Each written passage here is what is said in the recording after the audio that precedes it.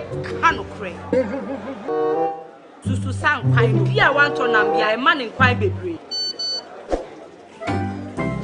Mommy, you basically see about Kotoso. People got sending me sick from Lemonade Finance. While Brian did the shit and let me £2. Lemonade Finance. Say they're sending money back home from UK, Canada, and now US. I accepted a instant charges.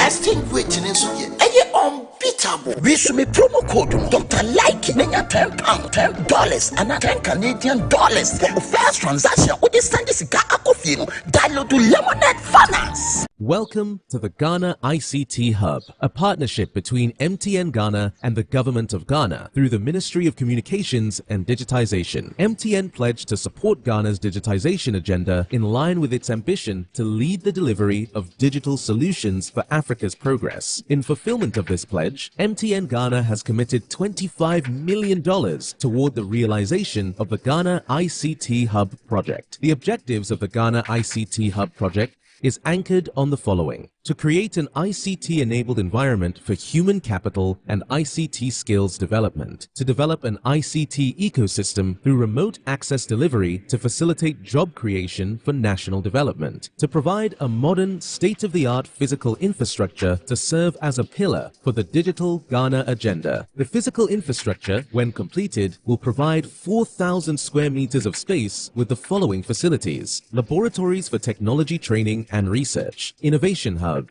co-working spaces for tech innovation startups, Tier 3 data center, conferencing facilities, offices and meeting rooms, commercial lettable spaces, gaming area, restaurant, ancillary facilities. The technology laboratories will be fitted with the next generation ICT equipment and applications to provide the youth of Ghana with practical training in Industry 4.0 technologies such as artificial intelligence, AI, machine learning, cloud computing, 3D printing, robotics, Internet of Things, IoT, advanced manufacturing techniques, cybersecurity, genetic engineering. The project also seeks to establish a complete ecosystem at the hub through remote access delivery to facilitate job creation for national development. The ecosystem shall comprise of MDAs, technology companies, startups, incubators, research agencies, leading universities globally, foundations worldwide, to create a community. 1. The ecosystem community shall bridge the divide between academia and industry and provide solutions to challenges in the key sectors of health, agriculture, and educational sectors of the economy. 2. It shall also run an innovation program providing mentoring and networking for the youth in tech startups. 3. The ecosystem community shall establish an innovation fund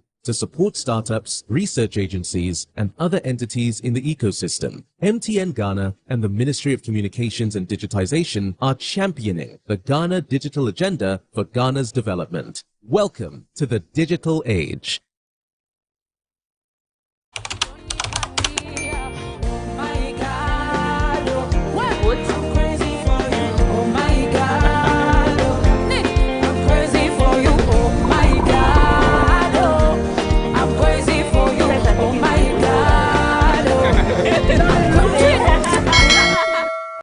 Hi guys, we are back again, Charlie. Right here in Benin is a place called the Tuta Gogotepong, and it's a village you must visit whenever you are here in Benin. I'm taking you along. I'm going to have a good time. I'm going to have a bubble bath with the clay. Here is very healthy for the skin. I'm also going to have local lunch. I'm also going to experience the mangroves and everything to learn here.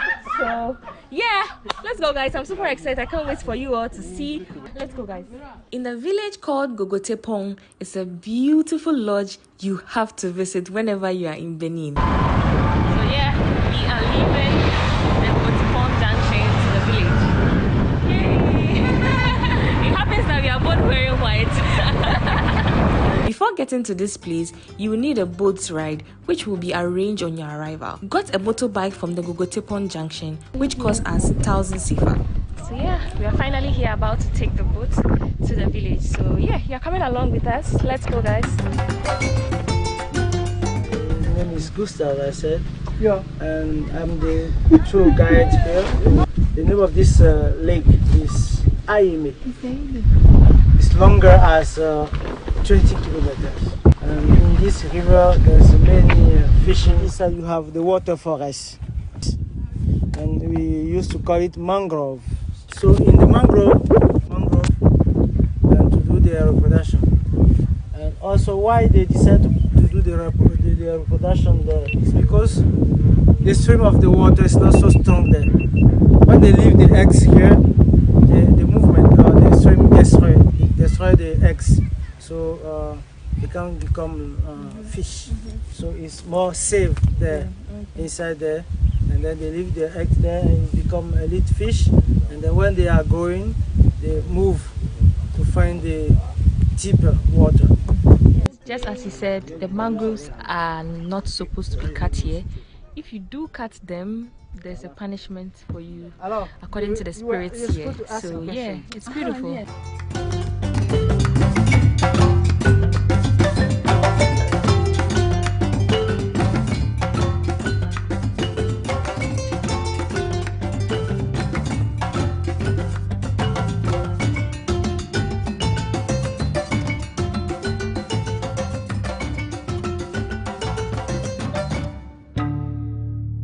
After 15 minutes of the boat ride and explaining how things work here, we are finally here. So we are joined by other tourists. So let's go, guys.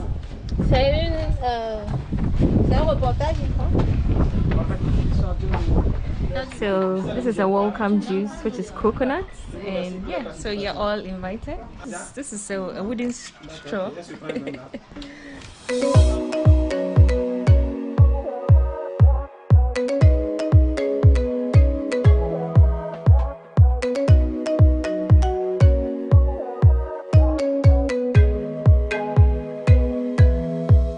Guys, Mr. Diodone, say hi. Hi, hello. He's the owner of this resort, this village here, and he's going to tell us a bit about this place. So. Happy I am to say just a small thing for you. I'll continue in French, please. Nous sommes bienvenus ici sur l'îlot au bio-bonheur de Gogo-Tepon, au sud Bénin. Un spa naturel. Spa avec ce que les Anglais appellent les clés baffes. Vous prenez donc un bain d'argile, une extraction du lac à aimer. Vous faites la balade dans cet écosystème particulier de mangrove pour découvrir le paysage, les oiseaux, les pêcheurs. Dans un écosystème, comme vous voyez, tout naturel, le bain d'argile après, vous passez à un autre atelier, c'est le massage au beurre de karité et à l'huile de coco pour renforcer, pour améliorer la relaxation commencée déjà par l'observation, le silence dans la nature ici. Et donc, le bain d'argile, le massage au beurre de karité ou à l'huile de coco, le repos, le silence et un exercice important. Nous disons souvent que dans un écosystème comme ça, de mangrove, de palétuvier, il faut apprendre à respirer. Envoyer l'air, sortir l'air et accompagner du petit sourire, c'est important. Bye bye. Bye. So yeah, for all my French speaking friends, there you go, you have it there. We also have Ludu. While we wait for our massage, they served us with rice water, and yeah, you're all invited. So I'm going to share this with Abigail. Abigail, let's have it. So yeah. Yeah, it's really cute. Yeah, and it came in very hot. So no matter, yeah, it's very hot. With sugar, yeah, without milk. Apparently, it's a snack to boost your energy for massage and also all the water activities here. So I'm very happy. You're all invited. Merci. So our lunch is here, and this is how it looks like. And let's see Abigail's own. Oh, lovely. Look at the water. The water came in this cute spot. So refreshing. So I'm going to try the dakwe. It's called dakwe here in Benin. I'm going to try it for the first time since we are going to share. Let's try this.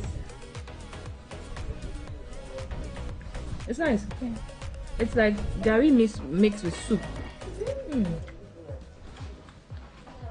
Gari mixed with light soup. It's really good. Yes, we are currently going to have the mud bath and also a massage. I forgot to mention that there's also a lodge here. It's a very cute lodge, and yeah, so this is like a balcony where you can take a swim here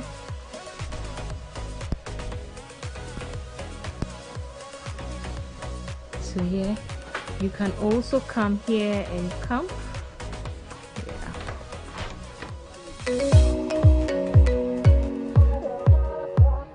So this is where all the mat bath is going to take place.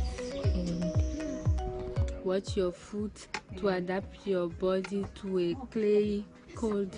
okay, and we are already dressed in our bikini, so she is washing our feet with water so the clay can get stuck to our body. So yeah, we are ready. We are going to have a clay bath here at the village, and I'm super happy, and I know you all are coming along. So guys, this is the clay. This is how it looks like. Yeah. So yeah, we are ready. The clay, the small one.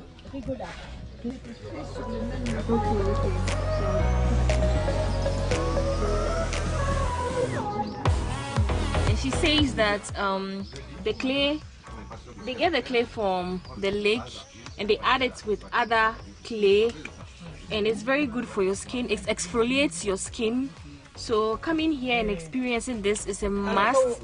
This is really relaxing. It's nice. I like the feel. It's so smooth. This is how it looks like. So smooth, very. And it smells like just like sand or like a little bit of charcoal. You add charcoal? Or it's natural? Okay. Natural. This is exclusive from the village, and yeah, I have here my marks on my face. I really like the way it feels on my skin. And yeah, this is how Abigail and I look like. Abigail, say hi. Hi, feeling yeah. good. So we are going to wait for like 15-20 minutes for our clay to dry on our skin so that it can exfoliate all the dead skin on our skin. I'm sure we will leave Benin fresh.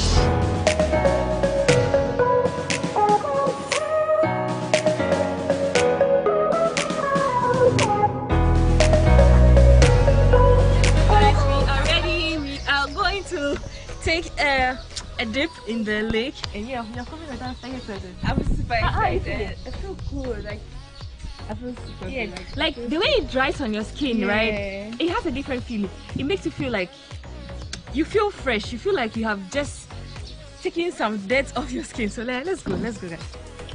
So the next activity is to go zip lining, and Abigail is about to start. Yes.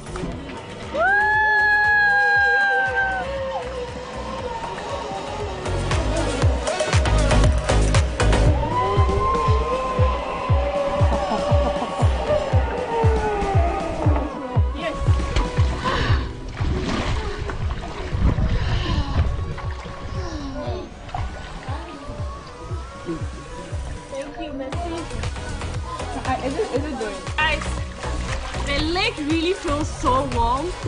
Wow, this is therapy.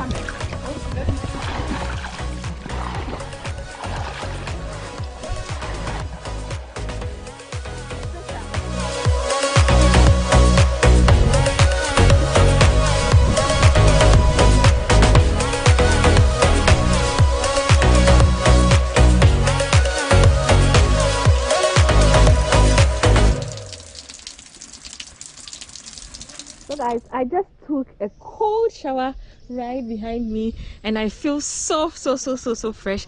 The next thing is a massage before we leave here. So yeah, let's go for a quick massage. Abigail, are you ready?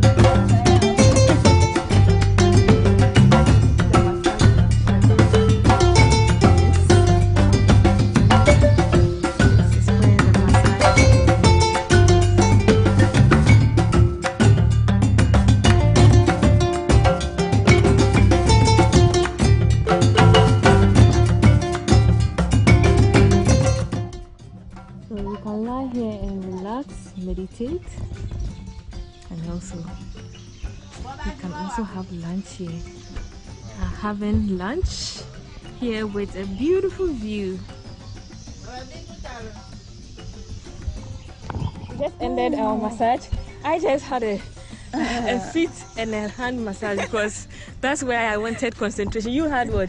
I had my back and my waist. How do you feel? I feel good. Like Yeah, so I recommend this place hands down for you to come for relaxation, for more activities and a good time. All too soon, we are ending all activities here at the village. We are heading back to where we started from. It's back to the city, back to my hotel. And I got a souvenir, which is the clay for my face when I go back home. So yeah, if you want some, let me know in the comment section. I can organize some for you, so my friend from Benin can organize it to Ghana for you. This was a gift. He gave it to me for free, but he sells it here depending on the quantity you want. So guys, this brings us to the end of this vlog. I hope you enjoyed watching this video as much as I enjoyed being here, as much as I enjoyed documenting my entire experience. The whole experience, including lunch, massage, cost 15,000 CFA per person. So here it includes the boat ride, the massage, the lunch, activities here, swimming in the lake, and yeah, massage. So yeah, until next time, I want to say I love you all. More videos still here in Benin.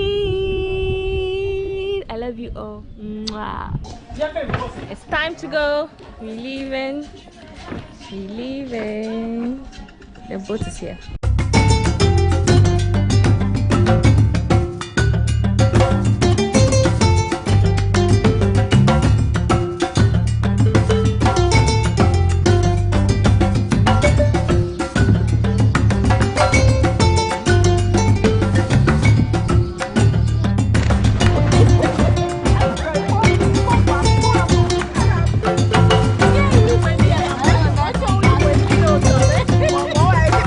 Take a clay bath from the sacred lake in Benin? Let me know your thoughts.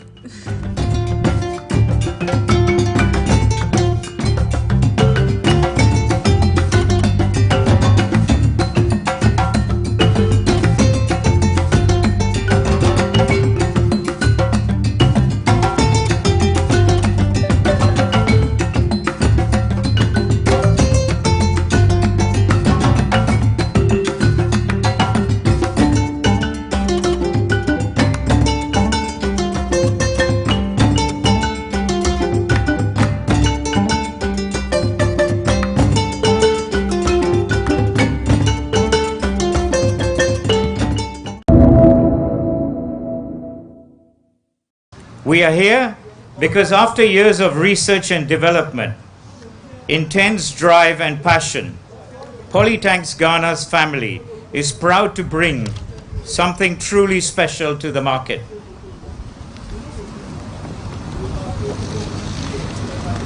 Preserving the future, it's about sustainability. This has been our focus for the last couple of decades. Let me give you 3 reasons why we're so excited about this new tank we call the Sumo Super. Firstly, the product we're about to unveil this evening is revolutionary in its 3-layer tank technology. The tank has an inbuilt antibacterial property to help protect against algae formations and other microbes. It has UV stabilizers, which means it can withstand all weather conditions and give a longer life to water storage tanks. Secondly, the Polytank 3-layer Sumo Super has unimaginable steadiness, and we will witness this here this evening. This product is able to withstand a drop from 25 feet height without breaking or getting damaged. Let me say it's built strong to last strong.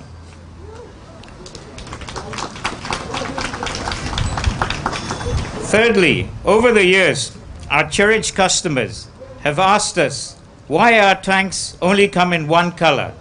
We heard our customers. This is why we, Sumo Tank Super, is being introduced in 9 colors.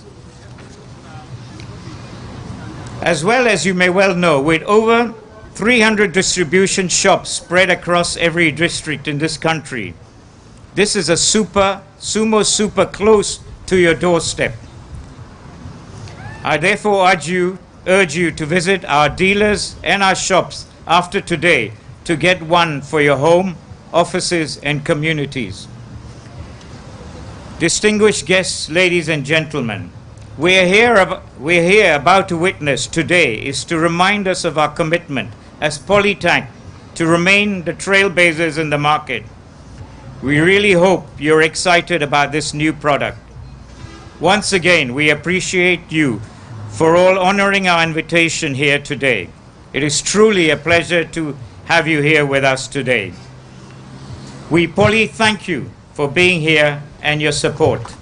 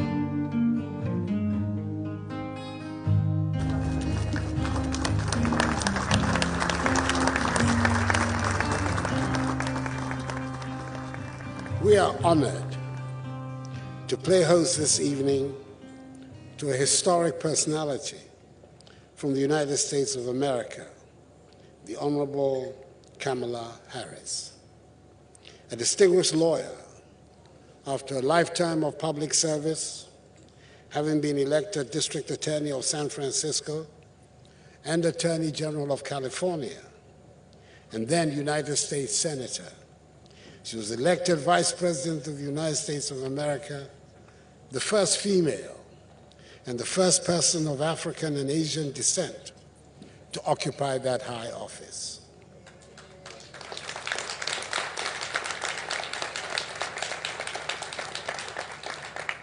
Madam, we congratulate you on these outstanding achievements and bid you and your husband, the second gentleman, Douglas Emhoff, and your delegation with its large contingent of our kith and kin, the African Americans, a warm welcome to Ghana.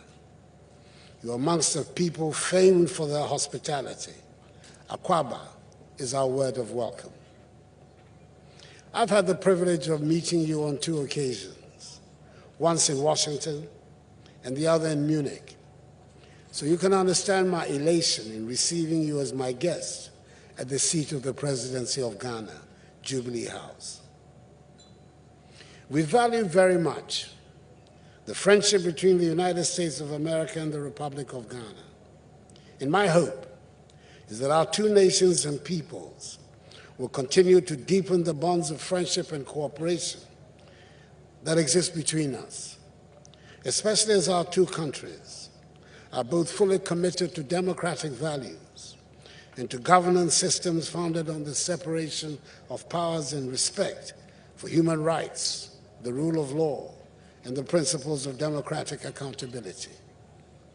We recognize that our governance systems are best anchored in market economies which reward individual enterprise, creativity, and innovation, and which deliver prosperity to the masses of their peoples, including their women.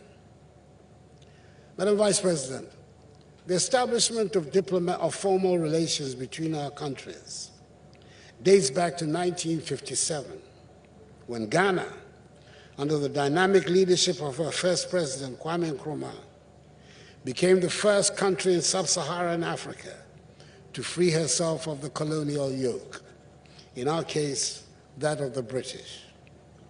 On that momentous occasion of 6 March 1957, Ghana's Independence Day, the only other U.S. Vice President to visit us, Richard Nixon, led the U.S. delegation at President Dwight Eisenhower's behest to attend the ceremony. Members of the U.S. delegation included Dr. Martin Luther King, Jr., the great civil rights leader, his famous wife, Coretta Scott King, Ralph Bunche, the Undersecretary of the United Nations and the first African American to win the Nobel Peace Prize, and other prominent African American leaders, such as Philip Randolph, Mordecai Johnson, Horace Mann, Senator Charles Diggs, and Congressman Adam Clayton Powell. The link between Ghana's liberation, indeed Africa's liberation, and the American civil rights movement was forged that day, a link that rendered ridiculous the decision of the US government to prevent the celebrated W.E.B. Du Bois, one of the pioneers of the Pan-African movement, from attending the event.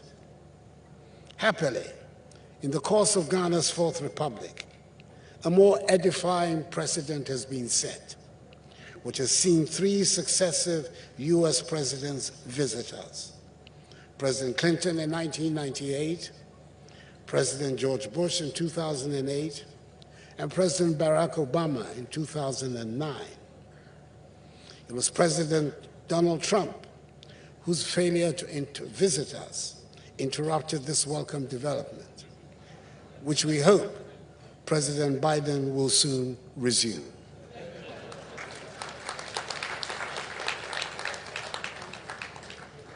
"66 years after our independence, with Ghana being one of America's most important partners in sub-Saharan Africa, the fruits of Ghana-USA relations are evident. One of the most notable examples of those relations was given in the early years of our independence, when Kaiser Aluminum signed with President Nkrumah's government, with the support of the World Bank, to build in 1965 the $196 million United States Akosombo hydroelectric power project, which has since been the main provider of Ghana's energy needs. It remains the single biggest private American investment in our country. The time has come for it to be replicated. There have, however, been more recent examples of positive cooperation with the United States. In 2016, towards the holding of the 2016 elections in Ghana, the elections which first brought me to office, the United States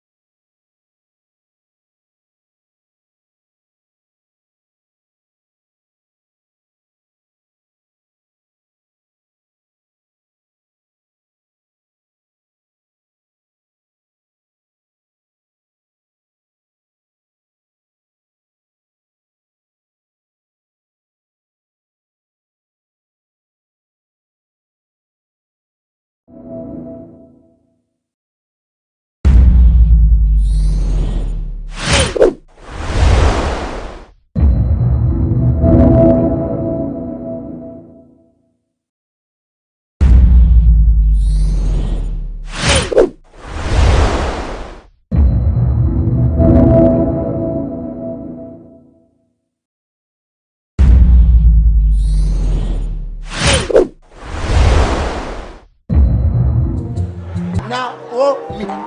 Obeka no kre. Susu san kwan bia wan to nam bia e ma ne kwan bebre. Mommy, you fish can see my cotoso. Me boga, send me sika from Lemonade Finance. Wa Brian, tell the shit. And let me £10. Lemonade finance. Say they're sending money back home from UK, Canada, and now US. I accepted a instant charges. Exchange rate in Suya. Unbeatable. We should me promo code Dr. Like £10, $10, and $10 for the first transaction. With this Sunday cigar coffee, download to Lemonade Finance.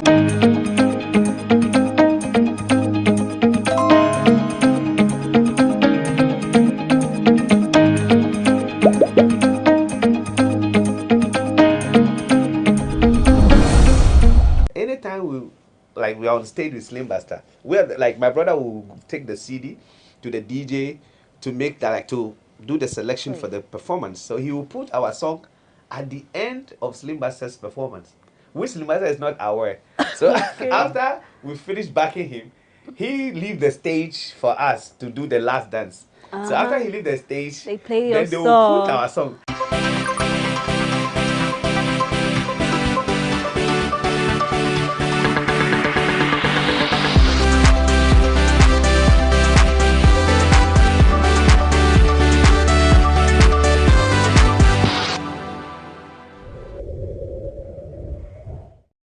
You're welcome to another edition of Talkatainment here on GhanaWeb TV. I am Paula Amabroni. Today I have some very important dignitaries here when it comes to the music industry. They've got all the experience, they've seen it all, and today we're going to go 360. Life, career, everything. So do stick and stay. It's Talkatainment on GhanaWeb TV.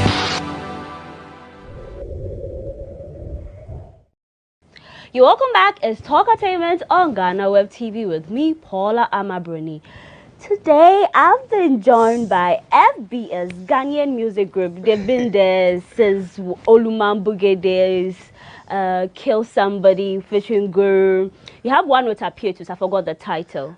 Buy one, get one. You pay as you go, as heads upon heads, and even now you have a new one with Mr. Jujo, which is a big one, and I know you have an EP too. You made mention in our last interview. Great. But FBM Music, with those who have been following you 10 times, you used to be a 3-member group. Someone will say, where's your 3rd member? You know how it is when you're growing, when the going gets tough. That's the English, right? You know, we leave Ghana to stay in the UK for some time, and we got married. People, like, things start changing. He got married to somebody who doesn't have Ghanaian culture, so she's like, you know, you don't have to come. So we have to be coming down. And you know, with music, your presence is really needed. You get it? So going to studio, you're not there. So for about 10 to 12 years now, that we've been doing solo stuff. So automatically, they become the two of us. But we are so cool. We talk every day. We are cool. So absolutely no bad blood. No. Great. No beef. Nothing. As we're talking now, it's in London. It's in London. Yeah, it's okay. Great. So live having to go on a break for some time. Did you regret, or it was just a decision you had to take a break to focus on family? FBS never had a break. You see, one thing about music is we don't, as a musician, you need to know your target audience. At a particular time, you might sing a song that might be hitting here, and maybe for some period of time, then it's changed to another country. If you're an artist that you are really, really observant, like you move, you know how to, because that is your job. You understand? When we leave, when we stop doing music for Ghana, we're doing music for our local people, for our language, because we've been traveling from all the local areas, from the northern part of Togo to all those places, to Ivory Coast, to Liberia, and all those places, still doing music. Oh, okay. But it's just like we've not released a major song for Ghana. Okay. You understand? But we've been doing songs. We've had a lot of songs going on, and it's been amazing for all those time. You understand? So FBS have not gone to break, but it's like just diverted the attention to another crowd. Okay. So according to Najo, you did not take a long break. It was No. just that you're doing music for Ghanaian audience. Yes. Great. Yes. So music, away from music, you spend some of your time abroad. Coming back to Ghana, everybody say, oh, the system and all that. How did you settle in? You see, when we came back to Ghana, we realized one thing. We realized things have changed, but certain things we started way back, it's still there. It's like we see ahead of time. Okay. When we say see ahead of time, like this TikTok dance that is raining now, in our years, we started those things. We bring music with dance, and then we make sure every music that we do, it has its own movement. So we get it so easy on that side because already it's like we know the system or the global That world. has been our trend. Yes. Exactly. So we didn't get it so difficult too much on our side. Do you understand me? Agree. Like with a Mr. Drew like this, when we release, it just go viral like that because already it's something that we're already doing. Great. You understand me? So, and we are even happy. Likes of Mr. Drew Dems and those guys are following the trend and stuff. So we jumping in, I didn't see it so It's anything new. No. Okay, great. So now, I know you brothers. One would say, how did you come together? Did you come together because of the dance, or you came together originally to do music? We started from dancing. Okay. If you know so much, if you know the history of FBS, we've been from National Dance Factory, National Dance Ensembles, from backing of musicians to back Slim Buster. We back a couple of musicians, and from there then we jump into music. So we started from dancing, from Embassy Pleasure Double Do to name it. We've been everywhere. You know the Embassy Pleasure Double Do, Do you know right? what is called Embassy Pleasure? Then I was younger, so maybe Oh, she not. don't have Yeah. Maybe are the new It's G's. the national dance competition for Ghana. Yeah, for Ghana. Oh, okay. That time, sorry to say that there's a embassy called There's a cigar company that sponsored called Embassy. Oh, great. So they were the one that was the sponsors for the program. Sponsors for the dance and this thing. So Yes. we've been a dance champions Before. for ages, You know. and we do a lot of adverts like Tampico adverts, Fangigo I adverts. think I remember an ad be like Yes, that. those years. Then- Uh-huh. Great. Tampico. Sorry to do adverts for them. No, but we were part of the video. Great, Some great. of the part of the TC, you see us in the mask and stuff. All right. So you've made a name for yourself in music and in dance. We started in dance. We Great, started breaking great. barriers in dance. We travel a lot Sure. before we just switch in. We have the music in our blood already, so It was not a big deal. to switch Great. is so easy. So when you speak to artists who've been there, as we love to call them, the OGs, they talk about back in their days, it was difficult. Music was not just how it has become so modernized in our time. You know, you have to book a studio, wait hours, days before it gets to your turn, recording. When you're done with the whole thing, you have to even market and get the music to the audience. Can you walk us through how was it like starting on the onset of your career? Okay, our career has been tremendous. It has been superb because, you know, there is two things about life. You see, when the business you are doing becomes your hobby, even if it's difficult, you don't see the difficult part of it. Because FBS, we love dancing already. We used to dance for free, for fun. Because I feel like if I don't dance for a day, it's like I've lost something. And then so when we started doing music, and we feel like it's not even difficult because the dance we put in when we were dancers and the dance we put in when we were singing it was limited. And when it comes to studio section, I did not see any stress going to the studio because we were privileged. Our first song was recorded in the studio of Slim Buster. Okay. You understand? Slim Buster was out with his friends, and then his engineer was there. It's called Uncle Otu, or what's his name? Uncle Otu was like something. He was an old man who was Slim Basta's engineer. So we were like, Uncle Otu, do you know that we can sing? He said, oh, I'm going to say, we've even written some songs. He said, yeah. And then Mama and an old man now. So Slim Basta was not aware, so we started doing something. So he was like, okay, he played this beat.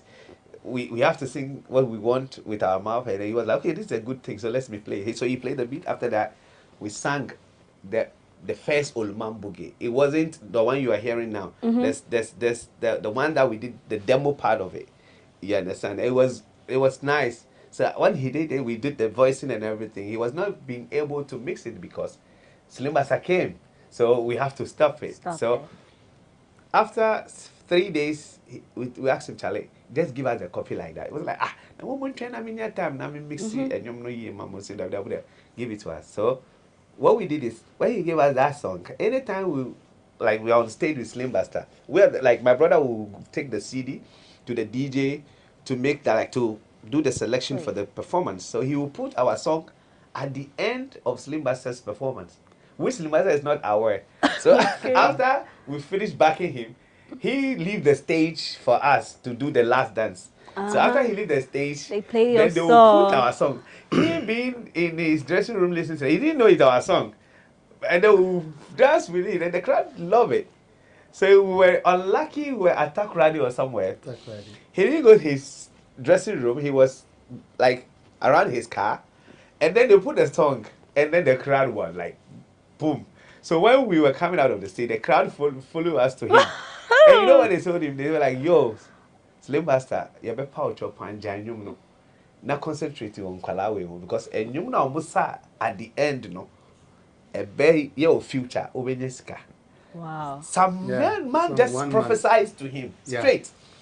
And not knowing that thing God, he didn't feel okay because imagine we are his pillar at that time. We are the one that making him Slim Basta, and so you're telling him to retire and concentrate on us. That was like a big blow. So he was like, so he when did you guys do this? He didn't ask us that day. He didn't even talk to us. Oh. We were like, we are dead. We see him like our father. We as Slim Basta, we clicked so much. He was watching us. He didn't give us food. We were like, hey, it's bad. So we just still have to, you know, mingle with it. So for some time, we realized that the communication is that the relationship is no longer that strong. So we have to leave and then start doing our other, because he wasn't concentrating any longer, because he realized we betrayed him. But would you call that a betrayal? You took an opportunity as you were narrating the story. You see, as an artist, if like right now, I'm in Slim Basta's shoes, and I have a dancers like us, and then we are going for the goal, like, you understand? And all of a sudden we are backing up. Charlie, it's a big blow for him. I get it. Because me and my brother, we are very loyal when we are with you. When we're with Slim Basta, we will not backing any other musician. Unlike the rest that come to join, they can go and do their own thing. But if you see us, you see Slim Basta. So he's proud. The whole thing becomes like a brand, the three of us. You get it? And then my brother does the TikTok thing, because Slim Basta has featured TikTok on couple of his songs. So if TikTok is not there, my brother will do the rapid sleep, that kind of thing. So the vibe was there. You get it? So he was so comfortable with it, and all of a sudden we feel like we can do more than dancing, and so that's what's really bring the breakup between we and Slim Basta. And after that, it was so good. And then Bulare started giving us programs. They were calling us Talibans. You know, when we go to show, we used to tie our hair with some white scarves. So from one place to another, and things start getting better. And Bulare was like, yo guys, this your man Boogie is really getting famous now, and people are loving it, but it's demo. So why don't you go see JQ? That time JQ2 is getting the vibe. So it's like, why don't you go see JQ? We said, like, Charlie, we don't even have the money. Charlie. They said, go tell JQ that I'll pay. Record, I'll pay. When we got to JQ2, we don't know how to record. Like, it's a long story, see that. If I have to tell you all that. We'll save it. But it was good. JQ recorded us, and it became the hit. Became the hit. Great.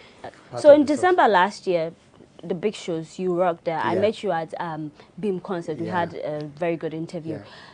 The dance was on point. I'm like, hey, this is where did they get the energy from? And you don't miss a beat. Like the formation, you turn. It was such a pleasure to watch you. In 2022, you released one of the hit songs, Joe, which featured Mr. Drew. One would say, why feature Mr. Drew? Do you see yourself in him? Because he also sings and dances. Like, how did you settle on that, and how did the collaboration come? You see, Mr. Drew has been good. Like, Mr. Drew is good. Like, you understand, Ghanaians know. But we did not, like, discover him earlier. Like, this thing could have happened long ago. But we did not discover Mr. Drew earlier because we are not familiar with the industry any longer because we've been traveling in and out and stuff. But the first time I saw him, my brother wasn't there. I was the one that saw him at a lunch he was performing. I was like, yo, this guy. This guy. Like, yo, Ghana. So Ghana have started this, then that means Ghanaians still love that. Because I love everything about him. So I was like, yo, I'll call my brother there and I was like, yo, I've met that guy. So which I said, this guy is good. We need to work with this guy. We are about to retire, but with this guy, we have to do something. So I asked him, I said, yo, find his number, because he is fan of that. When I say find his number, he's going to find, I say, find his number, call him, let him know we want to do something. So about a week, he found his number, he called him, he was like, yo, is it Mr. Drew? He said, yes, this is FBS. He said, who? FBS. Are you sure? He asked, he said, are you sure? I could know how they feel because he also does looking at you. He's not even believing. Yeah, what? Are you sure? Then I hear him telling somebody, FBS is talking to me. Then I think somebody said, oh, he's lying. He's lying. Then I say, it's FBS. Like, if it's FBS, let's meet her. They say then come. Then come, let me see you. I want to see you. Then we say, okay, send us your location. He sent location, we see him. Then. So then he agreed to the collaboration. And when we went to his place, not knowing, he also have an agenda for FBS. Already.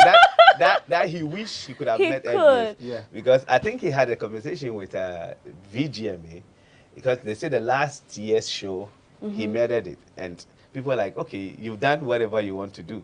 People have seen it. So this year you are on it. What else will you do? So but if you want to do something, then you have to do something bigger than what FBS have done. 18 years ago. So this is what FBS did 18 years ago. No, let her know. We are holding the record on VGMA. 18 years ago, nobody have win that show. Like we came with the chair and the umbrella at the same time. We performing. Are you getting it? 8 years ago, I was younger, so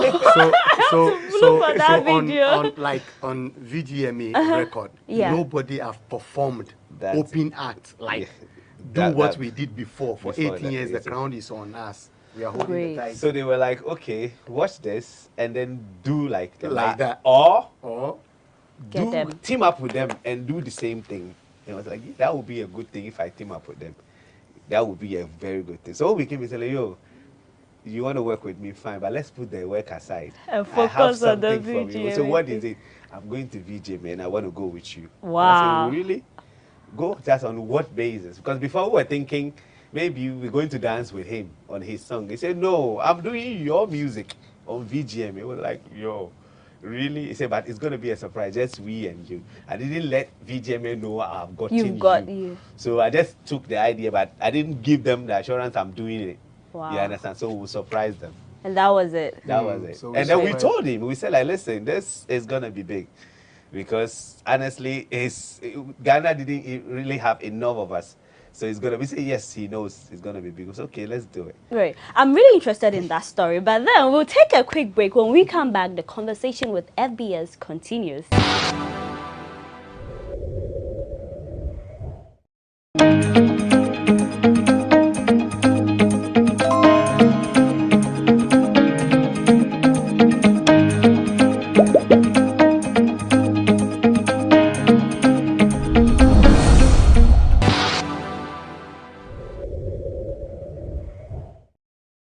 Welcome back. You're still watching Talkatainment on GhanaWeb TV. I've been doing this with FBS, the music group.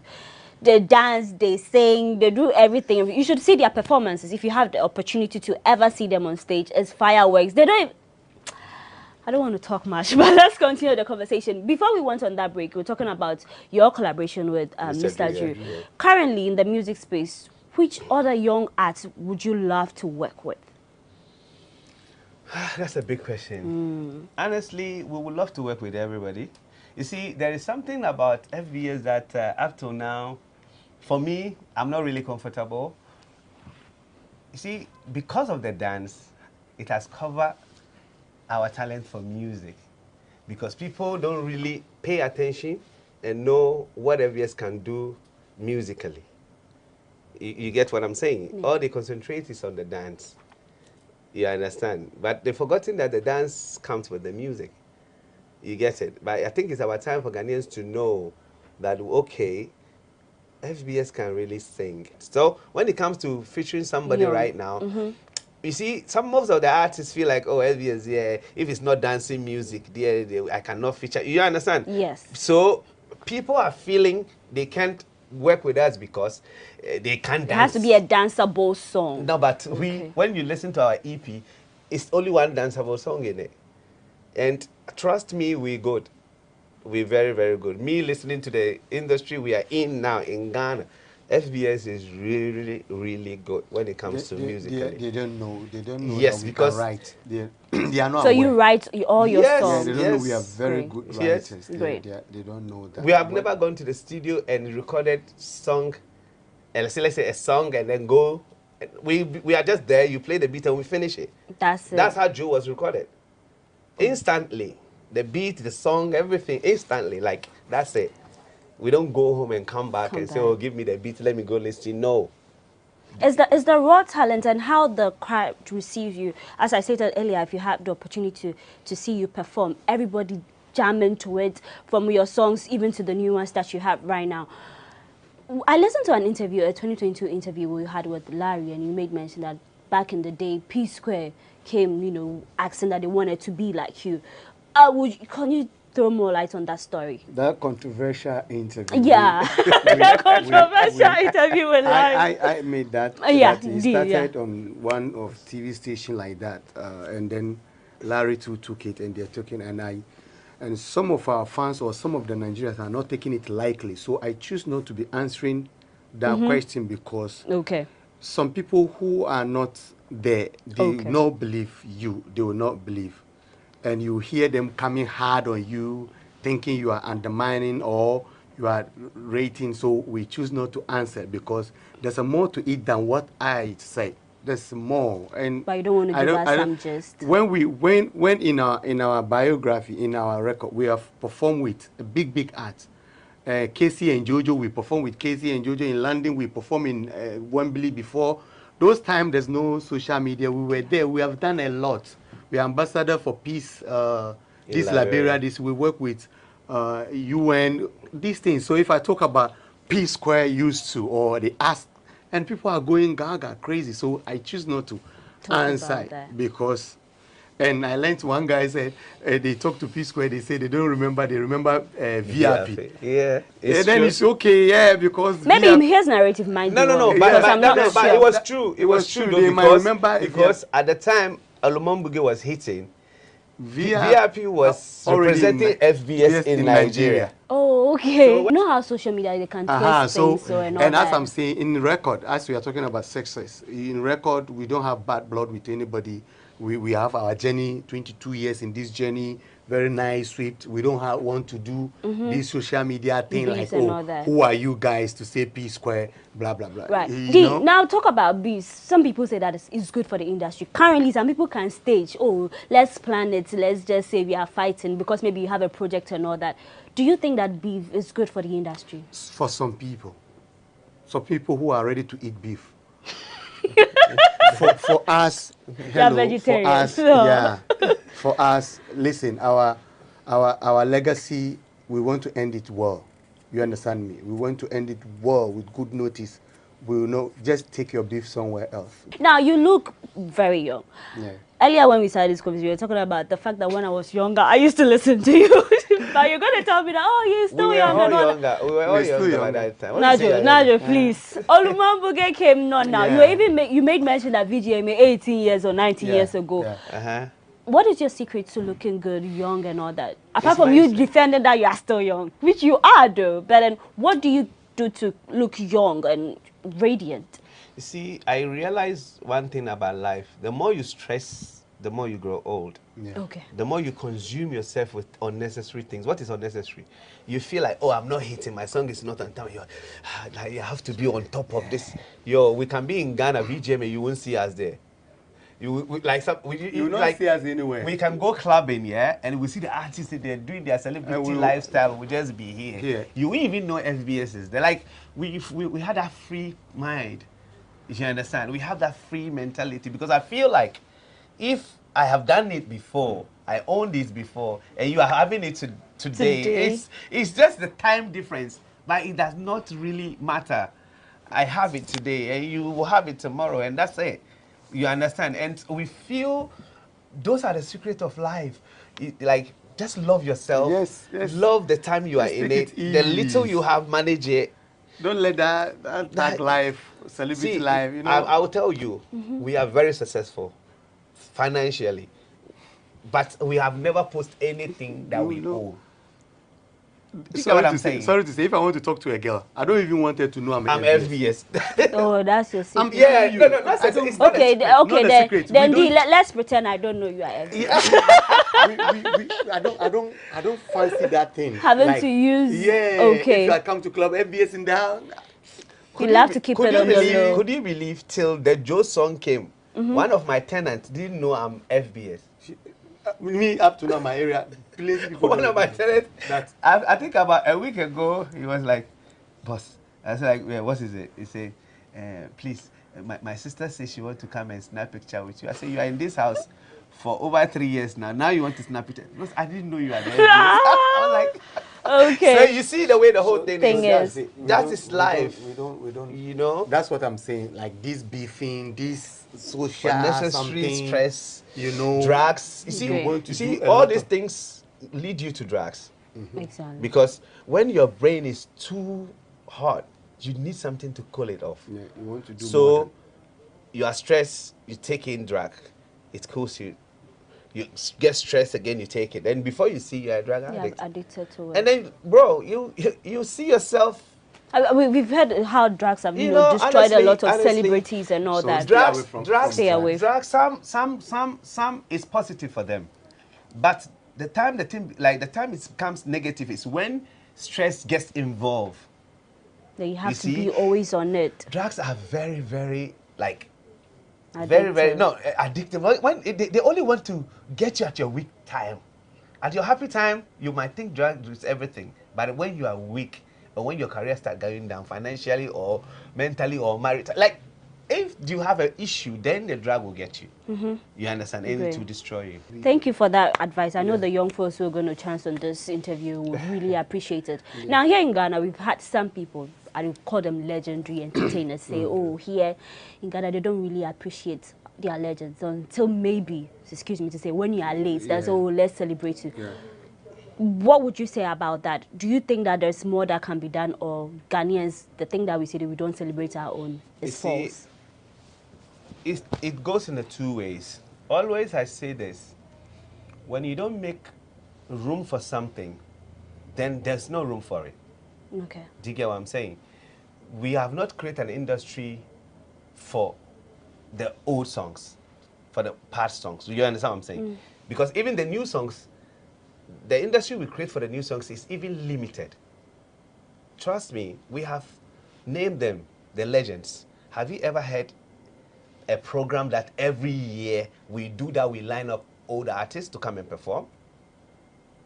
So if there's no performance going on, how do their legacy becomes relevant? You see, you have a lot of things in your head. Presenters have, you are doing your show for people to watch you, right? You want a current vibe. You want something that will sell you. So if you don't mention any old artist's name on your program, it's not your fault.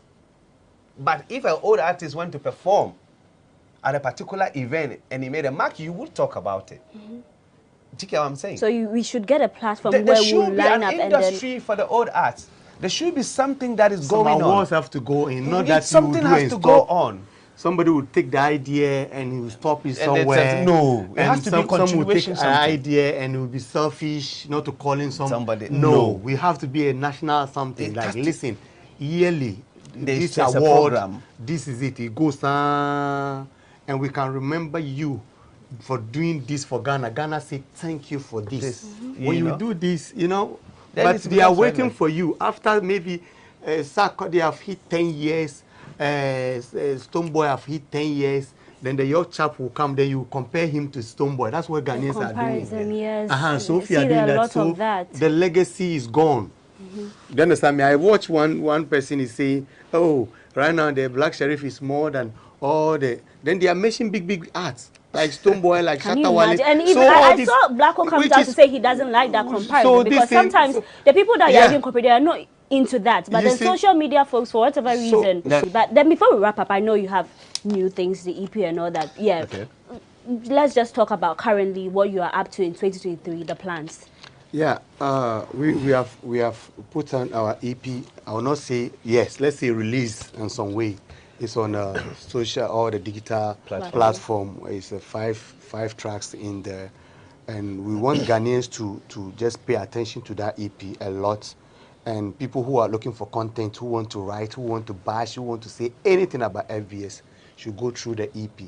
The EP talks about now, talk about who FBS are. FBS music, we are blessed with a lot of talent, which the dance is taking over it because we are very vibrant. So when you have this opportunity, you don't talk about, how do you write? How do you compose? You're good. Because of the dance, you don't talk about it. So we want all Ghanaians, all the listeners or the people who are watching us now, to just go on digital platform and type FBS Takeover. That's the title of the listing. And the rest, you can write it. Anything you want to write about it. If you want to insult us, if you are not good, you just tell us. So 2023, we give you a challenge. Great. Najo and D, it was a pleasure having you talk about music and relive all the good times. Any final words before we wrap up? Okay, I would say keep it calm. Love yourself more. Say less. You know, talking too much make you irrelevant because you end up saying nonsense. And then focus. Whatever it is you want to do, just stay by it. Focus towards it. Pray over it, and you succeed. And to our fans, Yanzango, to Munanguao. Great. D. I'll just my last word is to the youth, every youth is a hero. Every youth, wherever you find yourself, just say to yourself, you are a hero. If I tell you how we started, you will not say, listen, me in go school that. My school is just some class 1, class 2. I don't remember how many classes I sit in my life. But trust me, I'm doing a lot in my life. So I'm just trying to send this message to the Zongo youth or all the youth in Ghana that, listen, keep it tight. I know it's not easy, you know. You might be on high something, but still now tell yourself you can make it. Do you understand me? You can make it, you can see through. And look within you, inside you, you will find your talent, you find what you can do the best. Thank you very much, FBF Music. So bad that I couldn't, get to dance with because and all that. But I wish maybe we could play. You could play. Can I play any of your songs? Which song do you love? We just wrap up with it. Joe. Joe or Hala. Hala. Joe Hala. Hala. I swear.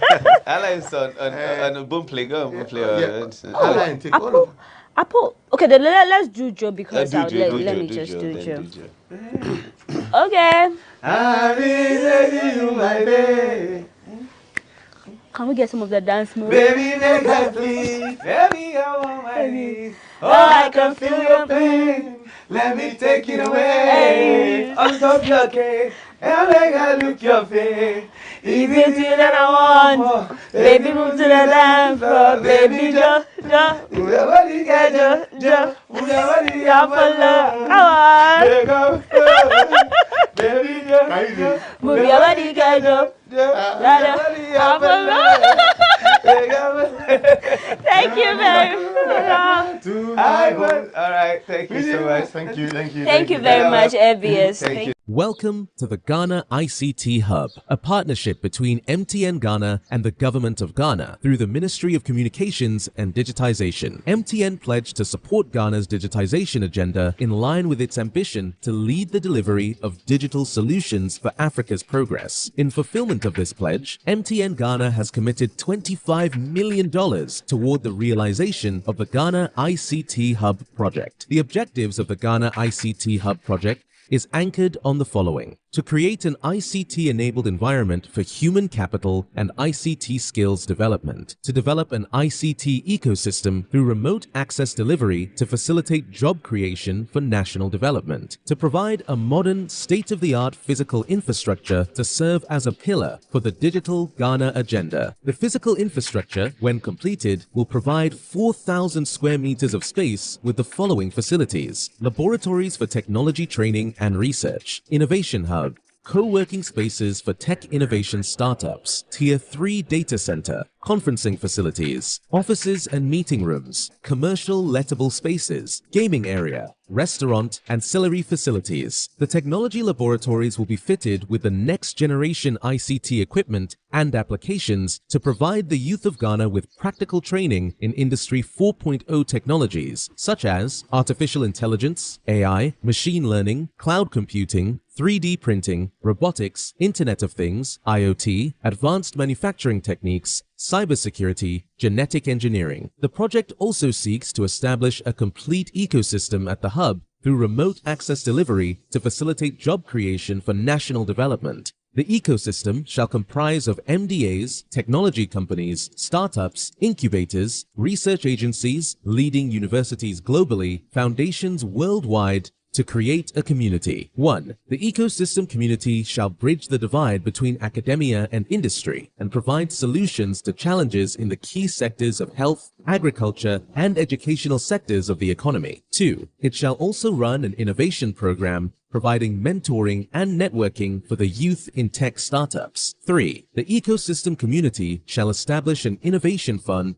to support startups, research agencies, and other entities in the ecosystem. MTN Ghana and the Ministry of Communications and Digitization are championing the Ghana digital agenda for Ghana's development. Welcome to the digital age.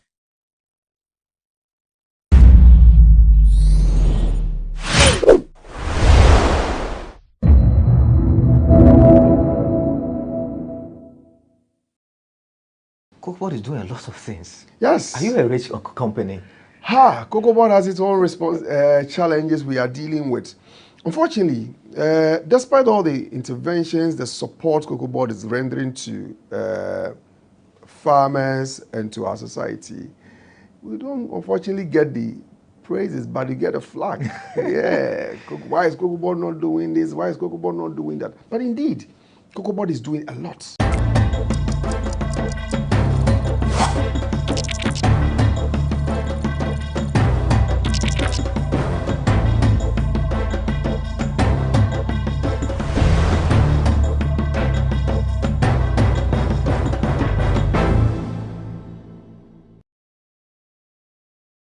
Thank you very much. You're welcome to the part 2 of our interview with the regulator of the cocoa industry, CocoaBoard. I'm having an interview with the head of the Public Affairs Unit, Fifi Boafo.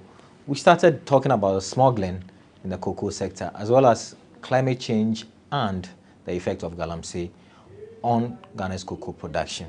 In our next part, we try and touch on some, if you like, interesting bits about CocoaBoard and some of the interventions that they give to the ordinary citizen of this country. The CocoaBoard scholarship is one of the things that a lot of people have benefited from, and it's one of the items my colleague said I should ask about when I was preparing for this interview. Fifi, thank you very much for sitting with us once again. CocoaBoard is doing a lot of interventions, doing roads, giving scholarship to people. Is the CocoaBoard scholarship still ongoing?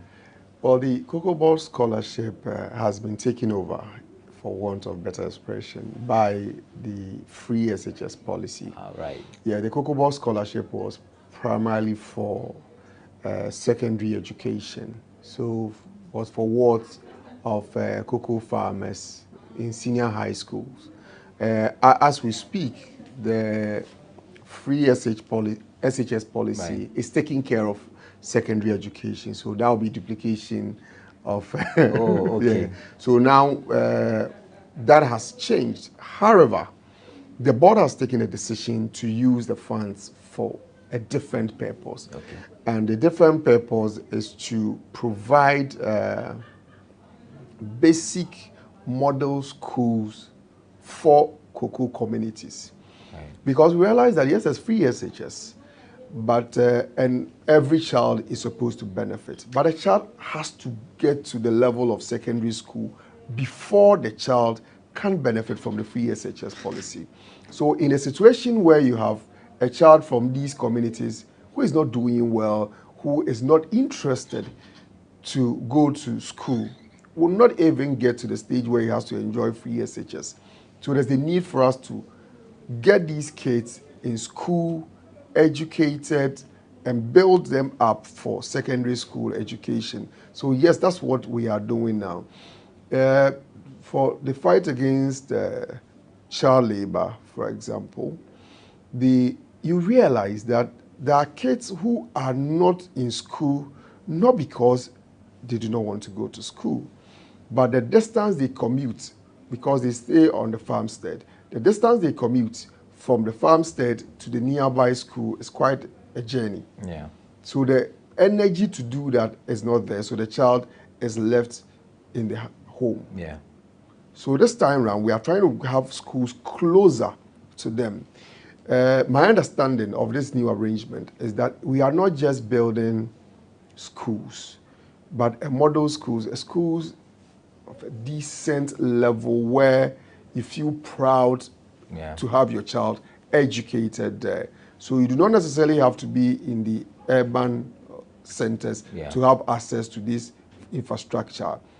One of the things we've also realized that it is even difficult to have teachers volunteering to go to these communities to teach. But if you have a very decent staff bungalow, then the teacher will be happy to go there. Because those who even teach in these very remote schools, they'll prefer to live in a nearby town, travel to the school the next day. If you that's when they are child buying, or maybe they will get to school very late, exhausted and all that. But if you have them close, then they will be able to help. So yes, that's what the policy is now going forward. So when is this going to start? I think now the board has given approval, so the necessary work is being done. We are compiling schools from all these communities. So that compilation is ongoing, and immediately that is done, very soon there will be a launch of it, and then we'll roll it out. Okay, I'm sure people will be excited by it, especially the cocoa farmers. Oh yeah. In fact, we had what delayed us was the fact that we had to do thorough stakeholder engagement, because there were different proposals as to what to use the money for. Different things came about. There are those who suggested it should go to tertiary education. There are those who suggested we should do STEM with it. There are those who said we should do specialized education in the area of agriculture and research into the cocoa industry. But after the consultation, I think a lot more people within the stakeholder engagement were of the view that a better basic education system will be more beneficial compared to the others if you put them on a scale. Yeah. On that topic and on that note, I want to link it with the international report about Ghana using child labor on the cocoa farms, and for which reason maybe there should be sanctions in terms of the foreign countries buying our cocoa. Do you think this, by a long stretch, is going to eliminate that notion? There are a number of things we are doing in dealing with the perception of child labor. We say perception because we do not subscribe to how we've been described as a country that is allowing child labor to happen. But if you have these kids in school, I think the methodology that have also been used in arriving at some of the conclusions is a bit problematic. So you go to a typical rural community, you ask the child, did you go to school today? He said, no, I did not go to school today. Where do you live? You live on the farmstead. Yeah. That's child labor. But genuinely, the child is not in any way involved. But that a child of school-going age is supposed to be in school. Yeah. So if that child is in school, then it helps in dealing with that perception which we have to deal with. Of course, Cocoa Board has also rolled out recently our cocoa management system. The cocoa management system has a full database of every cocoa farmer in our country. And your dependents, your farm hands, everybody involved in the farmer business has been captured. Of course, the polygon maps of all the cocoa farms has also been captured.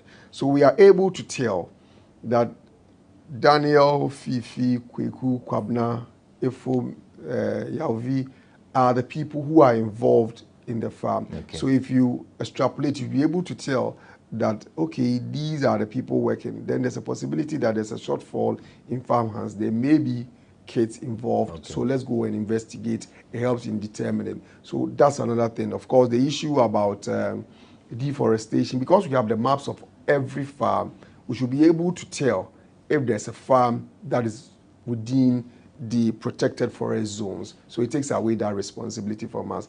And this cocoa management system is what has given us the platform for the rolling out of the Cocoa Farmer Pension Scheme, which about a week ago we started registering farmers here. So the pension scheme is supposed to what? Give some respite to cocoa farmers when they retire? The pension scheme is to give me the authority to convince Daniel that it is better to go into cocoa farming than to work just with GhanaWeb. Okay. Because one of the things farmers have complained is that after all the work you do as a cocoa farmer, if it's time for you to go on retirement, there's nothing to rely on. Right.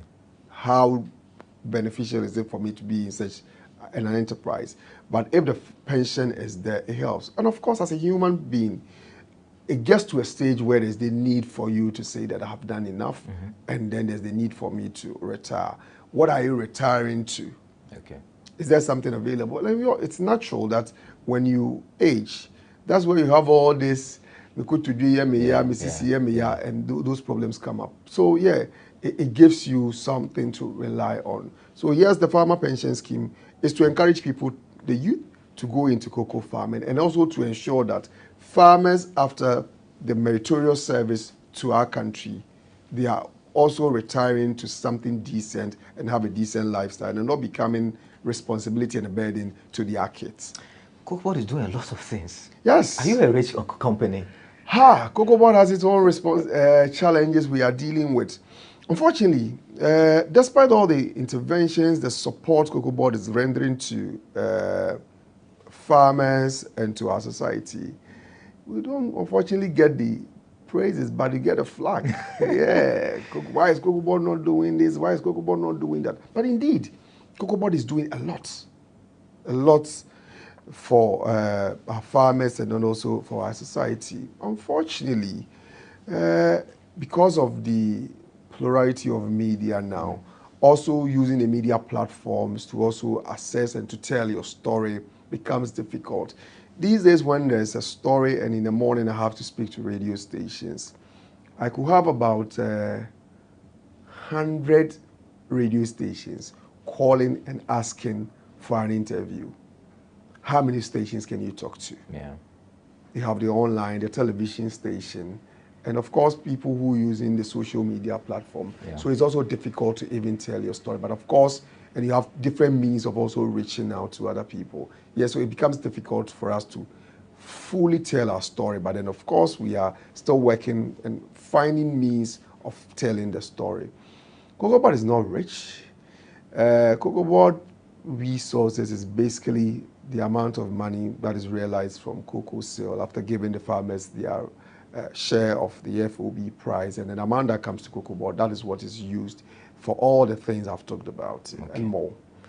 One of the things people want to see Cocoa Board do is, what do we do with our raw cocoa beans? What is the future looking like? The last international news that also painted Ghana as using child labor said these children even work on the farm and they haven't even seen a chocolate in their lives or haven't tasted chocolates before. Are we going to reach a point where we are really working on the final product and not just selling it off? You know, discussion about whether the children of cocoa farmers have enjoyed chocolate, I do not think it should be premised on the fact that they produce cocoa, so automatically they must enjoy chocolate. Yeah, my father probably could work as a tailor, but it doesn't mean that the things he sew, I'm supposed to wear them. Okay, I mean, I feel people feel like, I mean, if you are working on it, I mean, it's small. You know. Yeah, but you see, the question is, so if I produce cassava, I may not eat fufu. Okay. So the fact that I produce cassava doesn't mean automatically I am supposed to enjoy it. But for me, the argument is the health and the nutritional benefit we derive from cocoa is the more reason why the children of cocoa farmers must enjoy it. Okay. Because there are lots more they can get as an individual, as a child, by eating the chocolate or taking the cocoa products. So it is not just because I am producing it, so I must necessarily enjoy it. Okay. But it is because you can get a lot more. The flavanols and all the things you get in cocoa. The fact that it helps in improving your cognitive performance. Right. The fact that it helps in dealing with a lot of diseases in its prevention. That's the more reason why you should take it, not because you produce it. Yeah, I may produce something, but hey, that's not what I want to. Yeah. I don't like chocolate. Maybe the children want it, but they don't have access to it. Yeah, I don't like chocolate, but of course I like other cocoa products like the raw cocoa powder. I prefer that. But the fact that I have a cocoa farm or I work on a cocoa board doesn't mean I'm supposed to. Right, I get the point. I get the point. But I mean, I'm sure it is your wish and hope that because of the benefits, nutritional benefits, these children would have access to. In fact, for me, I have a responsibility. I now chair the national committee tasked with the responsibility of improving cocoa consumption. So for me, I believe strongly that every individual in Ghana must consume cocoa products. Right, right. I am happy that if you look at the effort we've put in recent years, our per capita consumption has increased by 100%. Oh, okay. And there's a lot more we can do. There's a reason why when you go to a restaurant, you are not asked whether you want tea or coffee. You should be asked, do you want a cocoa beverage or a chocolate drink? We want to see that. If I'm getting a dessert from a restaurant, it must include chocolate products. Right. If you visit a hotel, you should be given a chocolate or a chocolate product as part of your treats. If I enter into any hospitality center, you should be given a treat, a taste of Ghana. And the taste of Ghana is a cocoa product because Ghana is known for cocoa. So if I'm given a treat, the treat must include a cocoa product. If someone gets into Ghana as part of the visit, the tourism infrastructure available to us, there should be something within the cocoa value chain. If someone leaves Ghana, the fact that you were in Ghana, if you are getting back to your country, you must take away something from Ghana. And if you're taking away something from Ghana, definitely it must include a chocolate from Ghana. Okay. So for us, there's a lot more we can achieve within the space, apart from just processing the cocoa. Usually we complain as a people that yes, we produce the cocoa. If we look at the cocoa value chain, that's over $100 to $120 billion. Yeah. How much do we get as a people? If you do the calculation, it's worrying. But the people who benefit, if we are able to expand, do the processing, it is not just the farmers. If, for example, Fifi Boafo, I have a company that is into cocoa processing, and I want to advertise. I come to GhanaWeb and I advertise. You are also beneficiary of the value chain. Yeah. The person who is going to do the marketing has a business. Yeah. Those who do the logistics and the transport, they have a business within the value chain.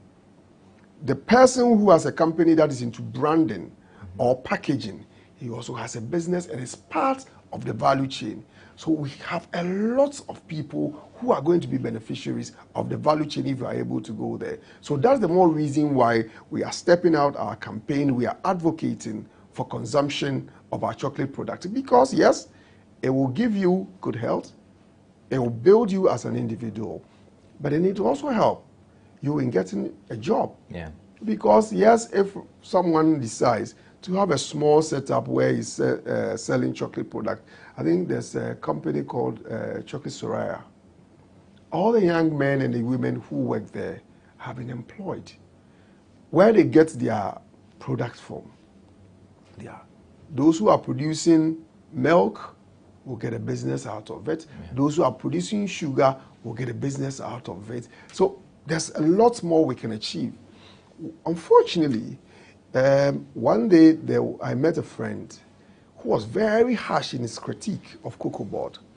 And it was following a story that had been published that there's a platform that had been created by a Chinese that was being used to dry cocoa. And he felt like, why is Cocoa Board not doing this? And he went on and on. So after listening to him, I just said to my friend that, I know you are an engineer, and that's basically your field. What stops you from creating something like that? Cocoa Board and say, this is something that we can work with. And Cocoa Board can help you in getting the farmers to procure it. So we usually expect that, yes, because there's a regulator, there's an institution that has the responsibility of doing these things. They are supposed to put together engineers, they are supposed to put together all these people to do that. But it's an opportunity. The avenue is that the fact that we produce cocoa, what can you also do within the value chain as a business person or as someone who has an idea that can help grow the industry, and you take advantage and get a business out of it. Right, right. So that's Fifi Boafo, the head of public affairs at Cocoa Board, the regulator of the Ghana's cocoa production. We've been talking about a myriad of issues. We're into the final home stretch. We'll go for a short break. When we return, we'll wrap up our conversation on Ghana's cocoa production sector. Stay with us. We're back after this break.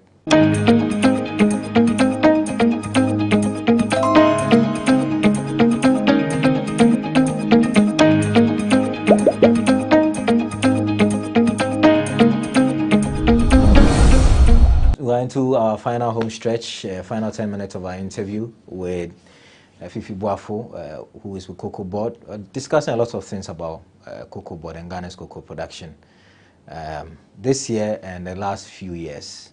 So Fifi, quick question.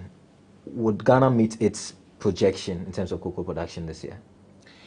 One of the things I do not usually enjoy participating is discussing production figures during the year. The reason why I do so is that this is a market that is largely speculative. So if I tell you we are producing 800,000 metric tons already, we have done 600,000 metric tons, or we have sold 500,000 metric tons, then the market can predict you that you have 200,000 metric tons, and based on that, they beat you to the price. Okay.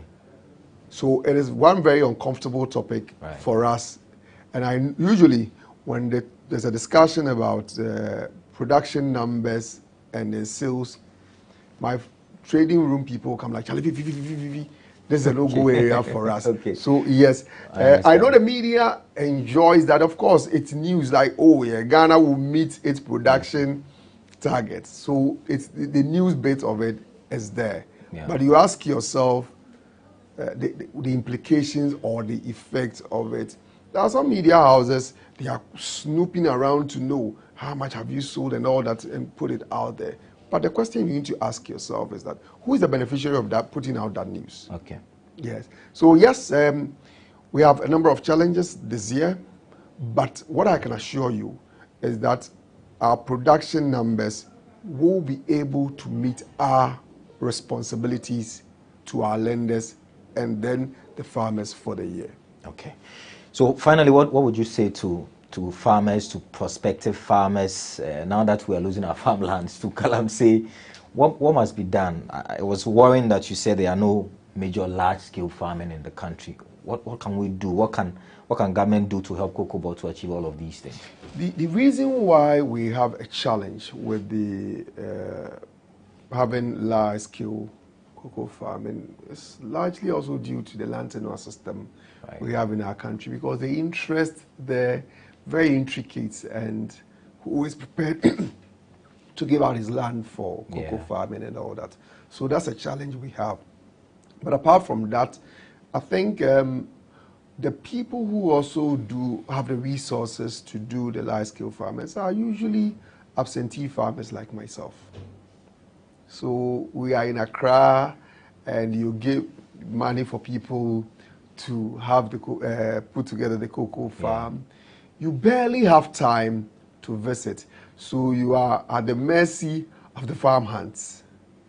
So it's a bit difficult, but if we have resourceful people who are prepared to go in there and start taking it as a business, then we are getting there. Recently, there's one business person we've been engaging to see how Cocoa Board can support that company in establishing a huge cocoa farm. And if you look at what they are looking... They have the land already?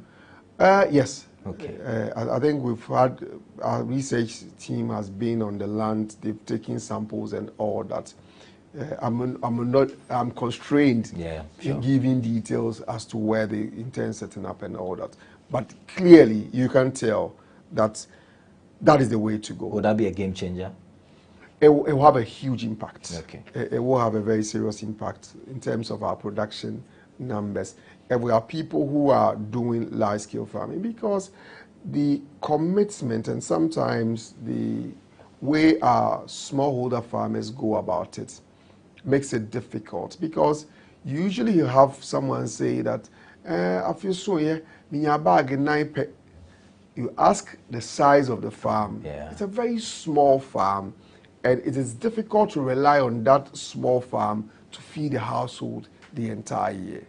But if it is a business where you have a huge farm, and then you have the investment also going in there, because if it is a smallholder farmer who is producing just 3-4 bags, the person has to take care of the home. So if you ask that farmer to invest some of the money that has been made from the business into the activity, it's difficult for the farmer to do so. Not because he's not prepared to invest into his business. I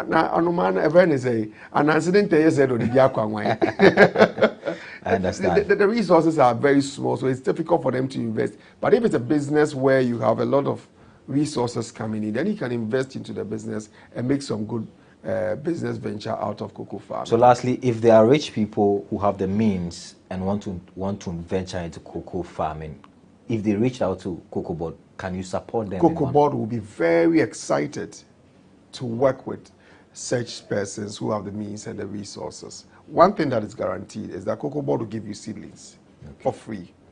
Cocoa Board will have the extension staff who will be readily available to support you at the various districts. Our people, friends, people, random people I meet who come to me and said, Fifi, I want to go into cocoa farming, this is my area. And then quickly I call the district office, and then I link them up. And then the next time you meet the person, says, oh, your people were there, now I've started. Oh, nice. Yes, so yes, just get in touch with us, let us know, and our seed production division will be prepared to produce the seedlings for the church staff to help you in then starting your cocoa farm. It's the way to go. When are you starting the farm? Very soon. Thank you very much, Fifi. It's been a very enlightening conversation, and I'm sure for those of you who are watching, you've learned one or two things and how to also participate in Ghana's cocoa value chain. It's one of our biggest revenue earners, and we need more people, more educated people to enter into that space. My name has been Daniel Odro. It's been another edition of The Lowdown here on GhanaWeb TV. My guest has been Fifi Boafo with Cocoa Board. Thank you very much, Fifi. Thank you, Daniel. We're back same time with another edition of the show. Until then, it's bye for now.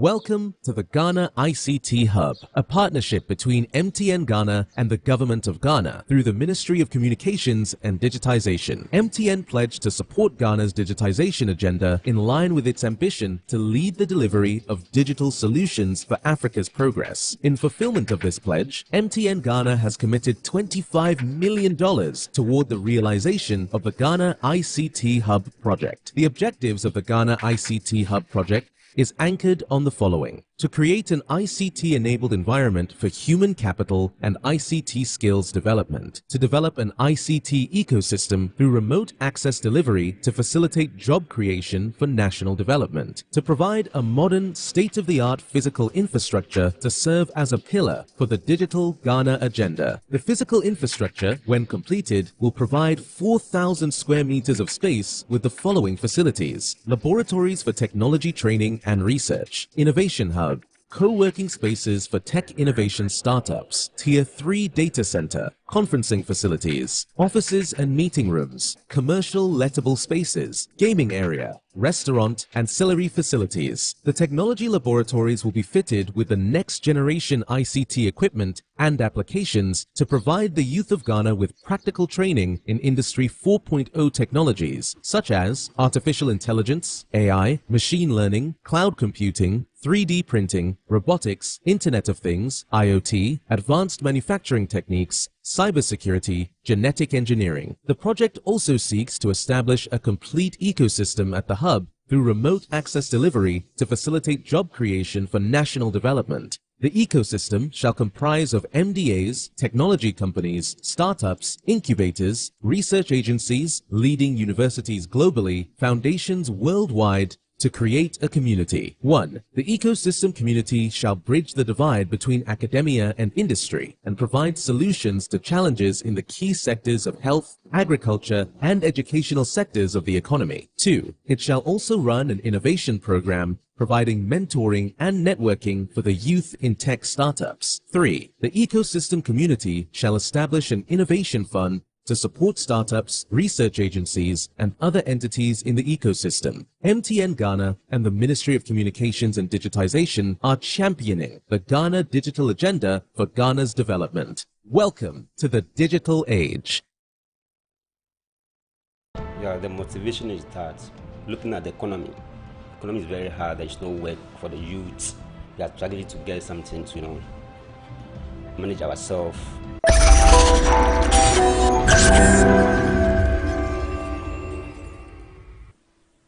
Akufo-Addo's government has been on a journey of expanding the country's tax base. One of the most recent ones is a 10% tax on earnings from lotteries, games of chances, or what we call sports bettings. This is Say It Loud on GhanaWeb TV. My name is Echi Atisu.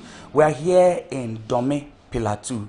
We're speaking with some young men who have been engaged in the act of betting, which is very popular. Let's speak to some of them. This is Richard. Richard, you are the one who penned the statement from the Concerned Bettors Association of Ghana. Okay, tell me, what exactly is the motivation to have penned that letter? Yeah, the motivation is that looking at the economy is very hard. There's no work for the youth. We are struggling to get something to, manage ourselves.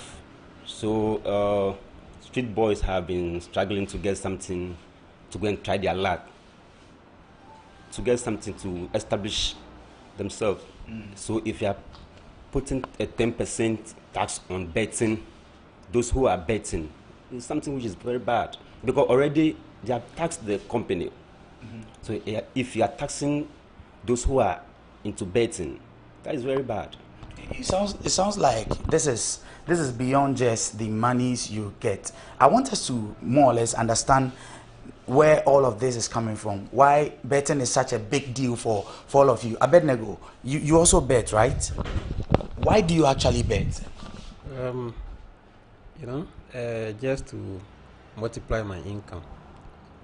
Yes. So that's to say that the income you get already is not it's not enough for you? Not at all. At all? Not at all. At all? Not at all. Pablo, do you agree? Yeah, I agree. Because let's take it. Last year, we were our fare was increased multiple of times. Like that's our fuel, right? Yeah, it was increased, and it affect our fare.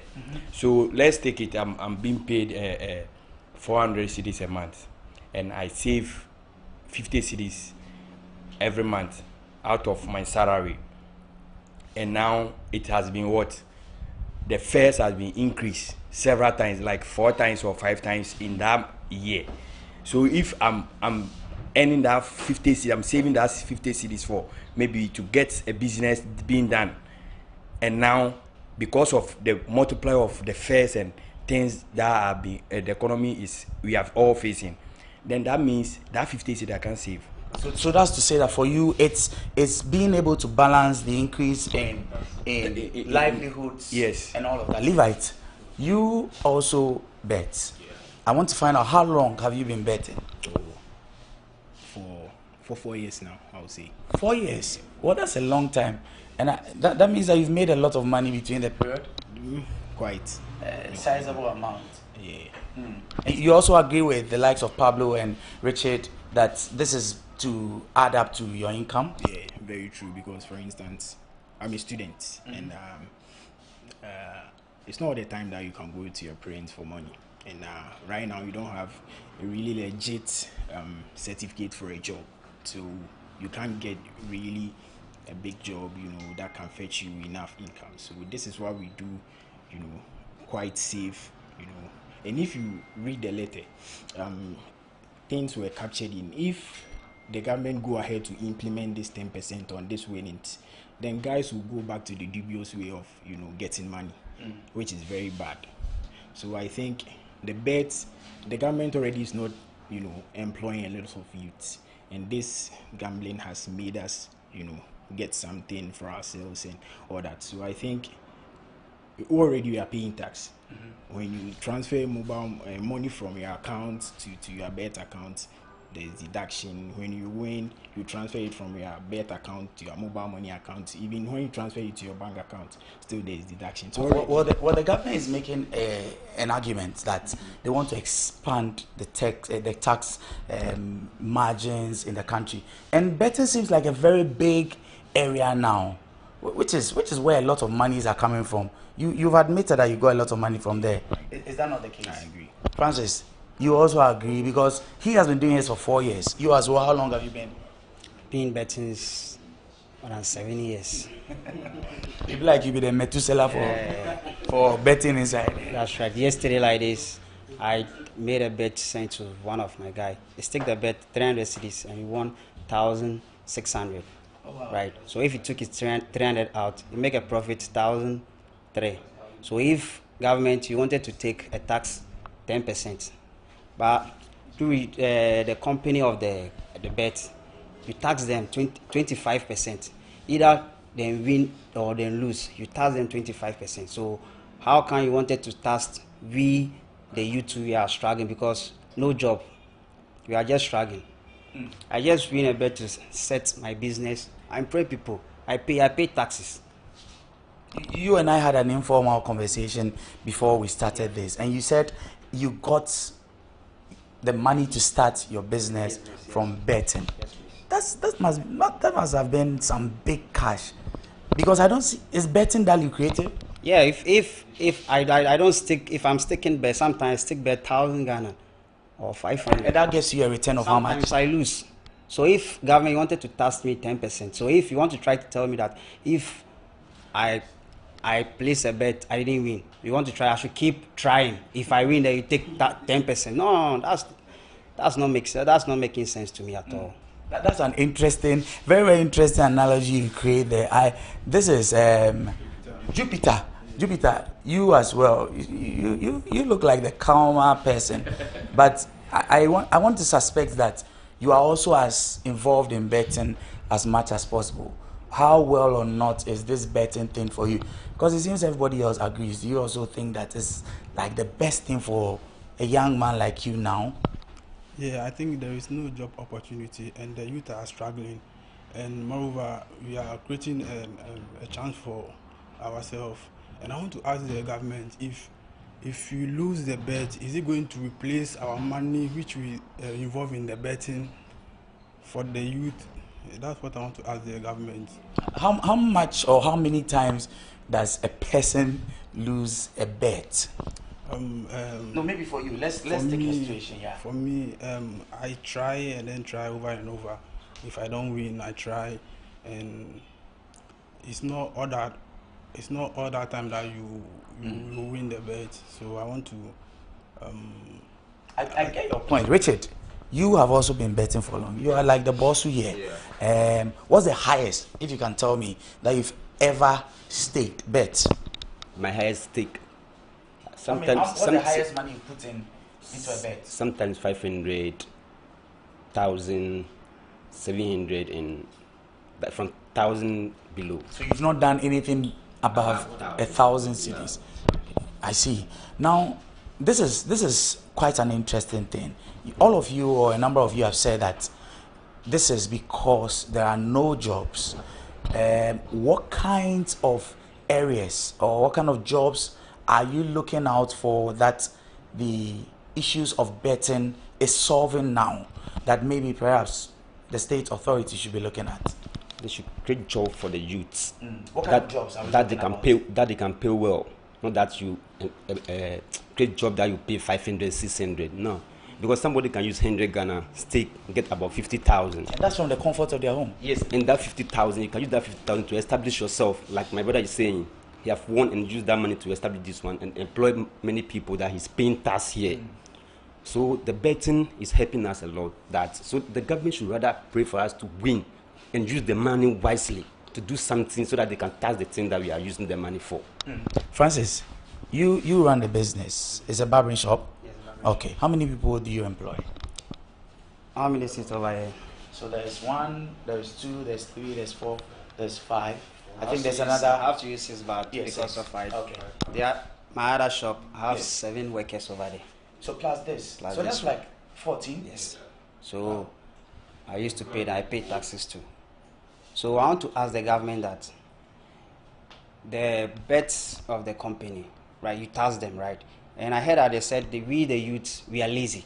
We don't want to work. So that's why we are sticking the bet. So I wanted to, if they want the youth to stop sticking the, then they should stop the bet company. But is betting a lazy job? It's not a lazy job. It's not easy. Tell me how difficult or not. It's not a lazy job. It's not easy to tell me that maybe Man City or Manchester, you said, oh, Man City will win. I'm not the one going to play the ball. It's just the confidence I have.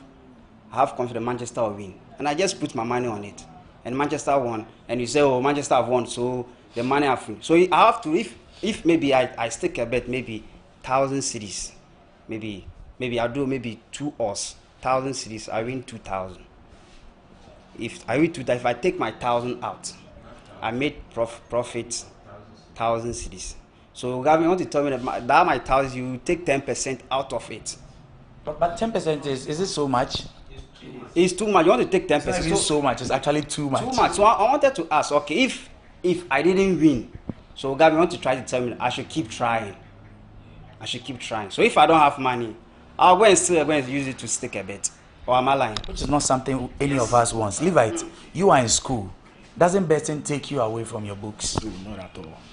Not at all? Not at all. Because I feel the sense that you have to spend a lot of time on your phone and do all the permutations. It doesn't take you away from your books. No.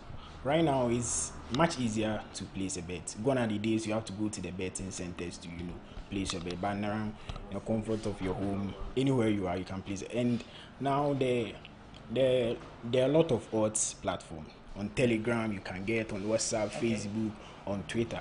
So it's not just on the apps that... No, you can get odds from places. People even sell them. If you trust them, you send your money, they give you the odds and you place it. Oh, that's new to me. Interesting. People sell the odds. So it's not really time consuming. And if you know what you're doing, you just do it and you're done. Richard, I want to come back to you because you are the one who heads the group. How big of a market, let me call it that, is the betting market? How many people, just give me a number, actually, maybe Dome, how many people do you think actually engage in betting? I can say it's a lot. We are many here. When you say a lot, can you give me a figure? Like, Abednego, you seem to have a number. More than 70%. 70% yes. of the people living indigents here in Dome. Yes. And if you take Ghana, the whole country, we are about more than 80% of the population. Big men. Interesting. Yeah, ministers? Yes. They have been calling us for us and all that. I know ministers who have been calling for us. Big people have been calling me for us. And I've been giving Richard, I want us to get this. You've had a minister call you? Yeah, of course. A minister of state? And they want all people. Yeah, big people. People have been, we know them. They have been calling us. I can't mention names, you know. They have been calling for us Friday, Saturday, Sunday. My phone, forget it. They have been calling for us. Can you give him 10 us? I have 5,000. I need 10 us. I need 5 us. I've been doing for them. So you wanted to say something? Yeah, I'm trying to make a point here. Let's say, let's take this month for example. If I try, let's say throughout the month, and I win once, it means I lost more than what I win. If I lose 1,000 cedis, I can win 500 cedis. If you take 10% out of it, am I making gains or losses? I'm losing. So there's also the whole question about, just so that we get this into more perspective. The decision to bet is left to you. When the government wants to tax, like they do for everything. In fact, they're having conversations about things like even sanitary pads that are taxed. And I'm trying to just establish why bets should not be taxed at all. Because if you lose, is that not your decision to have gone into it and you lost? Yes. So do they care about how I make money to bet? Are they interested in that? They are not interested in my losses.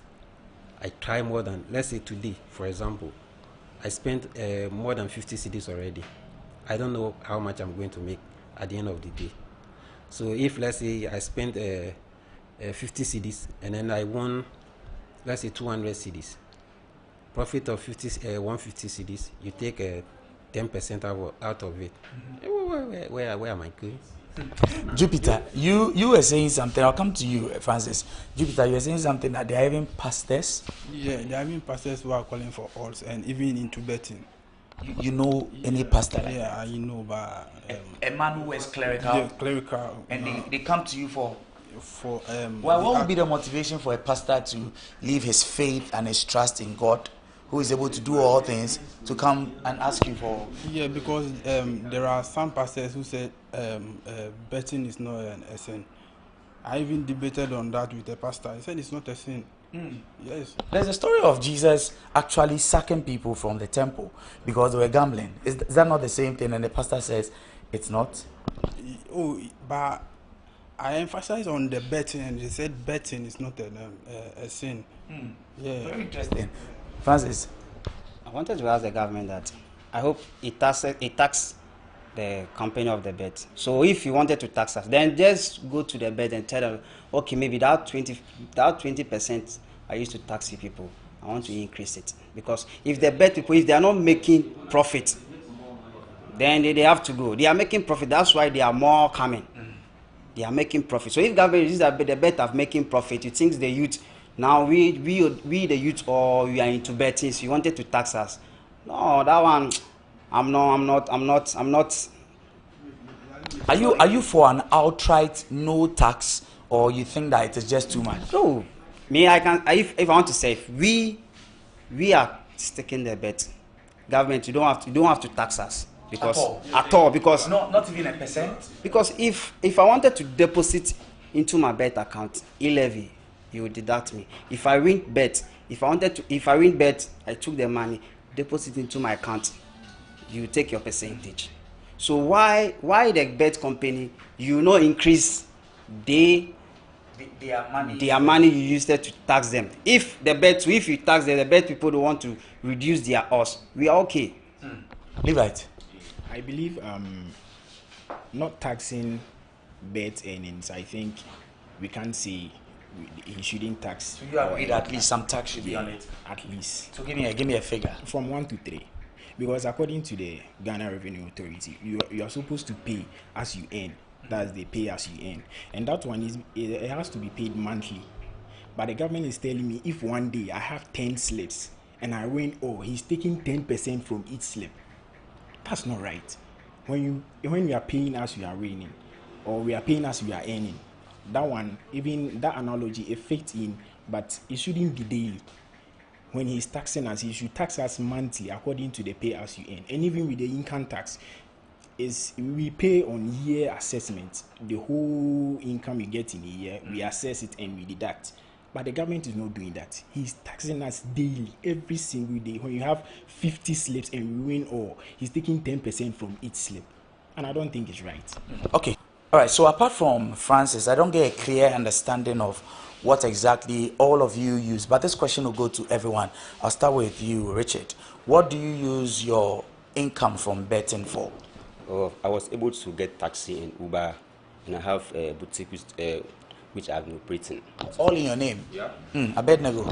Yes, a plot of land in my name. You bought a from land? betting, yes. That's interesting. Yeah.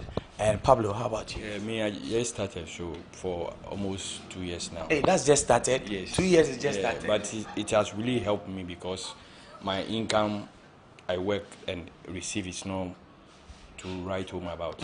I see. And then Jupiter? I just entered. You two just entered? How long is it just entered? Now not quite ago. Which is how long? 2 months ago. Oh, 2 months. You were a baby. So at least. But have you won something? Yeah. You've won something in the last 2 months. And Francis, you are the one who has a business. Yeah. But apart from that, what other thing do you? Through this bet, I had a land I built 2 bedrooms for my mom is staying inside right now because of betting. That's interesting. Yes. So now you don't even need to work in a corporate world or anything. No, you can do betting all your life. No, I'm still hustling. You're still hustling. Levites, you are in school. Do you use the money to pay fees or something? No, my fees they are for my. It's sorted. It's sorted. But What is I've been able to rent. I've moved out from the hostel. Okay. Yeah, so through betting, I've been able to rent my own place. That's a big deal. Yeah, very. All right. So, well, we're still on the conversation. We are at Dome Pillar 2, and we're just discussing the whole new tax of 10% for winnings on lotteries or games of chances for all the betting people, anyone who bets at all. The government now wants to tax a 10% tax on whatever your earnings are. When we return, we'll go more into the conversation.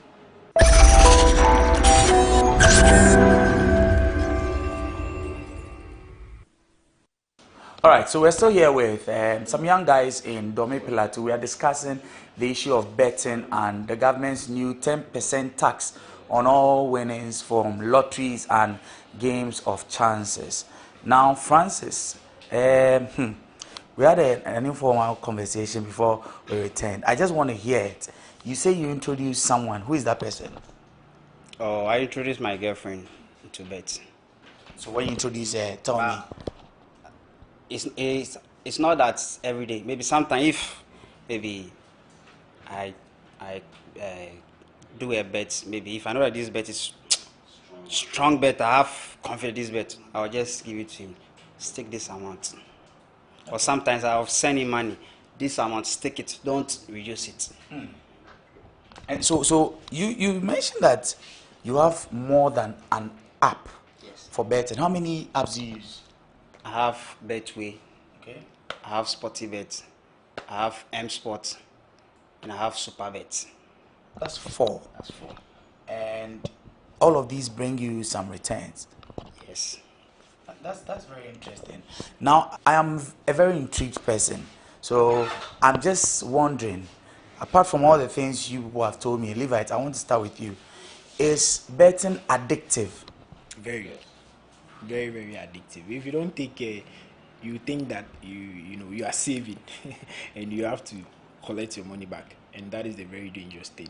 You try every day and you don't win. The day that you try to, today I'm tired, I won't stick, but maybe you had certain games in your head.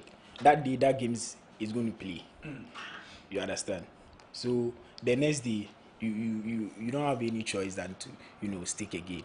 Maybe the day that you say you not stick, that day the bet to play. Purely a game of chances, right? But you're still in it. You're still in it. Yeah. Pablo, you're shaking your head. Why are you still in it?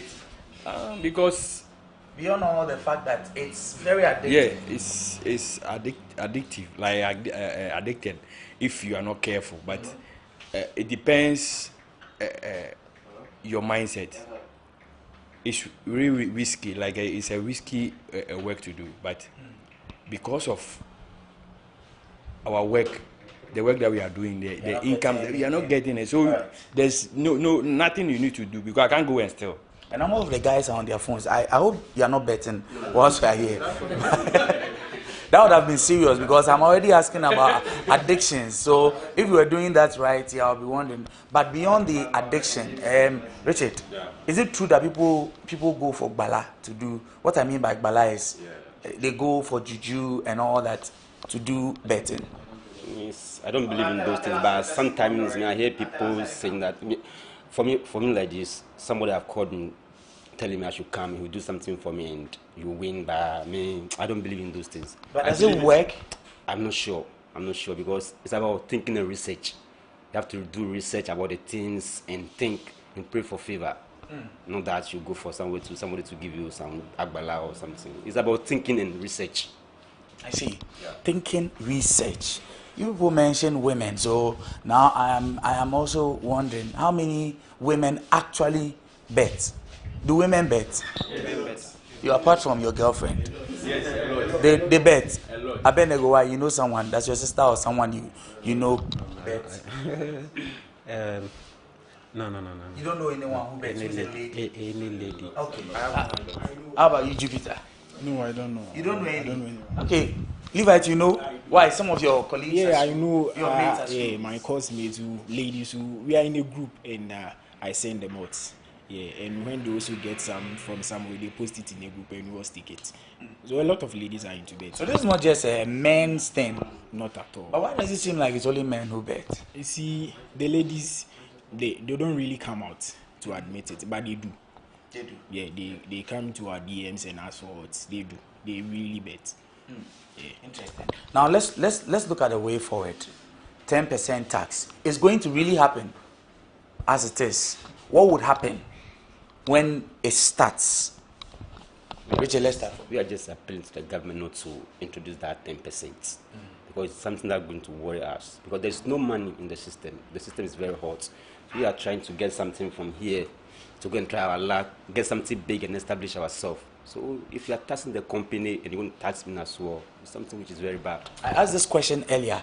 Do you want an outright no implementation, or you want a reduction? No implementation. At all? At all. Not at all? Not at all. So how about you, Abenego? It will happen eventually. Yes, but if it does, I think it's a lazy way of making money.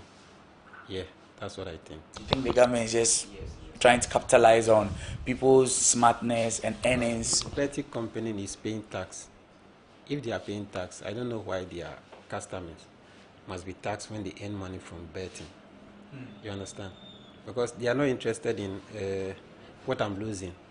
If I lose 100 cedis today and I'm able to win, let's say 300 cedis tomorrow, and you take 10% out of it, I think that's a lazy way of making money. Pablo? Yeah, I think if the tax is being implemented, it will rather bring a lot of criminal activities on the street, because at times I get money out of some of it and I help some of my brothers around. So it limits. This one will reduce your money eventually. And it limits the number of people like trying to make money on the street, like attacking people, taking their phones and other things, because they can get help from me. So since they can't get help from me or another person, they'll go back to the street and taking people's phone. Jupiter, you as well, what would you do? Because like I'm saying, it's really going to happen. Oh, it's very hurtful if they implement the 10%, because the company is paying the tax of the 10%, and we I think the companies pay what, 25? 25. And we, the individual, is paying 10%. It's very hurtful. It's very hurtful. And is the government going to refund our money as we lose or not? Interesting. Francis, you as well. If the government know that maybe we make a lot of money in the bet, they need money. They should come inside and try it. That's yes. They should come. The government need money. You should use the country's money to stick a bet and win and use it to. If you know that we are making money, you should come in and try. All right. All of you speak very passionately about betting and all that. Are you spiritual people? Do you believe in the things of the afterlife? Do you believe in things like that? Now I'm going to ask you a question.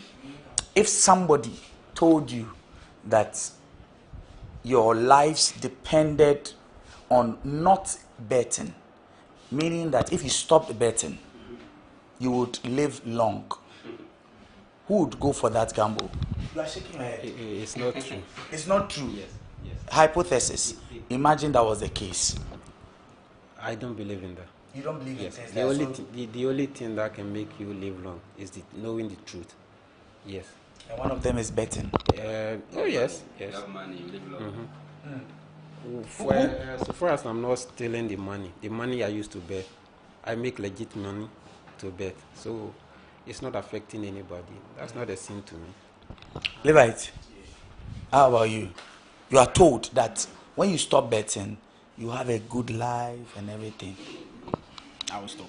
You will stop? Yeah, I will stop. I think I will. Is that to say that you actually see yourself one day stop betting? Obviously. I won't do it to the end of time. Obviously, some way, somehow, along the line, I'll stop. You stop. The earlier question you posed to the guys, whether they are for outright no implementation on. As I mentioned earlier, according to the Ghana Revenue Authority, you have to pay as you earn. And we agree that the government can tax us, but the 10% is too much. And even the pay as you earn is supposed to be paid monthly. So if the government is taxing us, he should do it monthly. Calculate all the money we get through betting. But would that not be the same? Because if I take the money now or I take it later, is that not the same? Putting my monthly earning there and taking 10%, that is different from taking 10% out of my slip. Everyone. In a day, if I have like 10, I have 10 slips and I win all, they are going to take 10% from each slip. And I think it's too much. So maybe from 1%, this is the very first time you are hearing of this. So you shouldn't start from 10. Because if he sees that it's very lucrative, he's going to increase it. Maybe from 10 to 15. Interesting. All right, I want to thank you all very much, Richard. But before we leave, just a final one. Do you see yourself actually stop betting one day? Oh yes, for sure. You want to stop one day? It's when I make a lot of money from it and establish myself well. How much is a lot of money? Right now, if I get like maybe 400,000 or 400,000 from betting now, I'm sure I can use that money to do something which will generate income for me. So I'll stop. And maybe the new ones will come in again. All right. I'm most grateful to all of you. Thank you, Levite. Thank you, Francis. Thank you, Jupiter, Pablo, Abednego, and then Richard. So that has been our conversation here. Betting, 10% tax. Whether it would actually happen or not, we are yet to tell. This has been Say It Loud on GhanaWeb TV. My name is Eche Atisu. Remember, you can go to www.ghanaweb.com for news. Until another time, stay safe.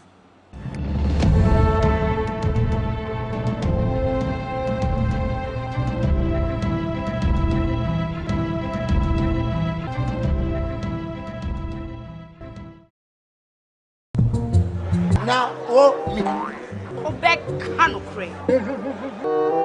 Susu san kwai no. Bia wan to nam bia e man kwai bebre. Mommy, you fish can see about Kotoso. Biboga, send me sika from Lemonade Finance. Wabra yan Tennessee. And let me £10. Lemonade Finance. Say they're sending money back home from UK, Canada, and now US. I accepted. Instant charges. Exchange waiting in so unbeatable. unbeatable. We should me promo code Dr. Like Nenya £10, $10 and $10 Canadian dollars for the first transaction. What is send this guy download to Lemonade Finance. Prior to even our wedding, we discussed how long it will take for us to introduce a third person into the family. I like that.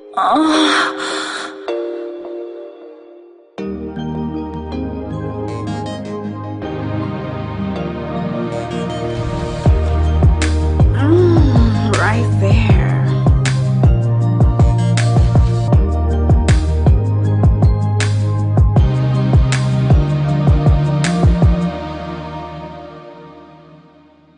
We've witnessed a lot of marriages collapse because of childlessness. Husbands, wives, mocked for what they term as their inability to have children. So I asked the question, are children the ultimate prize in marriages?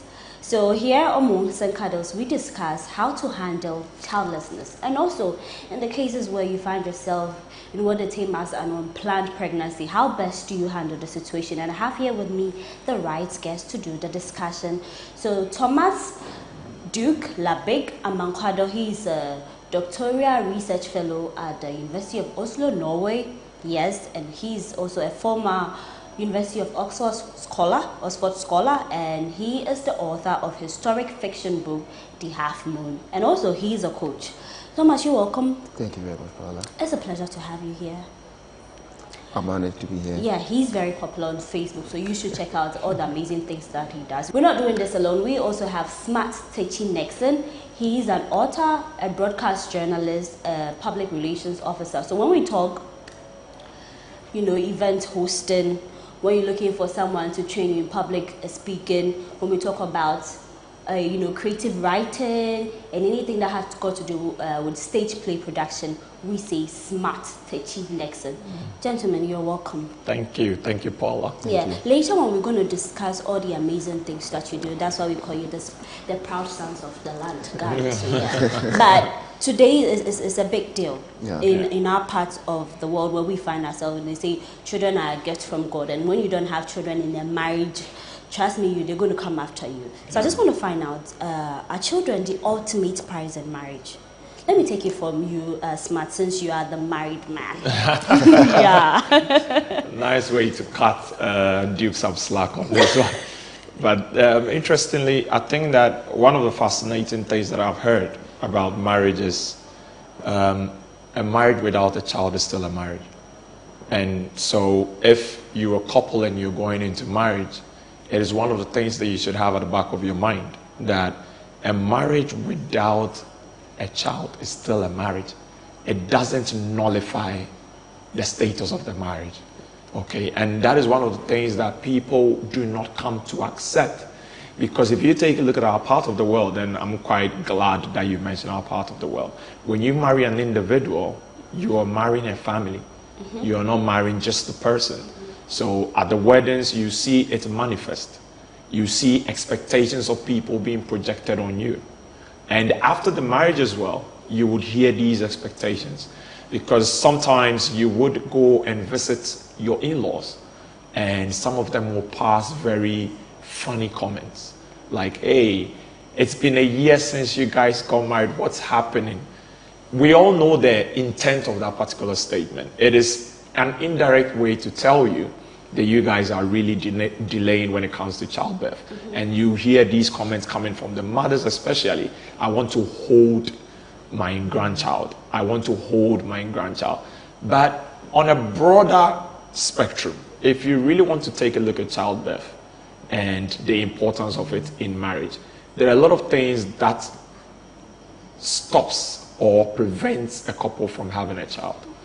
Let's even move away from the medical condition.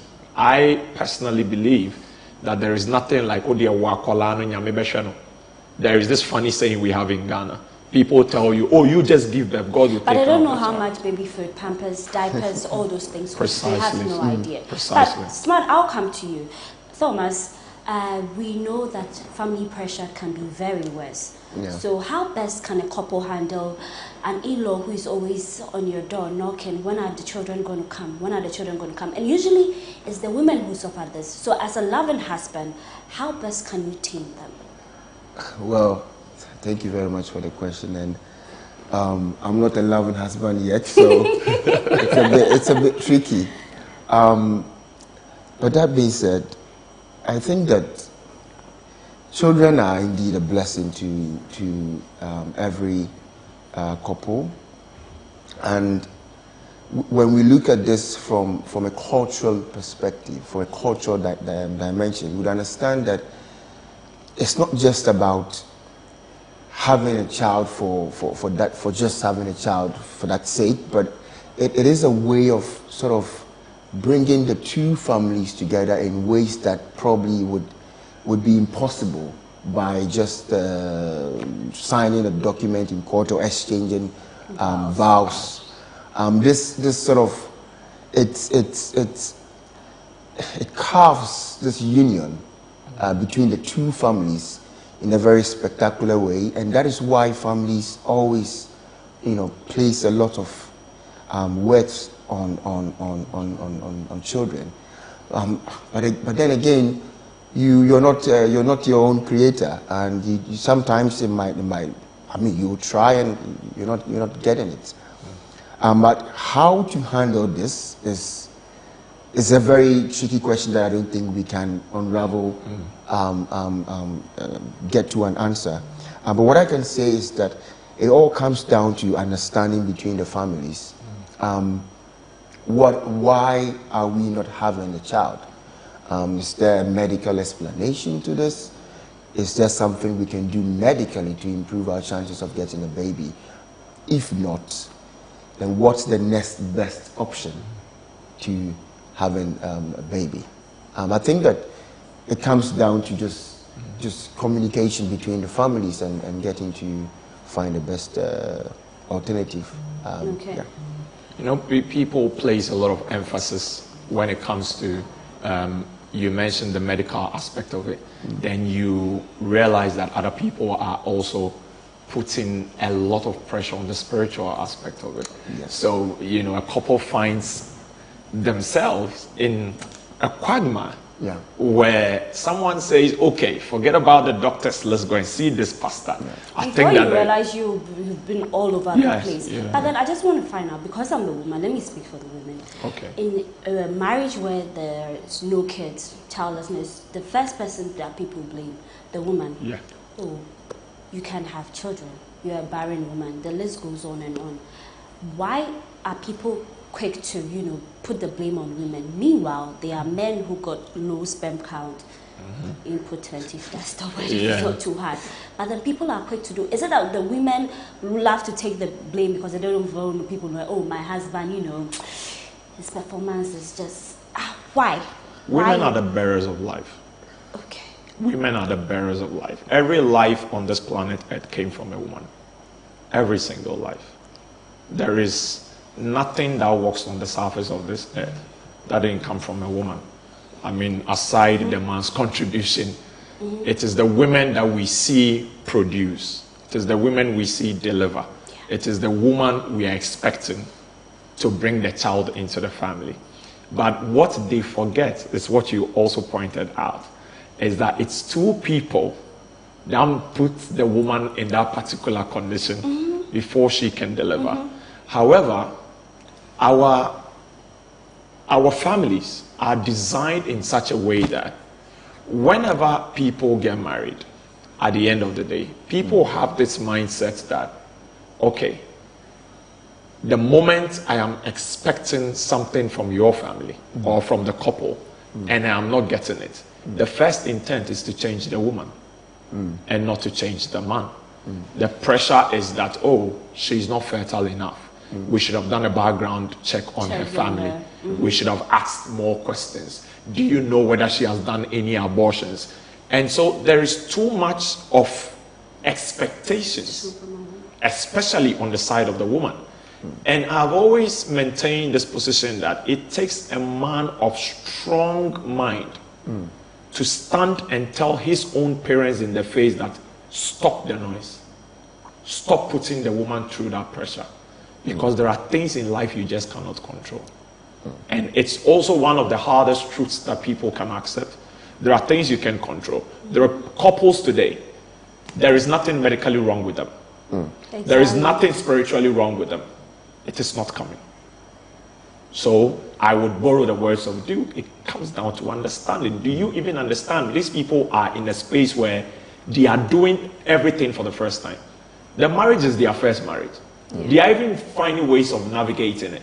And you are here putting pressure of childbirth on them. And so you must have a man.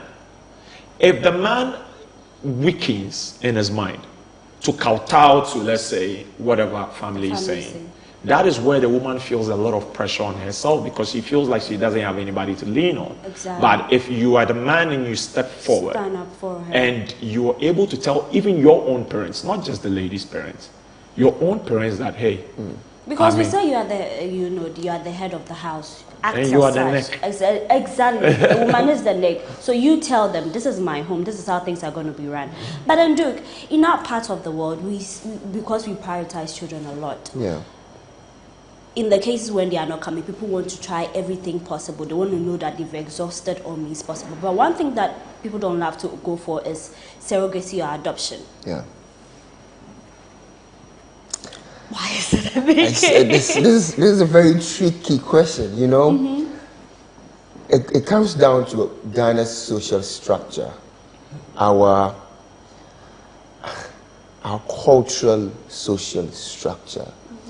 We, the smallest unit in the Ghanaian society is the family, right? Yeah. And until recently, it was the extended family. And this is a very close-knit blood relation, right?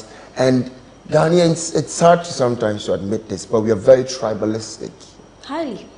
We're very, ethnocentric to that extent. And so, you want, people just can't understand why they should just go and take someone they don't share this blood relation with, and then all of a sudden treat that person as if that person was his family. Yeah. And this is the reason why adoption is very, very, very difficult. But then again, this is a country where we are also quite funny, because we also love to bring people that we're not blood related to into our homes, and then also treat them as if they were family. We have so many people living with their aunties and uncles and great uncles and great aunties and distant relatives and all that. But I think when it comes down to childlessness and adoption, it also sort of sends a signal that you have conceded defeat. As soon as you go in for an adoption, then you send a signal to the church members and the Meko that you don't trust you don't trust God anymore, and you've taken the matters into your own hands. So in a case where we're getting married, maybe I'm a career woman, this is the time where I'm at my peak, so I just want to give myself some time, and then the family people come in and all that. People will even think like, okay, of course you can't have children, but meanwhile at that time I'm just taking my time. You married, smart. So how best can a couple inform the family that, okay, we are giving ourselves some time? So for us, I think my wife and I, we made a lot of things clear to both parents.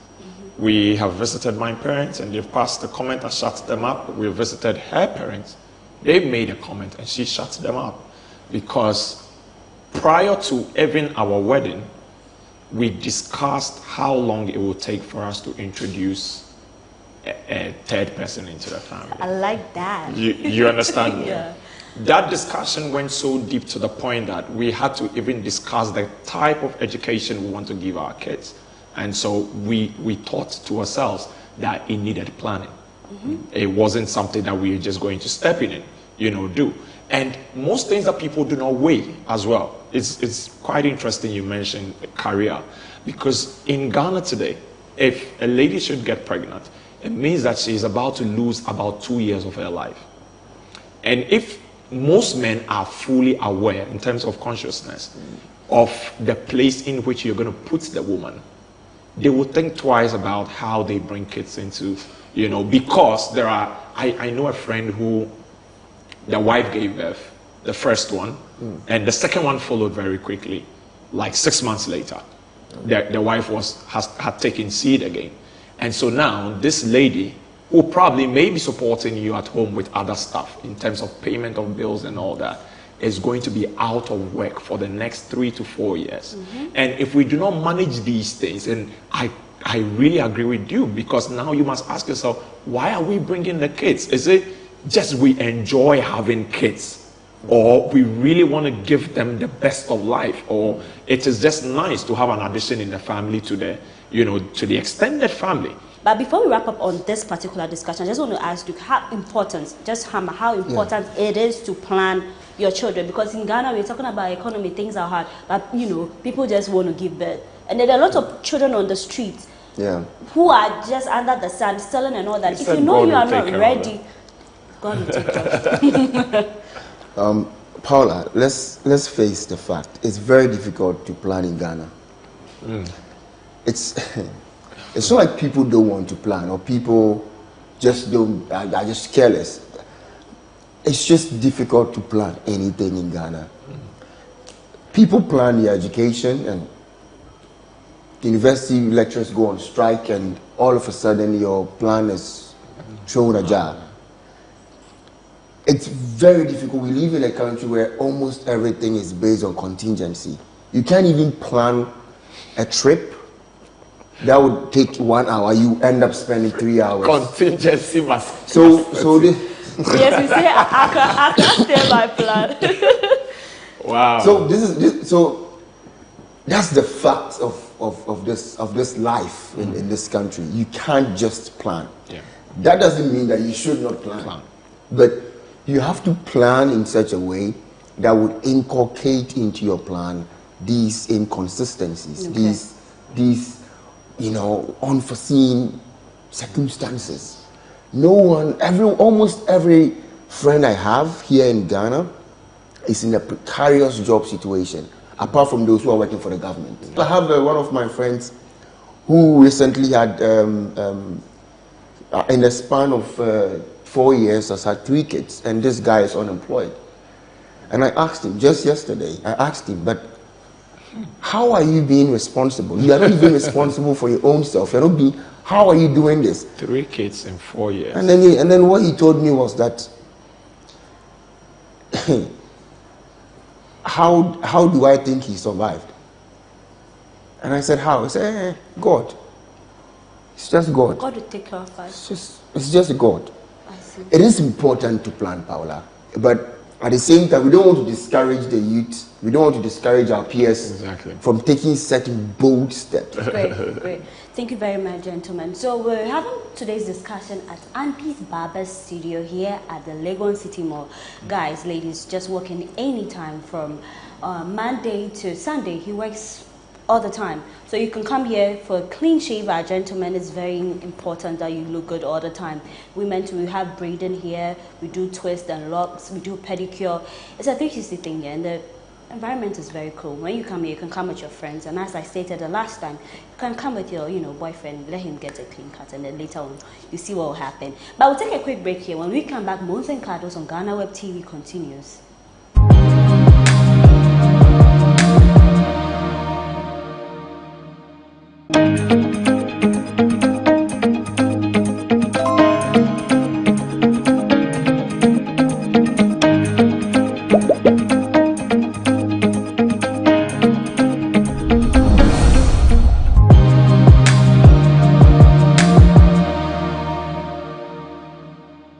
Welcome back. This is Mons and Cardos on GhanaWeb TV. I am Paula Amabroni. Now for the second part, we're doing something interesting.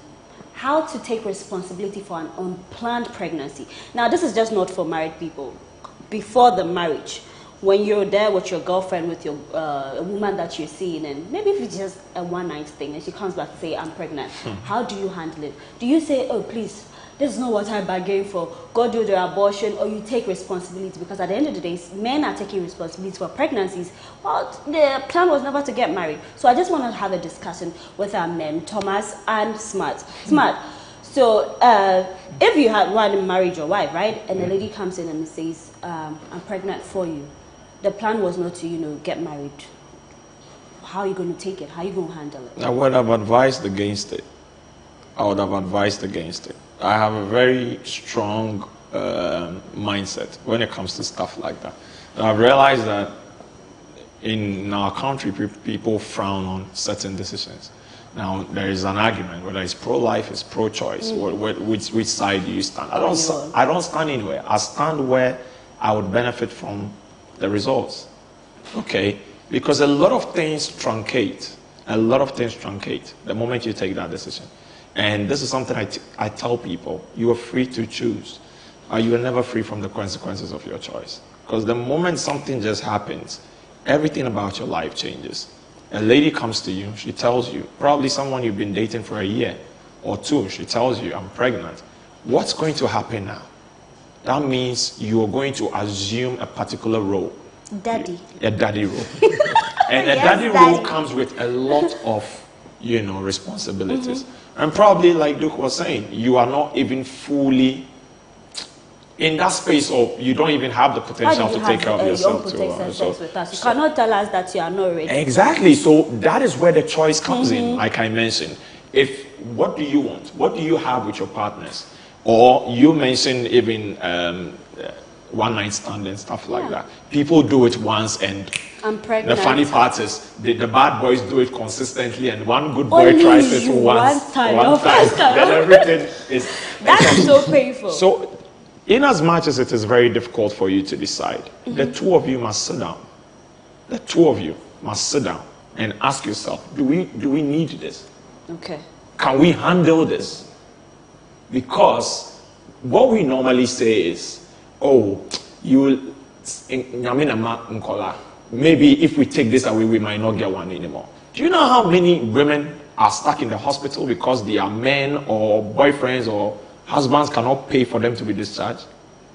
It's just there, numerous of them. So you ask yourself, you can't even pay for your partner to be discharged. What will you feed the children with? What will you? So planning is key. All right. And communication is also key, because you must talk about I want to do a quick one on. Okay. Thomas, as a woman, I want to understand, why do some men, emphasis on some men, switch up?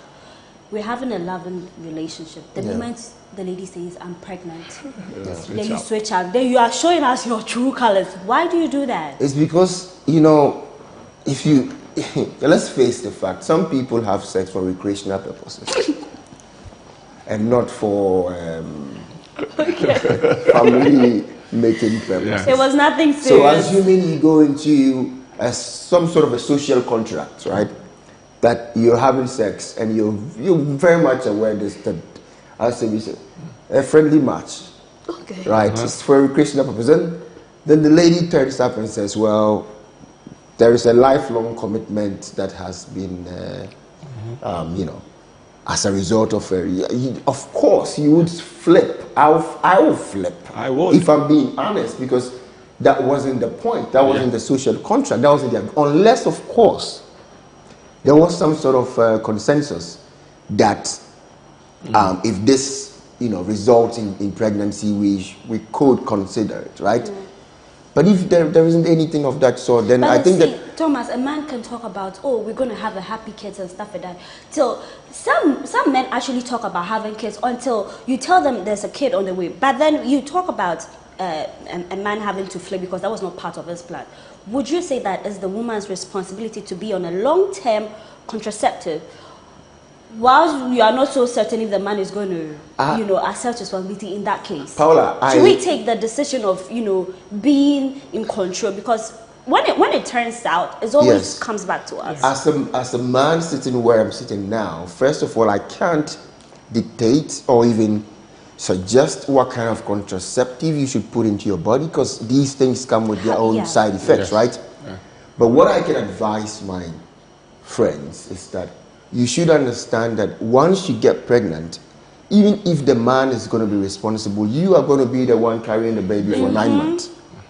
You are going to be the one whose career might be affected by this baby, right? So even though it appears to be a 50% responsibility going into this, it isn't. Yes. And that's a natural fact of the matter, that women must always be a step ahead of us when it comes to being smart about whether you want to have a baby or not. Because once you get pregnant, whether it was for recreational purpose or whatever, as soon as the lady becomes pregnant, in my humble opinion, the choice of whether to keep the baby or not is almost solely the woman's responsibility. If the woman says, no, I can't because of my career or even because of my body, that's her choice. That's her body, that's her choice. Exactly. Likewise, if she says, well, I think I'm 29 and my mom is, and so I want to have it, then you, the guy, you are in big trouble. You can't force the woman to get an abortion, right? True. So if this is, based on what I've painted here right now, women should always understand that even though it's a 50-50 sort of affair, it's your responsibility to protect yourself and protect your career and protect your health. True. And don't get pregnant for men who can't afford to bail you out of men, let me put it that way. But then before we wrap up on this conversation, I just want to find out, some men say they were trapped into marriage with a pregnancy. So if a man who is in the hot seat, you find yourself in this situation, but you're thinking, oh, you don't want to have a baby mama, you don't want your kids to be scattered, should you go ahead, even without any plan, or the woman being the woman of your dream, should you go ahead and marry that person? And I would say that don't go having sex with women that you can't close your eyes and imagine that this woman is going to be. It doesn't happen like that, Paula. It doesn't happen. It should happen like that. It doesn't happen like that. You should take responsibility for your action. If you're having sex with a woman, this is why I think you should envisage yourself that in the case of the worst case, am I going to be okay? You know, it doesn't happen like a structured sex. Sex is not always structured and planned. See, those who go for the recreational sex, they know their game. They're always on the contraceptive. And sometimes, but these women who are tripped, sometimes they are the ones that come back with the issues. No, see, Duke. They are the ones that come back with the issues. We're discussing this because we want people to understand something. You can find somebody and have a very good vibe with the person on the first day you meet the person. A very good vibe, you can swear you've never had that vibe with anybody before. And that vibe will lead to sex. And 3 weeks later, the lady will give you a call and tell you something you are not ready to. So, yes, the conversation circles around that. But then, it's very long. There's a long decision as to that. Personally, this is something I tell myself. I'll tell you a story. I made a promise to myself that I wouldn't want a lady to have a child for me that I am in no way in the life of the child. Let's say if the relationship doesn't go well. So that is where your point comes in. If I'm about to do something with someone, think about it. I must sit and ask myself, can this woman be my wife? Can I show her off to my parents and my friends? Will I be proud to hold her and not suck her around 4 a.m. and get her? Smart, you know? Smart. You haven't had some vodka. Yes, that's what I'm saying. Most of them are not planned. So you are in the club, you're having a good time. Thomas, tell me about when you've had the vodka. You're not thinking straight, yeah? I think, it's not that simple. I mean, Smart was trying to elucidate that point, that you could be having a good time, and one thing leads to another, and before you realize you are being told you have a family member on the way. And it can be shocking. Yes. Sometimes it can be shocking how some women can get pregnant very easily and others would struggle to but easily. Paula, the thing is that we have to understand that in our society, I personally think that having a baby or getting someone pregnant is very different from getting married to someone. You can't as well get married to someone without really thinking that I want to have a baby with this person, because the marriage is between the two of you. The baby is the product of your love, right? That product might come along the way, it might never come along the way. It's about the two people in love and the two people trying to build a life together. That life might include a baby, right? Or it might include adopting a baby. So it's not that black and white that as soon as someone gets pregnant for you, you should marry that person. However, in our Ghanaian society, like we said before, the baby is something that brings two families together in a way that goes even beyond marriage, right? So it's like marrying is one step of bringing two families together, but once you get someone's daughter pregnant, the families become automatically united in that sense, in the cultural sense. I don't remember the last time a friend of mine had vodka in a club, drinking whatever, and then saw a lady and started calculating, is this the woman I want to marry? Is this the woman I want to have? It won't drop. At that moment, you're very much in the moment of that moment. If you know what I mean? For recreational. You're very in the recreational, you know. Okay. So it's not that easy, but women must. And I'm a strong believer that it's fair that this government takes steps to make contraceptives very, very affordable and free for women. In most countries, we should have like some sort of like vending machine that brings people out don't know condoms. about it, but if you walk to government hospital, it's very cheap. Very cheap. Having to have the IUD, the implants, is very cheap. People don't know about it. It's even cheaper than the emergency contraceptive that you spend a lot of money on. But then, gentlemen, before we wrap up the show, I know that Smart, you've got, you know, stage play coming out. You want to tell us about it? Yes. I'm bringing out the wedding night. Last year we did When Will You Marry Me? And now everybody's beginning to think I'm putting my marriage out there, but that's the funny part. So the wedding night is clearly is about Jephthah and Freema expecting, you know, to have a very good time on their wedding night. They arrive in their bedroom, rose petals on the bed, and they meet a very big surprise, you know, from both parties. Very, very big surprise. We are waiting to see what happens eventually on the day. So the wedding night is showing on the 23rd of April, exactly about a month from now, is going on at the Perez Dome. But Duke, I also know that you've got amazing stuff going there, from the coaching thing to your novel. Is it available on the market? No, not yet. We're still working on some finishing touches on that book, and we're expecting it to be out by the close of this year, or probably sooner than that. Please do out and give it to us, we beg. Politicians, if I had interviewed a politician, I'm going to give us a timeline. It's in the pipeline. It's in the pipeline. It's actually in the pipeline. I mean, it's a historic fiction novel, and it's around 1390. So it's the late pre-colonial era. Okay.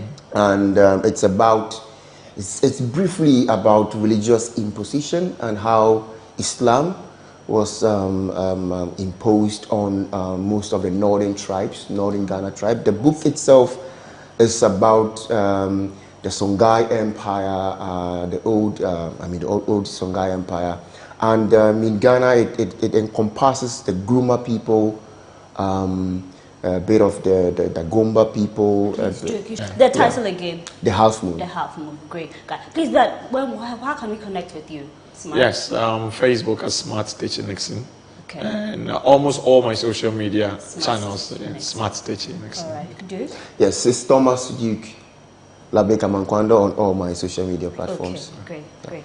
Thank you very much, gentlemen. I must say I love the conversation and all that. So for my ladies who listen, you know, you should take a cue, especially the part where they're talking about the unplanned pregnancy. The vodka in the other time. Anyway, it's always a pleasure coming your way with Mons and Cuddles. And as I always say here, we find ways to spice up your relationship. So whatever you put out here, you should, you know, take a cue and, you know, move forward with it. Thank you very much for watching. We'll be back with the next episode of Mons and Cuddles. I am Paula Amabroni.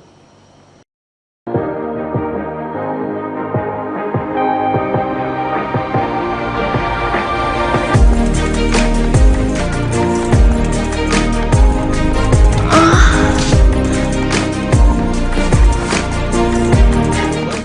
the Ghana ICT Hub, a partnership between MTN Ghana and the Government of Ghana through the Ministry of Communications and Digitization. MTN pledged to support Ghana's digitization agenda in line with its ambition to lead the delivery of digital solutions for Africa's progress. In fulfillment of this pledge, MTN Ghana has committed $25 million toward the realization of the Ghana ICT Hub project. The objectives of the Ghana ICT Hub project is anchored on the following: to create an ICT-enabled environment for human capital and ICT skills development, to develop an ICT ecosystem through remote access delivery to facilitate job creation for national development, to provide a modern, state-of-the-art physical infrastructure to serve as a pillar for the digital Ghana agenda. The physical infrastructure, when completed, will provide 4,000 square meters of space with the following facilities: laboratories for technology training and research, innovation hub,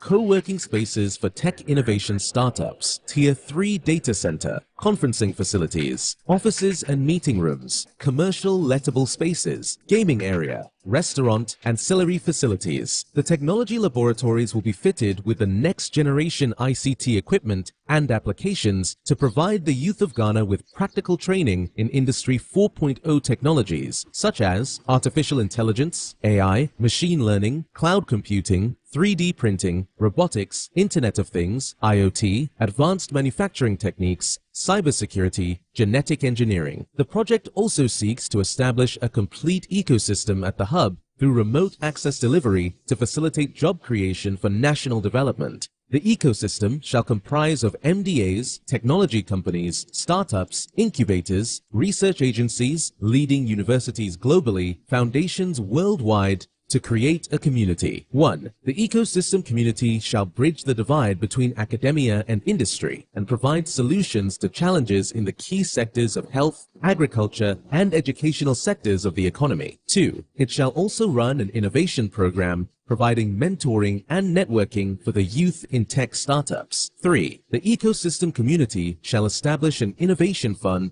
to support startups, research agencies, and other entities in the ecosystem. MTN Ghana and the Ministry of Communications and Digitization are championing the Ghana digital agenda for Ghana's development. Welcome to the digital age. Welcome to the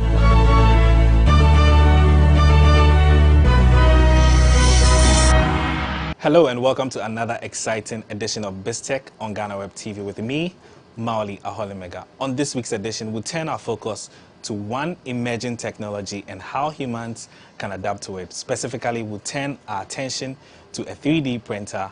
My guest is Eugene Moyan from the IoT Hub. Eugene, welcome to BizTech. How are you? I'm doing well, yourself? I'm doing very well. So you have a lot of things on our table today. I don't even know where to start from. But let's just delve into, for those who don't know what emerging technologies are, if you can just give us a brief explanation. All right. So basically, emerging technologies are new technologies that are coming into existence. So aside that, we can also speak about things that already exist, but then they are being upgraded. So we have some emerging technologies such as robotics. So robotics, we have robots that can perform surgeries. We have robots that can perform certain basic tasks. But then they are being modified as the time goes by. So that's an emerging technology because it's already in existence, but they just keep upgrading it. And then we also have IT, that is information technology, how we communicate with devices. We also have educational technology where previously we used to have blackboard and the chalk where we learn in school, where it migrated to whiteboard and then we use marker. So now we have smart boards in school where you can just write on the board at the same time, use it to watch videos among some other things. So these are basic things about emerging technologies. One of which we have here is the 3D printing, of which I'm going to delve more into it. Yeah. So Eugene, you bought us the 3D printer and we would like for you to take us through it. I see some machines and some things doing all kinds of things. Yeah. So tell us what went into the idea of you guys developing this 3D printer and what specifically is the task for it? Okay, so this is supposed to make printing quite easier. Certain things that we're supposed to take lots of human labor to perform, this machine over here makes it quite easier. So looking at this, there are certain things that are supposed to be molded with plastics, but when you have this, it's able to help you to print without making any mistakes and also to reduce the waste that comes out of large production. Yeah, that's how come we decided to use this machine in printing. I see. So, and how accurate is this? Do you have to infuse some technology to it? Because I know it's working with some plugs and some machines and all of that. So, just take us briefly through how you guys developed this specific one. Okay. Yeah. So this particular one is foreign made. Okay. But we have our own version that IoT we made some time ago. So it does the same thing as this, just that maybe the performance rate might differ a little bit. Yeah. So what we have here is a filament. Okay. So there's a plastic that it uses it in printing. But before that, we have a software that needs to be uploaded onto the system so that it can model whatever shape you want. So it's like a digital image that you need to input first. So if I want to print, let's say, my image, I need to make a software version, that's a 3D modeling. Then I insert it into this, then it has to 3D print. So that's the basic things. Yeah. Wow. So for this specific one, what kind of things does it do? I see a number of them on the table. I'm sure we'll get to them, but how fast is this, and what are the type of things this specific one can do?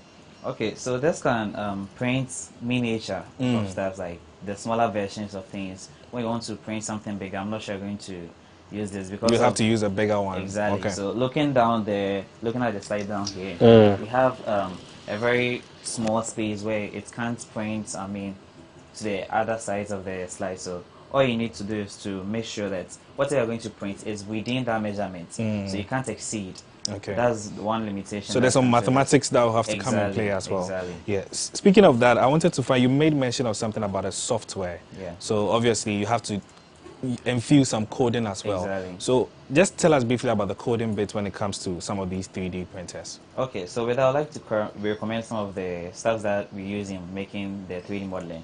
So we have something like Blender. So Blender is like an app, a software that you can go and then you learn how to make basic things like 3D modeling, how to design stuff. We also have the Autodesk, that's Tinkercad, where you can use these things in modeling. But aside that, someone might be like, oh, I'm a beginner and then I want to create this. I don't have that kind of time. So with that, we have online websites and then other softwares that you can visit to just buy or, let's say, download them to come and print. Yeah. Very, very interesting. I see the machine is doing something. I'm sure we'll come to it, but let's look at some of the things that you guys have been able to do so far. I see some cartoons and some toys and all of that. Some of them are my favorite here. I see this cartoon. What's the name? I've forgotten the name, but yeah. And I see some Edinkra symbols. So just take us through what went into the idea of you guys developing some of the things that we are looking at here. All right. So we sort of imitating certain things in our environment. So something like the cars that we have, we're able to 3D print them so that maybe kids can look at the model and then sometimes we do a prototyping. Where you have to make an invention, but you just can't make the bigger version of it at once. All you need to do is to make a miniature of it. So you need to have a prototype to see how it's going to work like. So we use this machine in printing stuff that we think, oh, when we do this, it's going to be perfect. But we need to experiment on it at the lower level first before we take it to the next level. That's how come we came up with some of these things. But some also have something like this that we have here. These are Japanese symbols. Japanese symbols? Yeah. Wow. So, what exactly am I looking at? Do they have some meanings to it or something? Yeah, they do. So, okay. So this one specifically means. Well. You mean okay? And then what about which ones do you know? So we can just quickly delve into them. So I actually printed this morning when I was coming. Wow, so just this morning. Yeah. Wow. I didn't take my time to go. And how long did it take for you for this to come out? Oh, this within 20 to 30 minutes. Wow. Yeah. That efficient. Yeah. With no problems. No problems. Wow. Very, very interesting. So I see you have some that are for decoration. I'm sure some people would like to have this in their homes and their cars and all of that. What are the other uses that we can use this 3D printer for? How far can it go aside from making this miniature stuff? Okay, so it can go as the industrial level where we have people using the 3D printing technology to build houses in their countries. Houses? Yeah. Really? Yeah. So, well, you want to take away the jobs from the masons, eh? Of course, that's inevitable, looking from the fourth and then fifth industrial revolution. That's true. Yeah, so yeah, it's happening. Looking at China, they were able to 3D print some hospitals and then some houses. Looking at the houses, the cost was less than $500. That's $5,000, really? Yeah. Wow, that's way less cheaper. Yeah. Yeah. And what's, do you have a fair idea of what's the time frame of the houses being completed? Not yet. Not yet. But I think no, it should be within a day. Within a day. Because looking at the data Of building a full house. Yes, within a day. That's very interesting. Yeah. You guys really want to take away the jobs from the masons and all the contractors. As it's been taken, new ones are created, so there's hope. Yeah. So we'll come to the jobs bit. I've been having a very interesting conversation with you. I'll take a quick break, and then we'll be right back. I've been speaking with Eugene Moyan from the IoT Hub, and we've been delving into an emerging technology, specifically the 3D printer, which they are using to create these very awesome miniature objects. We'll be right back after this break. Don't go anywhere.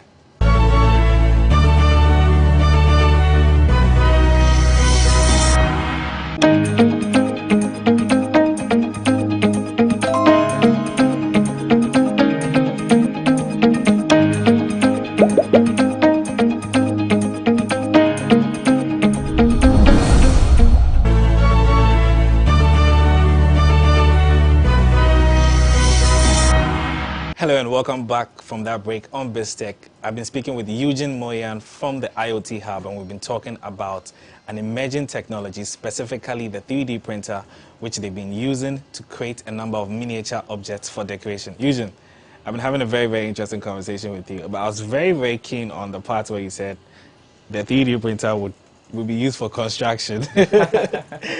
So over doing some brief research, I realized that there were lots of concerns about people with this particular equipment. Right.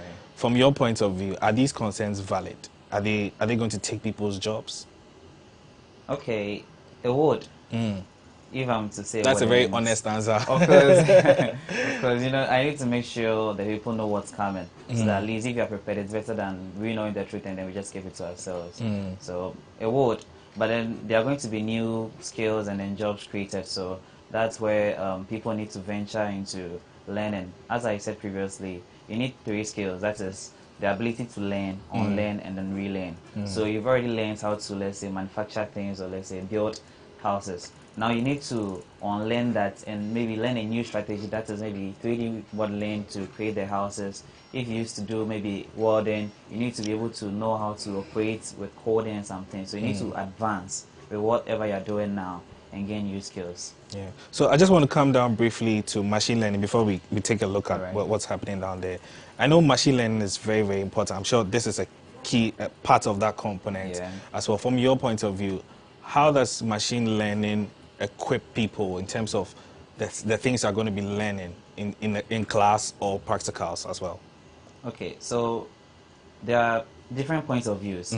So one could be from the machine sector where machines are being used to learn. So looking at things nowadays in our classrooms, we have kids who use tablets, mobile phones in their classroom just for e-learning. So these are machine learning tips that are helping the kids in learning, you know.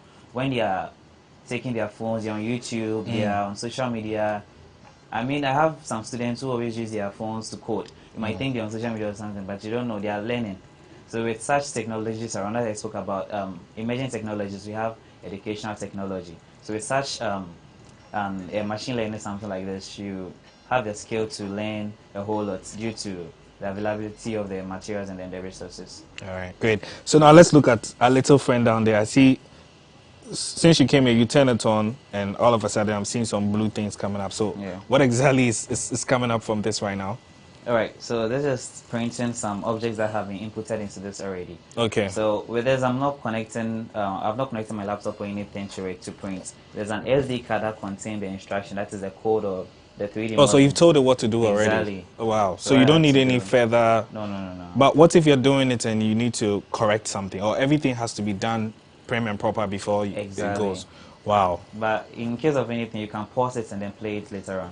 Okay. And that doesn't affect the whole work in itself. Wow. So briefly, in a day, how many of these miniature stuff can you create? You can go from 10 to 20. 10 to 20? Yeah, depending. So let's say somebody says they want 20 of these cups. You can get them done. Exactly. In a space of 24 hours. And one strategy with this is that, you know, due to the size, you can form sectors where you can print all of them at the same time on board. So let's say you can print about 10. Oh, so it's not just one at a go. You can have multiple depending items. on the size. Wow. Yeah. That's very, very interesting. So, Eugene, we're wrapping up. Just tell us some of the projects that you have coming up and how interesting they are. All right, sure. We have an AC that's able to cool your room just using water. So they're supposed to help solve climate change. Yeah. Okay. So currently we have the world becoming hotter than usual. So this AC is supposed to help calm that. But I think for now, there's no way global warming, the effects is going to be resistible. We can't resist it at this point. So all we need to do is to maybe save food, because I heard there's a famine coming. Yes, we already have a food crisis on the brain. So we also have a robot that can perform surgeries and then give prescription of drugs. Wow. Yeah. When COVID came, we also so after the construction people, you want to take the doctors too as well. You want to take their jobs. You know, the doctor to patient ratio is 1,000:1. Yes, a lot of doctors are actually moving out into other fields as well. Exactly. So we need more people to, and that has been done in Japan. Wow, interesting. Eugene, thank you so much. I've been having a very interesting conversation with you. Thank you. I've been speaking with Eugene Moyan from the IoT Hub, and he's been my guest on this week's edition of BizTech. We've been talking about an emerging technology, specifically focusing on a 3D printer, which is able to print these very awesome miniature objects. He's been my guest on this week's edition of BizTech.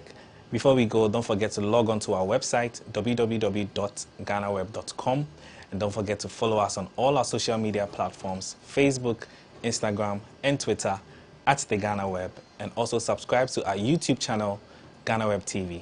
My name is Maoli Aholimega. Please do stay for Biz Headlines.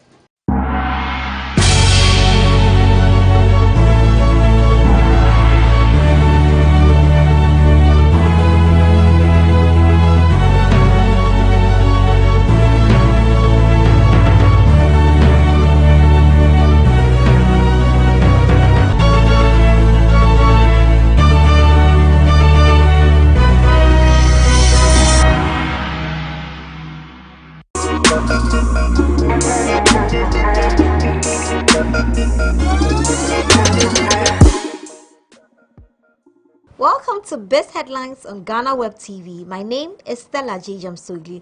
To our very first story, government treasury bill saw an oversubscription in its latest auction on April 6, 2023. The short-term bill saw an oversubscription of 116.2 million Ghana cedis, away from the set target of 1.76 billion. Even though interest rates remain low, the patronage of treasury bills has seen oversubscriptions in recent times. The reduction in interest rates has lowered the government's cost of paying maturities, but returns for investors to remain negative as inflation rates are still very high, over 50%. This week, all the instruments, that is the 91-day bill, the 182-day bill, and the 364-day bill, were all purchased. Meanwhile, the Finance Minister, Ken Ofori-Atta, and the Governor of the Bank of Ghana, with other members of the Economic Management team, are currently in Washington, D.C. to deliberate on Ghana's spending requests at the International Monetary Fund. Now, the meeting is crucial to determining Ghana's next step with the fund. Ghana is currently seeking a $3 billion financial bailout from the International Monetary Fund to help the country solve its balance of payment issues and the current economic crisis. The team is attending the IMF World Bank Spring meetings as an all-important opportunity for Ghana to make its case and secure a deal for the country. In addition to meetings with the IMF and World Bank management, the Ghanaian delegation is also expected to hold talks with commercial, bilateral and multilateral creditors at the IMF World Bank Spring meetings. However, the Ghana Statistical Service says Ghana's inflation for March 2023 has dropped to 45%. This comes after the rate for February recorded 52.8%.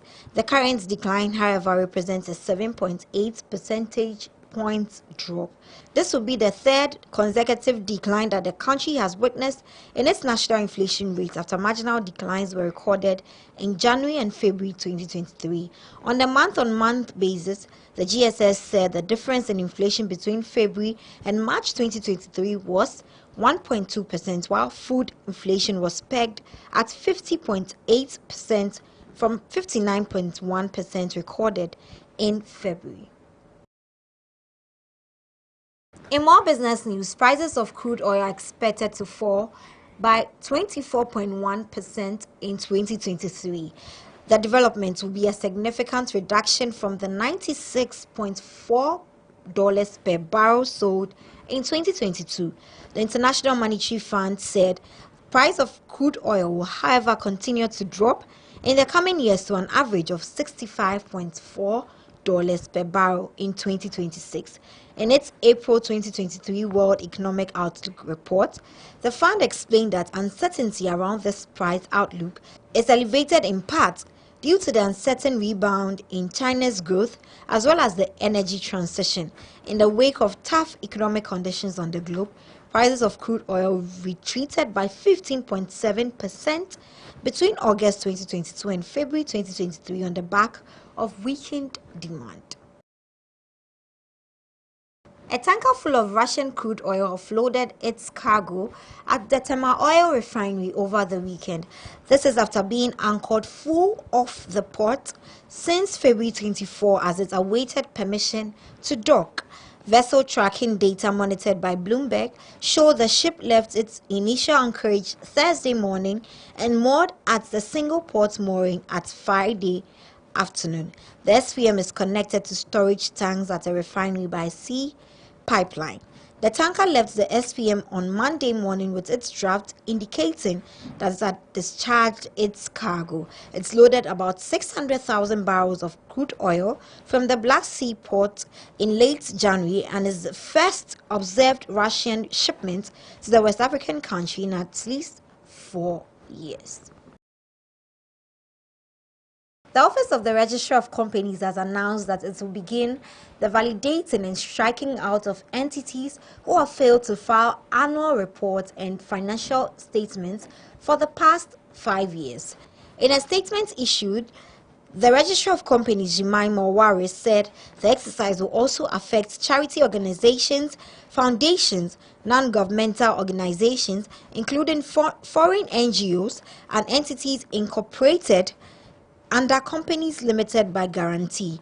Out of the earlier published list of 2,989 of these entities in default, only 116 have filed their annual returns together with their financial statements in order to be in good standing. The public is hereby informed that from 30th June 2023, the ORC will, for the first time, be fully implementing Section 126, Clause 7 of the Companies Act 2019, Act 992, which states that where a company defaults in complying with the filing of annual returns and financial statements, the company and every officer of the company that is in default is liable to pay to the registrar an administrative penalty of 25 penalty units for each day during which the default continued.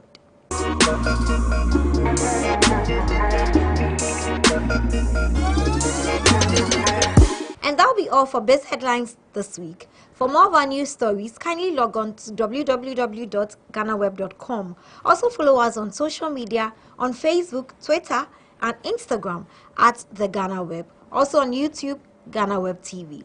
My name is Stella Jejom Sugli. Do enjoy the rest of our programs.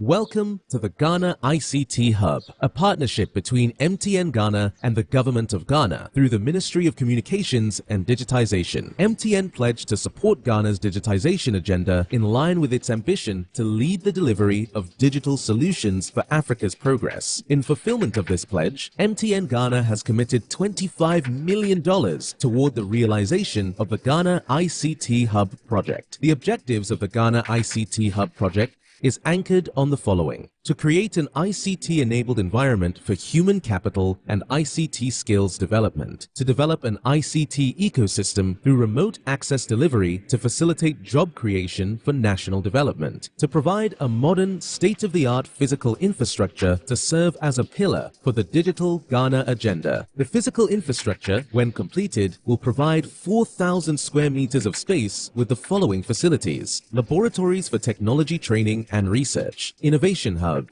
co-working spaces for tech innovation startups, Tier 3 data center, conferencing facilities, offices and meeting rooms, commercial lettable spaces, gaming area, restaurant, ancillary facilities. The technology laboratories will be fitted with the next generation ICT equipment and applications to provide the youth of Ghana with practical training in Industry 4.0 technologies such as artificial intelligence, AI, machine learning, cloud computing, 3D printing, robotics, Internet of Things, IoT, advanced manufacturing techniques, cybersecurity, genetic engineering. The project also seeks to establish a complete ecosystem at the hub through remote access delivery to facilitate job creation for national development. The ecosystem shall comprise of MDAs, technology companies, startups, incubators, research agencies, leading universities globally, foundations worldwide, to create a community. 1. The ecosystem community shall bridge the divide between academia and industry and provide solutions to challenges in the key sectors of health, agriculture, and educational sectors of the economy. 2. It shall also run an innovation program providing mentoring and networking for the youth in tech startups. 3. The ecosystem community shall establish an innovation fund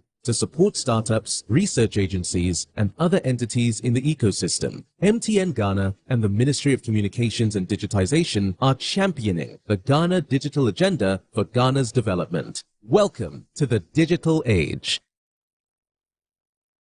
They can promise to look alike. Charlie can promise the fresh boy. Everybody just starts. Fine.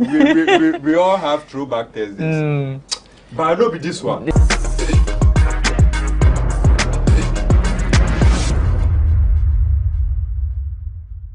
Once again, we are back to discuss issues relating to the arts and entertainment with a touch of wit. Hello and welcome to eForum on GhanaWeb TV.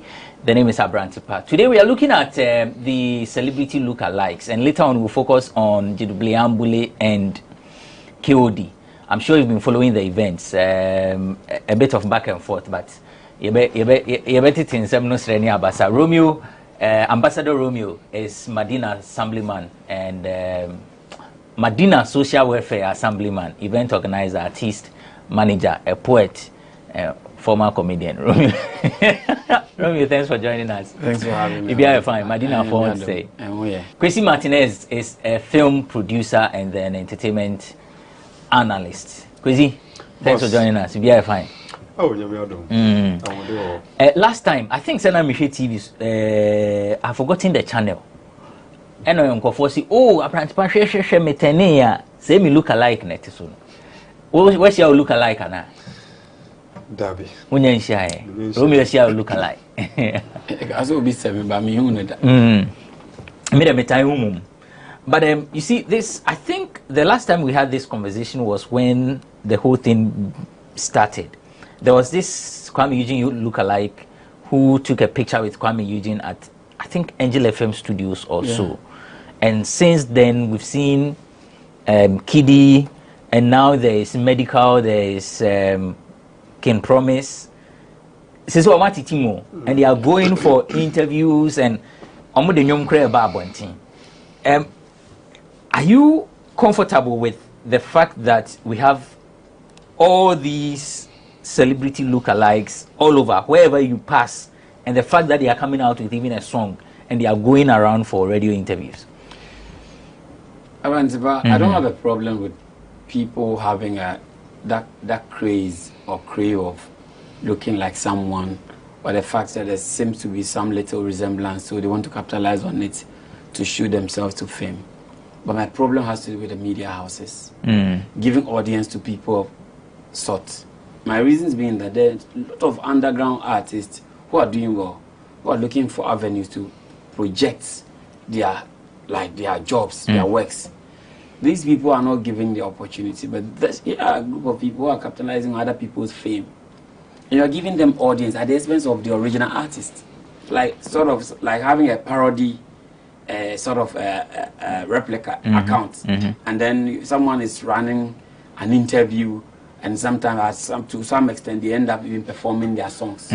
Remember this guy, I think he's late, the guy who was Anochi Supremo. You know, he had that kind of in all sense, even the voice, everything looks. You would think is actually Lumba's son. That's how other people projected him to be, and for him, his stance was even that he saw Daddy Lumba as a father.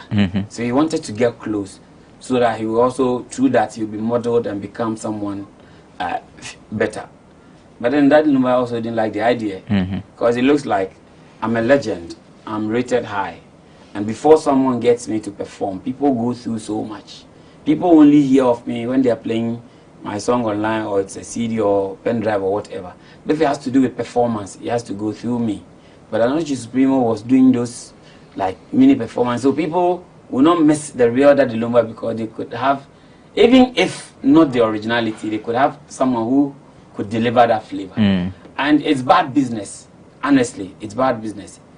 It's a different ball game if the person has a band, and then you join the band and you are performing together. You're also building your CV or repertoire of sounds, so that in future, even when you're alone, like the Ofurian Ponsers, who later became men of their own, it's fine. But picking the person's image and feeding from it, for me, it's a no-no. Just like social media, if not for the blue ticks on Twitter and then that of Facebook, it's easy for people to have a parody account to act like someone, and it's criminal. So me, my problem is not even with the people. My problem has to do with the media houses who are giving audience to those people, and everyone will start using anyone's image, or in the name of lookalike. You get it? No, like it doesn't sit well. Maybe problem in media houses, no. Because a lot of people in the fray who are looking for opportunities. But these people too may have talents. You heard me say that they are coming out with a song, and there are quite a number of people who seem intrigued by the fact that they have a song. Arantipa, until recently, where they're having a song together, most of them perform. When you talk about Kiddie Lookalike, you try performing Kiddie's song. If you talk about even the guy like the medical lookalike, he tried to rap like medical. You get it? The looks fine. People look up to people, but the commercial aspect is where my problem is. You get it? When artists are even struggling to make shows, to even get find avenues to even promote their things, if not for social media, and then these people are occupying all those spaces which, in real sense, were meant for the original artist. So it makes it very difficult. Martinez, if you were one of these artists and you are not being impersonated, but people are coming to me for the mere fact that I look like you, so they want me at an event, not to perform your song, but I mean, this is Kwame Eugene lookalike, this is Kiddie lookalike. They are not impersonating you in any way. They have not gone to take any money to say, I am Kwame Eugene, I'm coming to perform. Would you be perturbed? Well, it depends. I mean, if there's that communication, if I'm actually aware of what is going, if it's explained properly or clearly for me to actually understand the whole vibe, maybe I might not be that angry. Might be cool with me, because, like you said, I think Romeo rather, Anochi Supremo, Dio Jr. They met Lumba, and at the point they even performed together. Lumba was happy to see him because it's very interesting. There's that belief that every human being is created 3 or 4. And so you one day meet someone that challenge yourself, you see yourself in that person. When it comes to lookalike, it's normal. Even our kids start from home. Okay, your daughter or your son, that's your lookalike. But where maybe the media gives it attention is the fact that these are celebrated people or personalities, and we have some guys or some people from nowhere just looking like them. Definitely, attention will be given to them. Not as maybe promoting them, but it's news, it's story, it's entertainment. You get it? So, for me, I think it's normal. It cuts across celebrities having looks alike around, especially when you go into the football circles. We've seen Neymar look alike, and he looked just like Neymar. We've seen Messi. At a point, you know, he became a very huge problem, especially with the Messi look alike, because there was rumor that he has conned 23 women. Allegedly, he has conned 23 women. Because when they see him, they think that's Messi. One of the points Romeo raised was that it's affecting the original acts, because one, the attention that should have been given to them, which you have addressed. I mean, the point of the media. There are some who say that what they are doing, what the lookalikes are doing, will increase the streams of the original acts. Is that the case for you? Do you see that, or that's far-fetched? I understand where Romeo is coming from, because obviously, whether we like it or not, they will take something from the artist. It doesn't matter them maybe playing shows or performing to people, that aside. But once you see them, attention will be switched to them. So clearly they take something from the artist.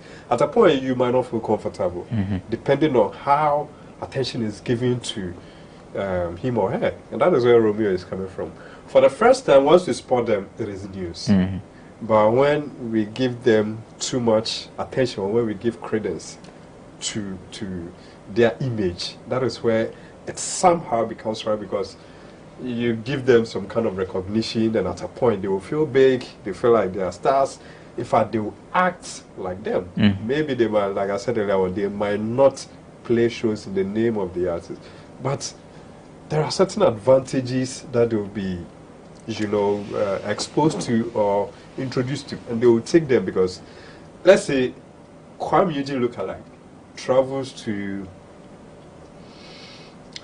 Nkranza or Fanchinebra. They probably people out there who have not seen Kwame Eugene before. That's the real Kwame Eugene. When they meet him, Charlie, that guy go fit take advantage for them. You get it. Unless we in the capital city, that we are more, you know, exposed to him. Yes. Apart from that, the picture Kwame Eugene took with one of them, and then even Kiddy, would you say that was an endorsement of a sort? Yeah, I feel it's also an issue, because these are things people capitalize on and start swindling people. And it's easy to do, because these are people, they say, okay, they have references, that's with pictures and even videos, with even interviews to back their claims. And then, okay, here am I. Perform the videos, video. Go online and pull one of these stories, where, and then we get it. Whatever they would have done before, you realize, oh, why? So I'm looking at the swindling aspects, the image rights. You get it. People struggle to make names for themselves, and even with the streams, celebrities are not getting enough, and then you have people tapping out of those numbers, which are not enough. Of course, it will take so much from them. For me, I think it should be shattered right from the word go, and the media should call in and rather create spaces for underground artists. You know, you remember this guy? Is it Barry, the guy who I met him here some time ago. Who? Thank God you left. Your ex left you for me. Bakadabri.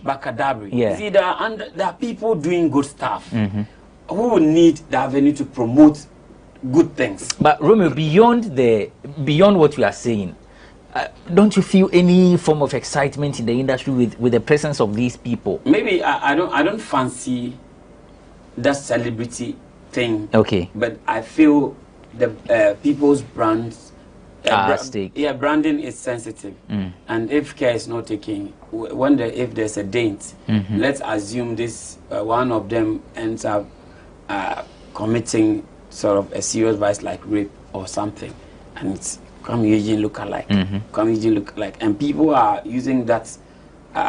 You realize they are on billboards. Maybe the person would really want to do, but say, oh, this guy can do. When they see him, they might not even think twice. They might think he's the one. So let's just use him. at a cheaper cost. You are killing someone else's business. So in all facets of the entertainment benefits, in terms of image, revenue raking, streams, the effect, and the long run, people might think it's just for the fun of it. But here they are trying to come up with a song, and they will be using the parody names attached to them, and they'll be promoting their songs, and people will be streaming at the expense of the original artist. So the authentication is being eroded. Fine, you don't like what they are doing. Any panel was a Kwame Eugene, and people say yes or say no. What should he do with the image that he has now, so that it will have a positive influence on them, in order not to affect the original Kwame Eugene? Okay, Abrantipa, in elsewhere, there are replicas of presidents or leaders, so that if the president isn't well and there is sort of an outdoor event, someone is seated, the person wouldn't speak, just that the presence of the president is needed, so that person is put in state. Meanwhile, the president is indisposed, maybe sick or bedridden or something, and then they put the person there. You get it? To cover a situation. That is how lookalikes are used elsewhere. For instance, our president here, if maybe he's in America, but no one knows he's in America, and then maybe he's going for treatment, and security-wise, they didn't want anyone to know he's out of the country. They get a replica to sit in for him, and he looks like him. I've seen someone is within the government who looks like President Akufo-Addo. Maybe you've not noticed. You get it? There was even an issue of Adjasa for someone who looked like her. It was alleged that the person sat in for a while Adjasa was in the States. So all these things, like, they have the benefits in terms of in real life. So you can look like Kwame Eugene, but you're a medical doctor by profession. You don't have to perform Kwame Eugene's songs elsewhere to prove that you are his lookalike. Boss. Yeah. What should these people be doing with their lives? With these guys, I mean, you watch the video, they have come together. I don't get it. The synergy. It's an association. You have come together for what? Lookalike. So it's like there's an agenda to go out there, search for any guy who looks like for investors. What is the meaning? You see, that is where the problem comes. Yes, for Kwame Eugene lookalike, I mean, like you said, he has met Kwame Eugene, and it looks like he has gained some endorsements, because once you take a picture with him, that's endorsement. Because if you Kwame Eugene appreciated the fact that, wow, this is, you know, something amazing, fine. But if you're a musician, be yourself. When you try to sound like Kwame Eugene, because you have the looks, now you try to dress like him, you try to create the same hairstyle, you try to talk like him, that is dangerous. You will not get any credit because everything will be given to Kwame Eugene. You are not being fake. You get it? Yes, you look like him. After all, everybody looks like somebody. But when you come together and you are now trying to rap like medical, because you are a medical lookalike, you try to sing like Mr. Drew because you are a Mr. Drew lookalike. What's the agenda? You come together and what? Call for investors. It makes no sense, especially with the Kim Promise guy. It's an insult to Kim Promise. He says the Kim Promise lookalike. It's an insult. Charlie Kim Promise is fresh boy. Everybody gets stats. Fine. We all have throwback Thursdays.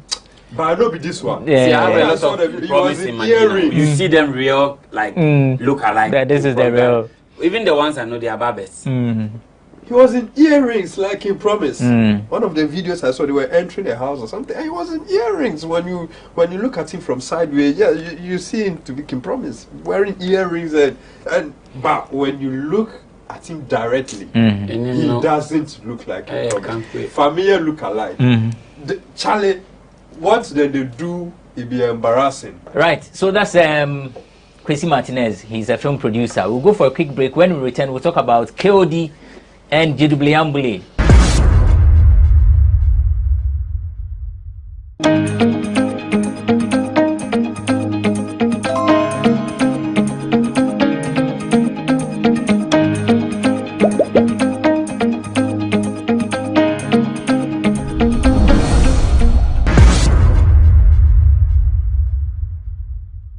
Welcome back. You're watching E-Forum on GhanaWeb TV. The name is Abrantipa. I'm doing this with Magdona Nane Asari, aka Ambassador Romeo, and Kwesi Martinez. So last week we spoke about Ambule and KOD, high life musician Jidubile Ambule, and radio personality, event organizer, MC, fashion designer KOD. For those who may not be aware, Ambule grants an interview, says VGMAs is an enemy to high life music, and that's because nkofo bonyum na se reggae kra na se omo use the key language, so I say a high life, so more or less categorization is a problem. And so KOD did a post and berated Jidubile Ambule. Then Ambule grants an interview and says that KOD is a child, he's a shallow-minded, and is the reason why he said those things. I'm going to Europe tour. I'm going on a Europe tour in May next year. My music, Jidubile Ambule's music, and in June, I'll be back on tour. So when he sits and talks, can he take his clothes on tour as a designer like the way I am going to tour with my music? Can he take his DJing on tour like the way I am going on tour with my music? If these people talk, you know they are shallow-minded. So KOD comes back and says he is giving his final words on it. He comes out with an epistle. I'll read it quick, then I'll get your submissions. Final words to Ambule. Lee won't sit on the VGMA board in and out for over 20 years and allow high life to die. That's Lee Dodu. No, Lee. Lee. Okay. Lee, as in that's his Nikki, KOD. Okay.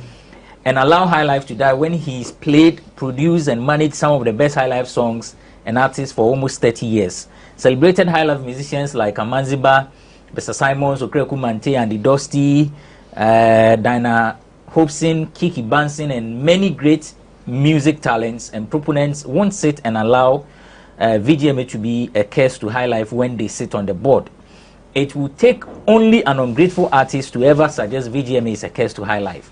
I typically wouldn't have commented when Ambule said the VGMA is a curse to high life, but I realized he's done lots of loose talks in the last couple of years, especially against his own colleagues and to people who should look up to him in the music industry. Choosing to make that unfortunate comment about VGMA in public, I decided to respond as a prominent member who is being part of the VGMAs and the board for over 20 years. Ambule made vitriolic attacks on Stonebwoy, Daddy Lumba, and many of his colleagues these last few years. What's wrong with him? Since 1972, how many musicians from Takrade has he produced or helped to the top? Hasn't he contributed to high life's demise? If it's all about himself, every creative has the responsibility to evolve over time, else they go still. At a legendary status, one earns his place in their chosen field and endeavor, and should not make mediocre statements against his colleagues filled with malice and reckless baloney.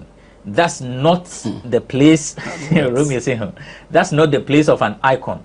I know it's hard to learn to be left-handed in one's old age, but I guess Ambule could learn from the late great Papa Yankson, Joe Mensah, C.K. Man, A.B. Crenso, and the celebrated Pat Thomas. True men with noble characters who remember those who looked out for them.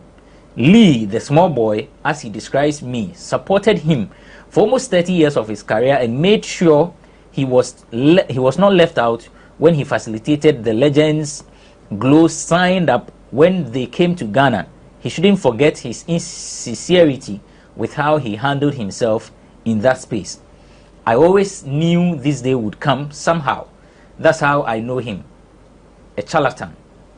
Wisdom is not a preserve of the old age and gray hair.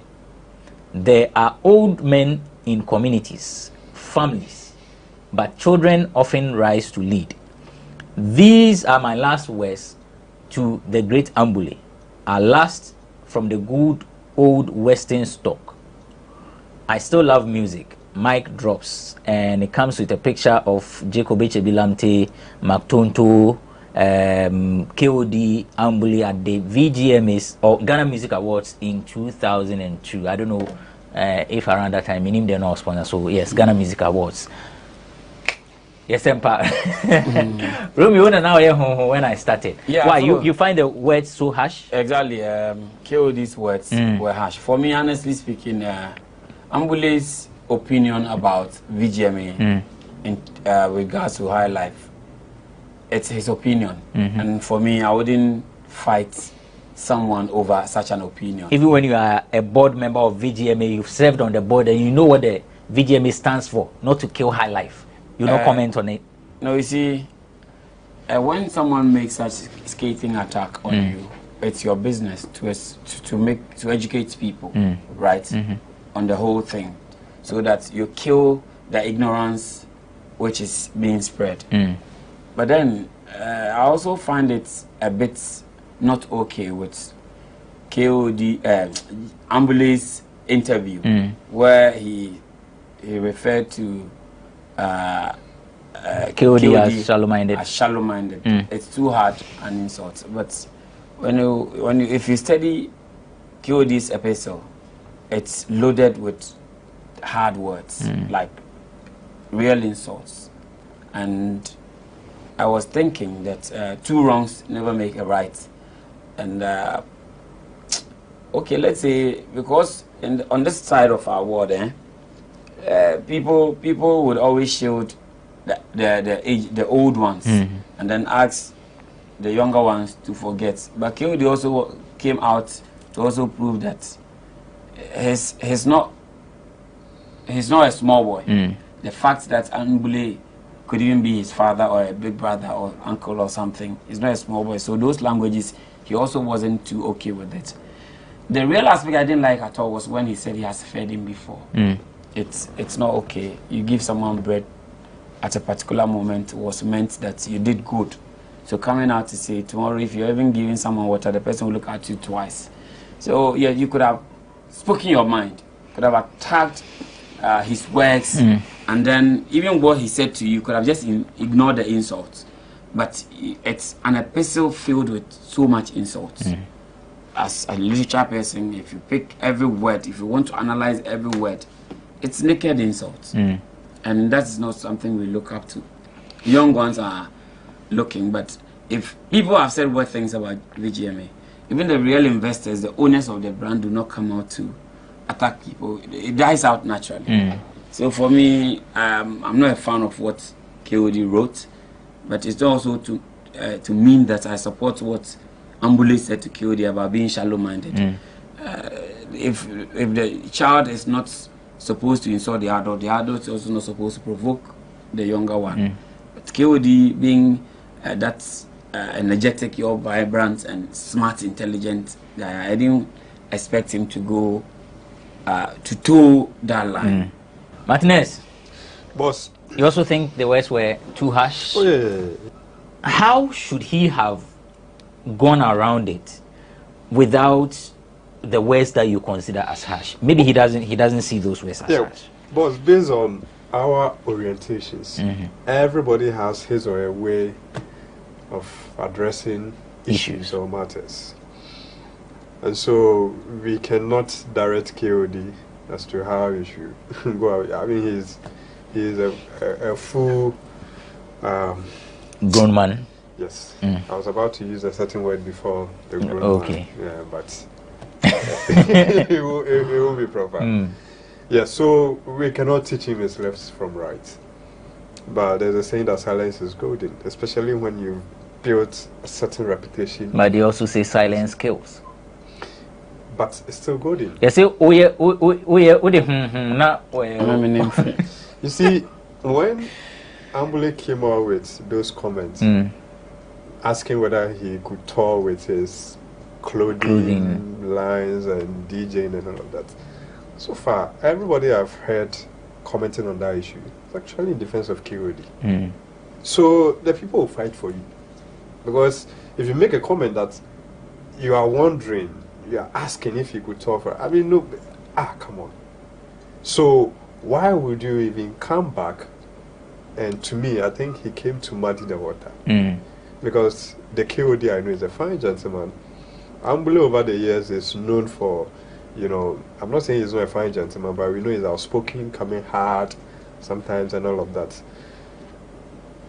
So for me, I think it's all in defense of high life. It tells you how we cherish our identity, because Ambule's comment is based on the fact that he feels we need to protect high life. Yeah. Yes, and he feels VGMA currently, or let's say there are war schemes, and those who can be used as the front line, who can engineer this cause. Because once you're able to project a certain category in regards to high life as the ultimate, then some way, somehow, you are giving some relevance or recognition to high life. And then KOD also being a board member felt like, I mean, he's part of the scheme, and he also has to come in defense. And in doing so, I think he came hard at Ambule by saying it's nonsense. I mean, you can disagree and share your opinion devoid of insult. Maybe the word nonsense is not an insult. It means there's no sense in what you are saying. No, contextually with the reply, exactly. It makes it an insult. Yes. But to Ambule and to our African setting, if you tell an adult that what you said is actually nonsense, say it in Chi. It's an insult. Automatically, he or she will take it as an insult. So that is where Ambule also came in and went far, attacking KOD's brands. I mean, for him to come out with that clothing line, it tells you how he has toiled for it. And so when you attack that, he will come hard at you. But if I were to KOD, I wouldn't go the way he went. But hey, that's him. Quick one, how do they resolve this under 30 seconds?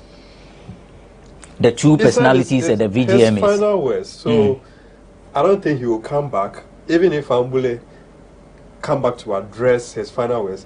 I think KOD shouldn't come back. And from what he posted, the last point, but he still love him, and he mentioned artists, great artists that have, you know, contributed massively that he loves, and Ambule is still included. So I don't see any hard feeling in this. It's all about share your view, let me share my view. With Georgia, we see the way forward, but sometimes the views come very hard, and it's normal. I mean, I don't see them fighting each other. It's just about disagreements. Romeo, how do they resolve? How should they resolve this? In a smart way, KOD should actually render an apology, and then the VGMA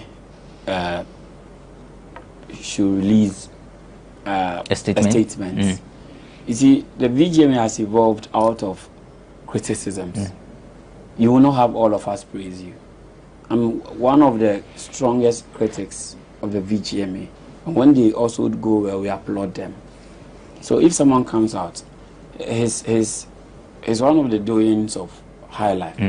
And he feels there was a year when Shatawale was giving the highlight song. The highlight song. I know my level. I know my level. So with all the people had their opinion, people share. So if he also felt that all these things have happened over the years, so he, in throwing out his 1 cent, he was overly emotional, and then talks about how the VGM is killing the high life. It's your business to educate the public, to make nonsense of what he said, but not saying nonsense of what he said. So now it's already done, and KOD's business as a board member, he wasn't even supposed to have revealed his membership status to the public. No, I mean they are done with their job. So no, but this is not the last time. This is not. So tomorrow, if Ambule's song appears on, and he is part of the board, so technically people will feel that there won't be any fair judgment. So it's the job of the VGMA. There are 14 board members or so. KOD cannot influence the entire board. This is what I keep telling people. See, Abrantipa, as an assemblyman, it's easy for me to convince a fellow assemblyman because we share common things, common interests. So if we are on the same board and they say there are 14 people, if sometimes there are people who inherit people's enemies, there are people who are very close to KOD on the board. So if I have an issue with you and you are here,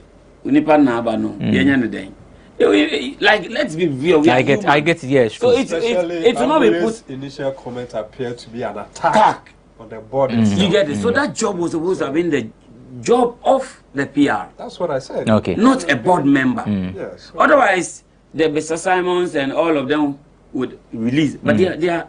I don't want to say they are matured enough. They're matured enough not to come out the way KOD did. So quick one before we go. Quick one. Has Ambule also tried to sit down with the board to address some of this? That's a question I do ask. That we are talking about, hey, do this, do that. Have they also made it official? Like Musica. That's the body of the musicians. You get it? So if they feel something is not right with the award scheme, can they also sit down with the board? Because we are a body, especially when you represent the musicians. So this is high life. Okay, we are suggesting that's how we feel when you do it will help. Let's wait. So that you all judge your, but when you wait. But I think they have workshops.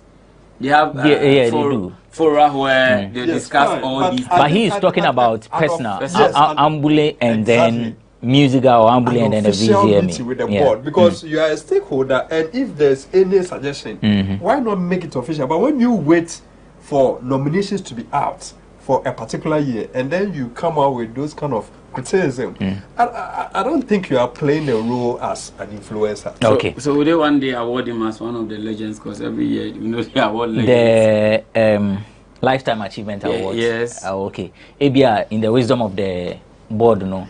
These are things. Because there are other people who, you know, ABR no more time as soon. You see a time as soon. We need to wrap up and then end the show. Thanks for watching the show. Thanks for staying with us. Thanks for coming. Ambassador Romeo is Assemblyman for Medina Social Welfare. He's an event organizer. He's an artist manager. He's a poet. He's an actor. He's the trainer for voice coach for beauty pageants. If you want to be a beauty pageant, beauty queen, come and see Ambassador Romeo. We train you. I'm Wako Miss World. Wako Winyama Ghana. Saturday and then can news everybody and small crowd. Quizzy Martinez. Quizzy Martinez is a film producer and entertainment analyst. Thank you for watching this episode of E-Forum. Last time, Nana Room, you see me Dino Mudu, Timbo Media, Minka Tree. A friend of Benefo. Benefo Boabin Abrantipa. Mapon.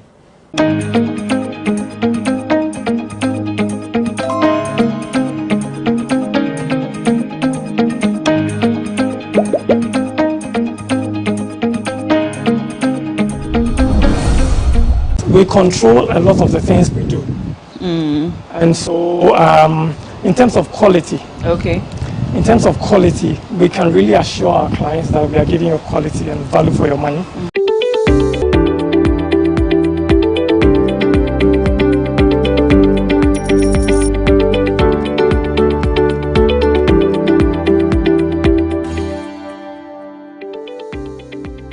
Hello and welcome to Business Moments on GhanaWeb TV. My name is Na Oyokote. Today we'll be talking about the real estate business here in Ghana. Don't go away, I'll be right back.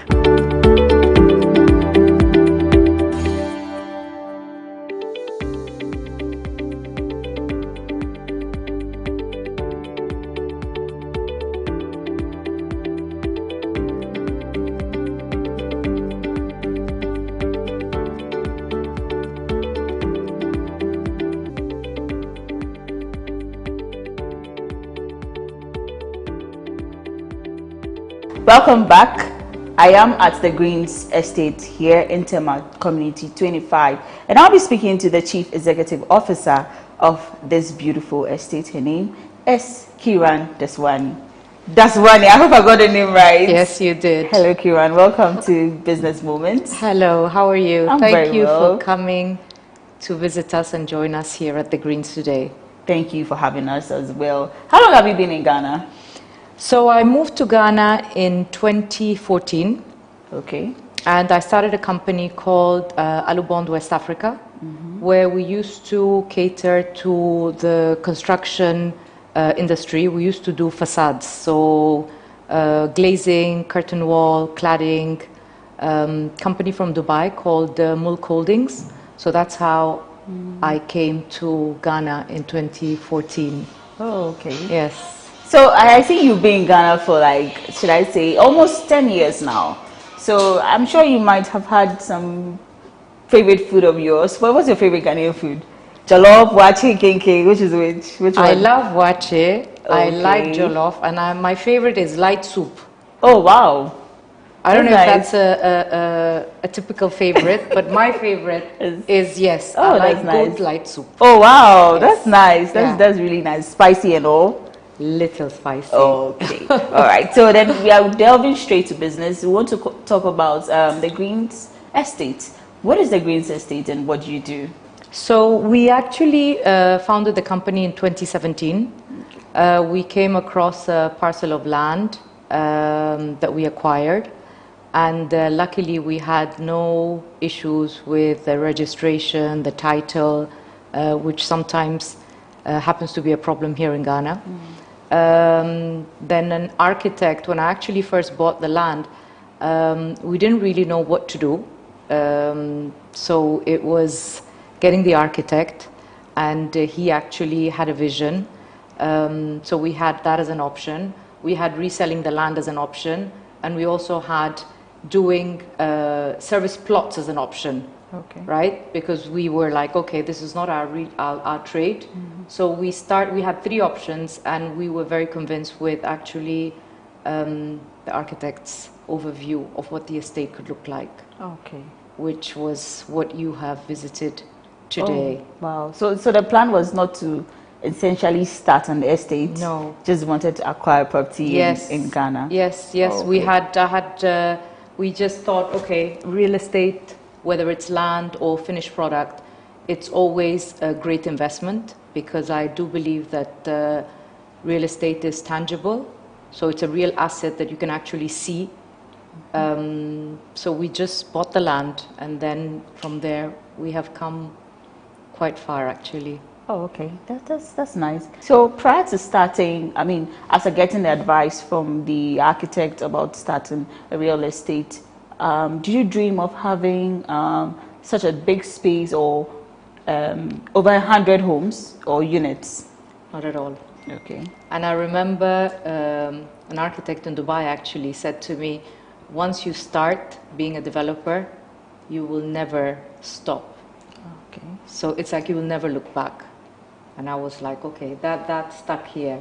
And where we are right now, we've acquired another parcel of land right next to here, another almost 6 acres, where we'll be building another 75 homes.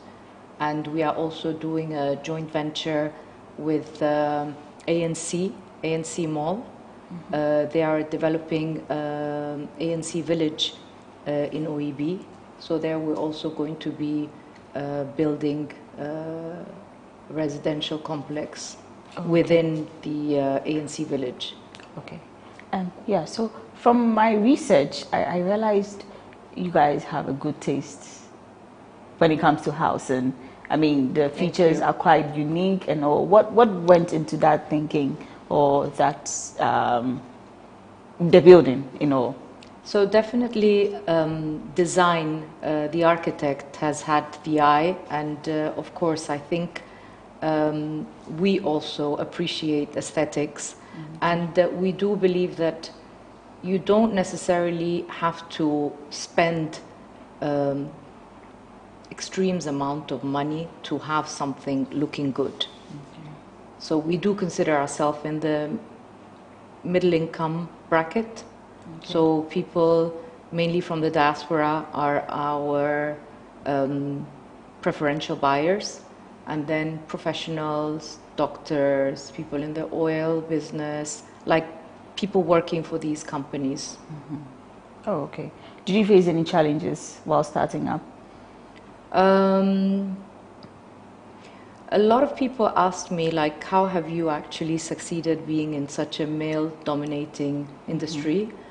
But I have been very lucky that I've been treated very well by, you know, the greater organization, the Ghana Real Estate, banks, clients, it's been quite smooth.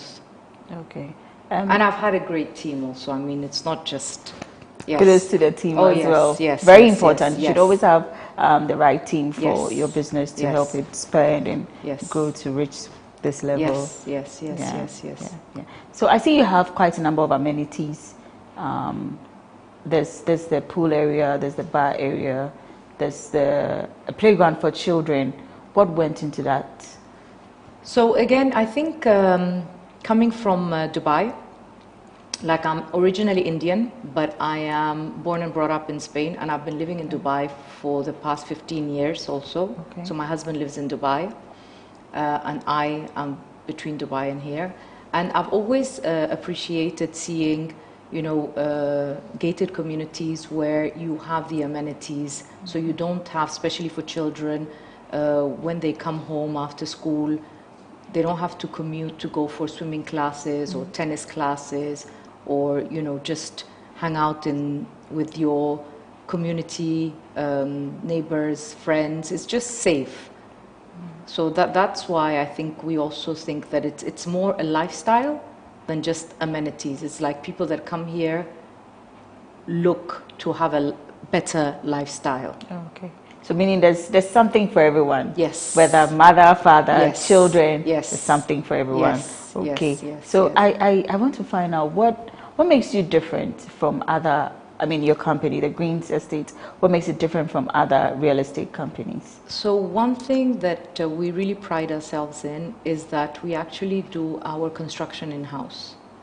Mm-hmm. And that is something that I always think that it is one of our unique advantages. Normally, developers contract or subcontract the construction to a construction company, and construction, it is like a very, very difficult industry to actually know what has gone into the construction. Mm-hmm. Like if we look at the wall, you don't know how much, what's the iron rods that are inside the steel, you don't know how many coats of paint. Mm-hmm. So there's a lot of like, you can't really measure construction. So for us, we do our construction in-house, and I think that gives us an edge in controlling our quality and what we actually deliver to our clients. Okay. I want to delve just a little bit personal. Have you always been interested in the real estate business? I have.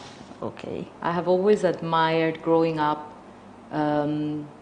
people that would get passive income. Like, I would be like, okay, so this gentleman, you know, he's collecting X amount of thousands of dollars or euros when we were in Spain. It wasn't his main business, but it would be like his passive income. He had invested in real estate. He was like older at that time, and he could just sit and just get that income. So I've always looked up to investment in real estate. Oh, okay. And again, like I said earlier, the fact that it is a tangible asset. Mm-hmm. Yeah. But what's your clientele base? Mainly diaspora. Targets? Okay. From the USA, from the UK. We've got some clients that have come from, actually even Ghanaians from Japan, from Israel, Canada. Okay. Mainly. I would say 80% of our clientele is from the diaspora. Oh, okay. Yeah. So still on clientele base, you already have already made units, and you spoke about acquiring another land. So what if I'm your client and I do not want the house, but I want a land? Is there an option like that? No, Okay. because as a gated community also, we believe that, you know, we do want to protect your investment, and I think having the let's say like units that will be easy for you to resell in case of wanting to resell. It would be easier when it's all properties that are standard, not different colors, different styles, different designs. So that's why we don't sell land. Okay. No. Okay. All right. You spoke about style. I see the houses are almost in the same style. What inspired that? colors, style? Yes. Yes. Yes. So the architect. Okay. The architect. So an advice based on the architect. Yes. Yes. So okay. he's the let's say the master behind the designs that you see, the colors, you know. Oh, all right. Okay, so it's been nice having you, Kiran Daswani. Thank you so much for joining us on Business Moments on GhanaWeb. Thank you for sharing your business with us, telling us what you put into it and everything that's got to do with your business. Thank you so much for coming. Thank you. When we return, we take a tour of the Greens Estate. Stay tuned.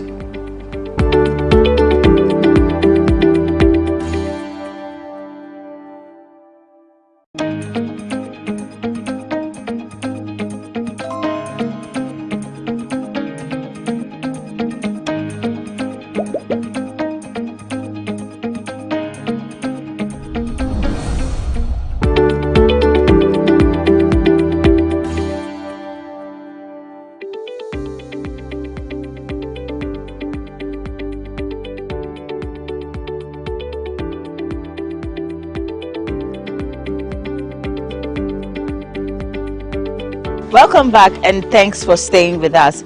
Well, this is the part where we take a tour of the facility. I believe you've been enjoying the interesting conversation so far, but we are going to check out what the Greens Estate Company has for us so you would decide on the kind of house you want. I have with me here the project manager of the Greens Estate Company. He is Prince Nyako. Hello, Prince Nyako. Welcome to Business Moments on GhanaWeb. Thank you. Thank you. Right. Welcome to the Greens. Thank you. And what do you have for us? Take us on a tour. Well, we have a lot to offer, and I think once we go on the tour, you should see what we have to offer. All right. So come with us. He has a lot to offer. Yeah. Let's go. Okay. Okay, so I've noticed something interesting when I entered. I realized the street names are named according to, the streets are named according to flowers. I see marigold, I saw tulip over there. Yes. Is there any inspiration behind it? Well, the vision of the Greens was to, as the name suggests, the Greens. We are trying to project nature and give a refined living experience to our clients. And so that is the reason why we have named our streets also after nature. So we have the palm street, and as you can see, you have palm trees all labeled here. You have the tulip, marigold, and all of that. So basically, that is the vision. Yeah. Oh, okay. That's interesting. And I read your profile, and one of the things I saw was that building affordable houses. How affordable is the Greens to the average Ghanaian? Well, people may say that affordability is relative. Okay. But what we have done here at the Greens is to give you quality for not to also break the bank. Okay. And that is what we've tried to do. And so we have houses ranging from 1 bed to 5 bedroom. Okay. And as much as possible, we try and control the cost by making sure that we do our own construction. We source materials from very competitive sources to be able to also beat down the prices for our clients. And so as we go along, you will learn about the prices we have. Okay, sure. And so whilst we are sourcing your materials, do you do local or international? Basically, we do local. The vision of our CEO is also that we want to get the community involved. And so we have a lot of workers here who are Ghanaians, indigenous people, and then as much as possible we source all materials also from here in Ghana. Yes. Okay. I think that's beautiful. At least there's some sort of employment for our local people here in Ghana. Exactly. And I've also noticed one thing. There's you are using particular colors. I see ash, I see white, and that color, is it light burgundy? Terracotta. Okay. Is there a reason? Well, we have a professional architect who does all our designs, and so the concept is to make sure that we have uniformity and also not to have colors that are too, pungent on the eyes. Exactly. Okay. So we have white, which gives you a brighter of the environment. We have gray, which is also like a bit of a shade of not too deep a gray. Okay. But so it just blends in. It gives you a very bright community. Okay, okay. Yeah. So as the project manager, what are some of the amenities house owners get to enjoy? Okay, so maybe I'll take you there. But in here we have a swimming pool, a community swimming pool. We have a gymnasium. Okay. We have a multi-purpose court. And then we also have playgrounds, as you can see from behind me. We are yet to finish though, but we have some of these dotted all around, so you don't have your kids go outside to go and play. So we have some things like this for our kids to be able to also play. And then for the adult, we have a rooftop bar. We'll go and see that. Oh, nice. Yeah. It's really beautiful. How much went into all these? What plans went into putting these edifices? Okay, so where we started from is where we actually started in 2017. So that was our first phase. So we have some 2 beds, 3 beds, and then 2 bed terraces. Okay. Okay, so that's ended the first phase. And then we have the second phase, which started from just opposite the first phase, all the way to house 57, just ahead of us. So that also comprises some 2 beds, 3 beds, basically. Yes, and so we have a mix of everything: 2 beds, 3 beds for our phases 1 to phase 3, and then on the way we have some 1 bed as well. I'll show you that as well. It's very beautiful. Okay. In terms of space, you know, some of us like our spaces. We like big spaces. I've noticed some of these real estate companies have quite smaller spaces. How big is your space? Well, it's quite sizable. We have actually optimized the spaces we have, and so as you can see on my left, this is a typical 4-bedroom, which is part of our, phase 3. You have your parking to your left here. You have the building there. You can go all around the building. Oh, okay. You have also some greenery to your left as well. And so, I mean, we have really optimized the space, and definitely it is really a design for a family. I mean, yes. Yeah, and for this particular house, I could see your client understood the concept, because I can see more greens actually in the house, and it makes it more beautiful. Exactly. Okay. So as you can see, I mean, he's done a lot of additions to it. You have spaces for families to sit around for families. You have a lot of greenery around there, so there's a lot of space for families to be able to sit around and enjoy the facility. Okay. I see quite a number of units around me. How many in total do we have? Okay. So in total, we're doing a community of about 108 houses. 108 houses as we speak. We are on the last phase of it. We just have about 6 buildings to go. So those of you who want to be part of this community, you better run. You have to rush while the deal is still hot. Exactly. Okay, that's nice. So we are heading towards the phase 3. I want to first show you the recreational area, so you appreciate what the entire community also comes with. So when you talk about the recreational area, is it just one particular spot? Because you showed me one particular one. Is that the only place for the units? No. So that is a playground for kids. Yes, and then we have an additional space where you have an open top bar. You have the gym, and then you have also a multi-purpose court and a swimming pool. So that is where I'm taking you to now.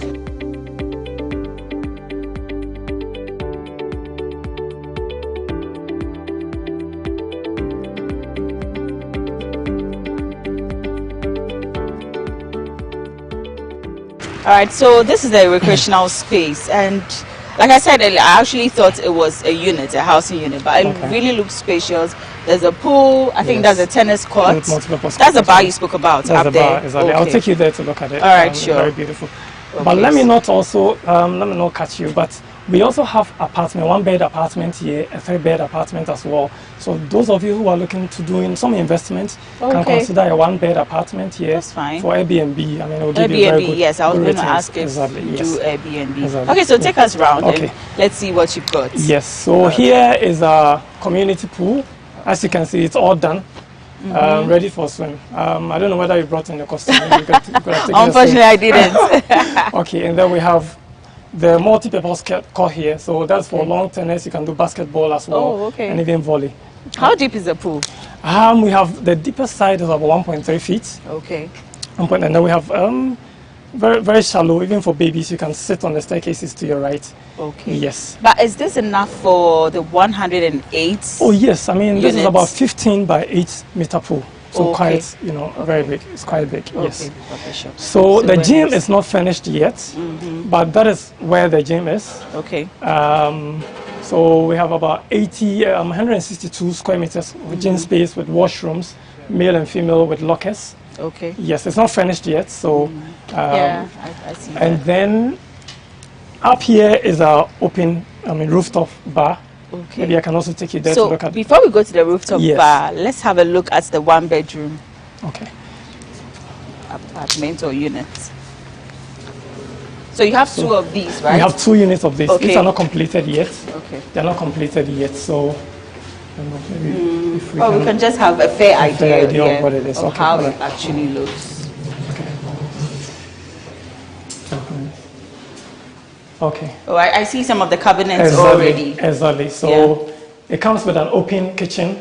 It's an open kitchen concept with an island. Okay. And then you have the sitting area here. You have a bedroom to your left. Yes. So you have closet space. Okay. You have a closet space here.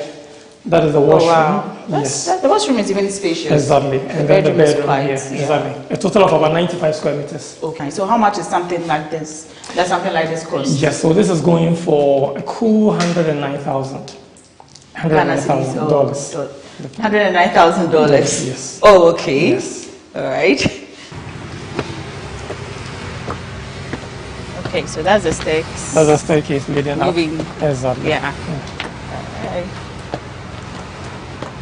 So how was it for you handling this huge project? I mean, how did you feel from the onstart and to where you've gotten to? Well, I mean, for me, it's been an experience. My background is actually in quantity surveying. Okay. Exactly, yeah. And veering into project management has not been too difficult because our training really allows us to do that. Okay. And so we started off in 2017. As you can see here, we are building our last gate. And so, I mean, it's been a beautiful experience for me, a learning experience, and we thank God for it, for how far He's brought us. Well done, actually. So tell us about the space. Okay, so this is about 252 square meters of space. Okay. You have a pergola here for if you want to sit under a shade, and then we have a bar. Okay, so this is where the bar will be. This is where the bar is going to be. So we have also a kitchen as well, a kitchen in there. Then you have washrooms. Okay. We have about 4 slots of washrooms in there for visitors. Okay. It gives you a very beautiful view, as you can see from here. Yes, actually. Up here. So you can even watch your kids. Exactly, play from here. Exactly. Yeah, you can watch your kids play from here. Okay. Yes. Is it open to outsiders or just homeowners here? Yes. So what we're trying to do is to be able to manage the influx of people from outside, and so we have an external gate that brings people from outside to come and enjoy the space, while not disturbing the community. So as you can see, the whole recreational area is fenced. Yeah. So you're going to have a biometric, access system from outside into the estate. So once you're a member here, you can just access and come in here without necessarily going through the estate. Yes. Oh, okay. Talking about fencing and all that, I would like to talk about security. Yes. How secured is the place? Extremely secured. I mean, we have a 24-hour security. It's, as you can see, you saw there, it's manned. We have a second gate here as well, which is also going to be manned. Okay. And as much as possible, we try to incorporate other things to enhance the security. So the perimeter fence wall is actually electrified. I mean, we have electrocuted ones. And then we're also adding on CCTV cameras into the estate and all that. And so just to enhance the the security of the estate. All the street lights are solar powered. So that when there's blackout, you still have, some lighting. That's good. Yes. That's a fair deal. Exactly. I mean, aside this space you have, is the Greens planning to move on to another space? Because I remember you told me this is your final unit or your final gate you're constructing. Yes. So definitely yes. I mean, we are in this for the long haul. So as we can, just right behind these properties, we have a land there which is starting very soon. And I mean very, very soon. So those who want to book their units should talking to us.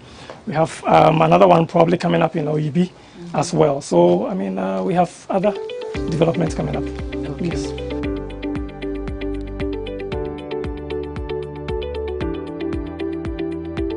Yes. Let's go back to the final phase of the whole project. Yes. How long is it going to take to complete the final So we're actually looking at, by June of this year, we should be out of here. June of this year? June of this year, we should be. All things being equal? All things being equal, we should be getting out of here. Yes. Okay. So, we were talking about drainage. I don't see the pipes. I don't see things I'm not supposed to see. Open drainages and all that.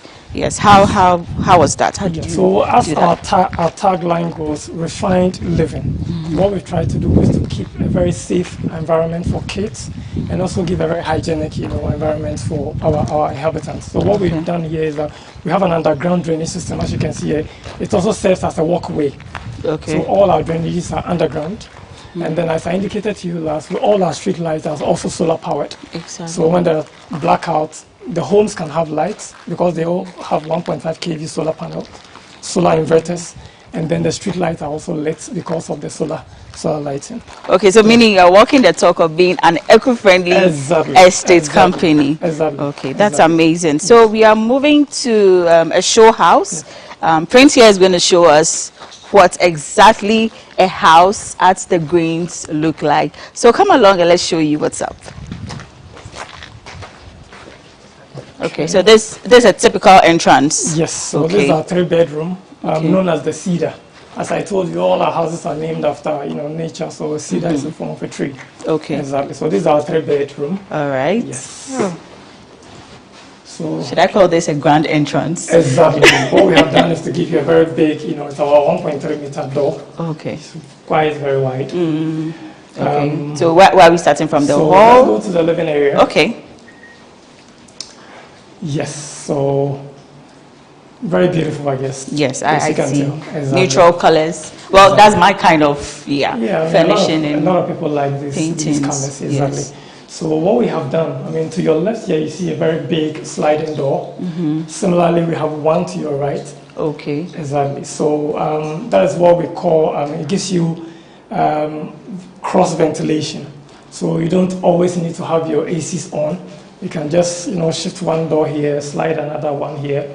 You have mosquito netting here, so you can just slide, and then you enjoy the fresh air. Okay. It also gives you a lot of lighting into the house, so you don't have to always put on your artificial lighting. So I see a lot of modding decorations. I mean, with regards to the ceilings, the lightnings, the tiles. I was looking at something on Facebook actually, and people were teasing landlords or complaining about landlords that they use a lot of brown and those multicolored kind of tiles. But I see this is quite different for their buildings. So simplicity, they say, it's the way to go. Okay. So does the client have an option to have a furnished house? Oh, most definitely. I mean, we are very open. We are very open. So if you want us to furnish for you, we can also do that for you. Yeah, okay. Exactly. Yes. Okay, sure. Yeah. All right. So the TV sits here, and then the couch. The couch here. Okay. All right. So we go upstairs. Yeah, we can. Let me show you the kitchen.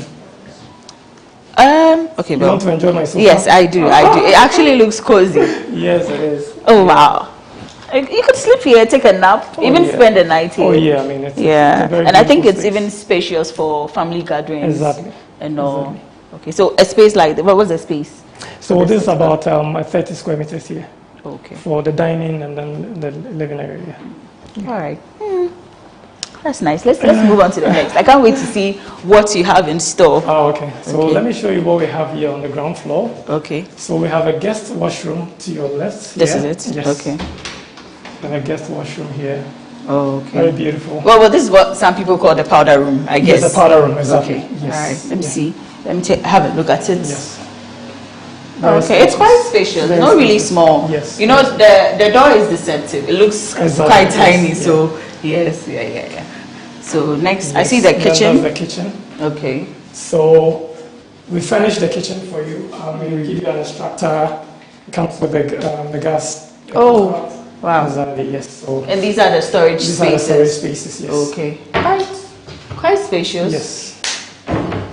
And to your left, you have a storeroom. Okay. Yeah, you have a storeroom here.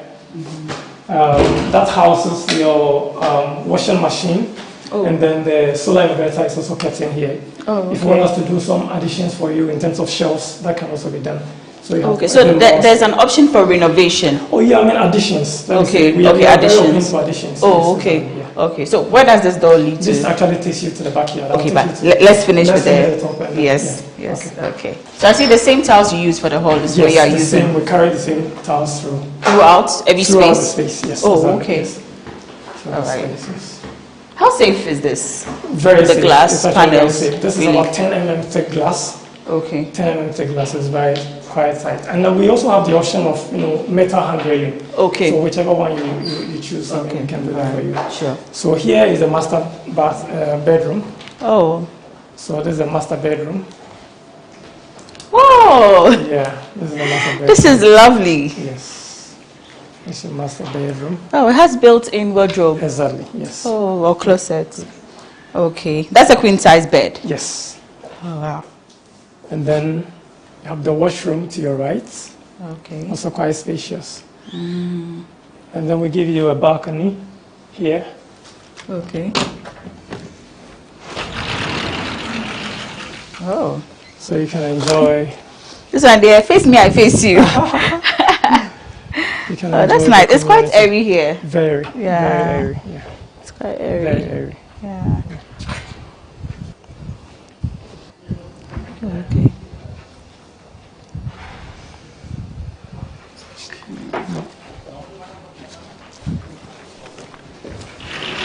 Alrighty. So the washroom. Yeah, that's the washroom. Yes. Okay. Okay. Okay. All right. So we move on to the next room. Yes. So we have two other bedrooms, all en suite. Okay. So one to your right here. Okay. Oh. Yes. This quite smaller. Yes. Yeah. That's a bit. Yeah. So. Okay. Yes. Oh, another built-in closet. Exactly. All the rooms comes with that. Okay. So that's the last bedroom. That's the last bedroom. Yeah. Okay. I see two beds. Yes. So for like a kid's room, Kids' right? room, Children's exactly. room. Yes. Oh. But I didn't feel all the beds. Yes. That's a clean space. Yeah. Oh, okay. So let's talk about the units. Yes. How is the units, or how are the units like? 2 bedroom, 1 bedroom, 3 bedroom? Yes. So we start from 1 bed. Okay. As I showed you at the recreational area. Yeah. And then 2 beds. We also have 3 beds. We have some variety in the 3 beds. We have the cedar. We have another unit, another 3 bedroom known as the oak as well. Those are under construction. And then we have the 4 bedroom known as the cypress. Okay. Yes. All right. So, okay. This is the parking lot. Oh. The parking lot. So how many cars can fit? You can fit 2 cars actually. Okay. 2 SUVs can even fit here. Oh. Yeah. Okay. It looks small. It's a 3.5. The average car size weight is about 2.5. So you still have space to move around. Okay. Yeah. And the payment plan? Yes. Yes. How is it like? If I want to purchase? Yes. As I indicated, I mean, we are very open. We have self-financing where we give clients up to, say, 1 year. Exactly. We also have asset mortgage. Exactly. And then when you're doing self-financing, as I indicated, I mean, within a period of, say, 6 to 1 year, I mean, we can consider that. Yeah. Okay. So does that mean you make a lump sum in the first month? Yes. So what we'll do What's the percentage? Okay. So what we'll do is I do a 30%, between 30 and 40% down payment, and then the rest, if you're doing self-financing, is spread for you between 6 and 1 year. And then if you're doing a mortgage, depending on your income and your commitments, the bank can look at 80%, and you do a down payment of 20%.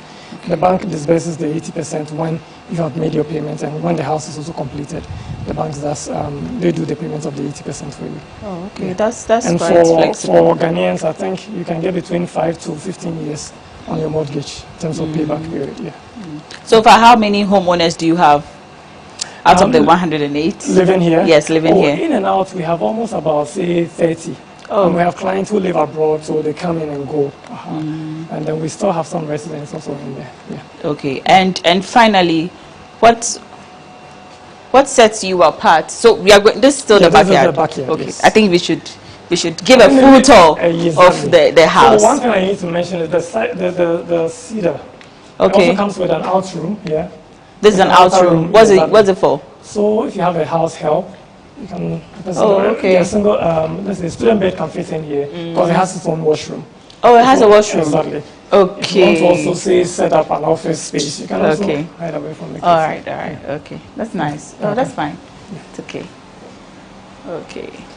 So finally, whilst we are moving out of the house, what differentiates the Greens from other real estate companies? Well, what I would say is that we control a lot of the things we do. And so in terms of quality, in terms of quality, we can really assure our clients that we are giving you quality and value for your money. In terms of payment terms, we are very flexible. The construction itself, I mean, some estate developers are averse to taking people around to see the start of the construction. But we are very open. We wish that people come here to see the construction right from the onset. I mean, the convention here is that people use blocks in the foundation, but we use concrete solely for the foundation. From foundation all up, we use concrete for the foundation. And the block, we produce it ourselves just to satisfy ourselves that we are giving you quality. And then our materials are carefully sourced, from the right sources. It's not like we want to cut corners. No, we don't do that. So that is what actually set us apart from others. Okay, but I want to take you back just slightly about the housing units. What's the range from the lowest to the highest? Okay, so our pricing, as I indicated earlier, start from 110,000 to 262,000. Okay. All right. Thank you very much, Prince Nyarko, for joining us on Business Moments. It's been lovely having you take us on a tour to your project and as well as a showroom house. Thank you very much.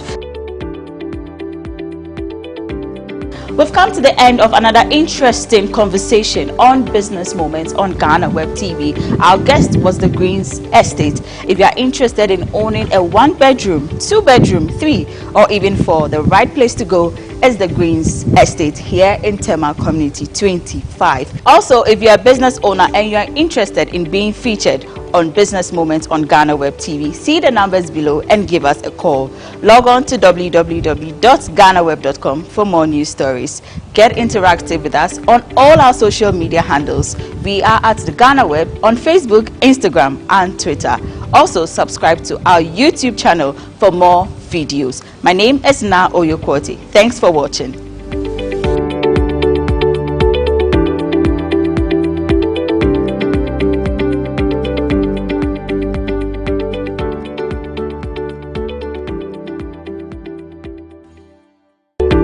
ICT Hub, a partnership between MTN Ghana and the Government of Ghana through the Ministry of Communications and Digitization. MTN pledged to support Ghana's digitization agenda in line with its ambition to lead the delivery of digital solutions for Africa's progress. In fulfillment of this pledge, MTN Ghana has committed $25 million toward the realization of the Ghana ICT Hub project. The objectives of the Ghana ICT Hub project is anchored on the following: to create an ICT-enabled environment for human capital and ICT skills development, to develop an ICT ecosystem through remote access delivery to facilitate job creation for national development, to provide a modern, state-of-the-art physical infrastructure to serve as a pillar for the digital Ghana agenda. The physical infrastructure, when completed, will provide 4,000 square meters of space with the following facilities: laboratories for technology training and research, innovation hub, co-working spaces for tech innovation startups, Tier 3 data center, conferencing facilities, offices and meeting rooms, commercial lettable spaces, gaming area, restaurant, ancillary facilities. The technology laboratories will be fitted with the next generation ICT equipment and applications to provide the youth of Ghana with practical training in Industry 4.0 technologies such as artificial intelligence, AI, machine learning, cloud computing, 3D printing, robotics, Internet of Things, IoT, advanced manufacturing techniques, cybersecurity, genetic engineering. The project also seeks to establish a complete ecosystem at the hub through remote access delivery to facilitate job creation for national development. The ecosystem shall comprise of MDAs, technology companies, startups, incubators, research agencies, leading universities globally, foundations worldwide, to create a community. 1. The ecosystem community shall bridge the divide between academia and industry and provide solutions to challenges in the key sectors of health, agriculture, and educational sectors of the economy. 2. It shall also run an innovation program providing mentoring and networking for the youth in tech startups. 3. The ecosystem community shall establish an innovation fund to support startups, research agencies, and other entities in the ecosystem. MTN Ghana and the Ministry of Communications and Digitization are championing the Ghana Digital Agenda for Ghana's development. Welcome to the digital age. Welcome to the Ghana ICT Hub, a partnership between MTN Ghana and the Government of Ghana through the Ministry of Communications and Digitization. MTN pledged to support Ghana's digitization agenda in line with its ambition to lead the delivery of digital solutions for Africa's progress. In fulfillment of this pledge, MTN Ghana has committed $25 million toward the realization of the Ghana ICT Hub project. The objectives of the Ghana ICT Hub project is anchored on the following: to create an ICT-enabled environment for human capital and ICT skills development, to develop an ICT ecosystem through remote access delivery to facilitate job creation for national development, to provide a modern, state-of-the-art physical infrastructure to serve as a pillar for the digital Ghana agenda. The physical infrastructure, when completed, will provide 4,000 square meters of space with the following facilities: laboratories for technology training and research, innovation hub,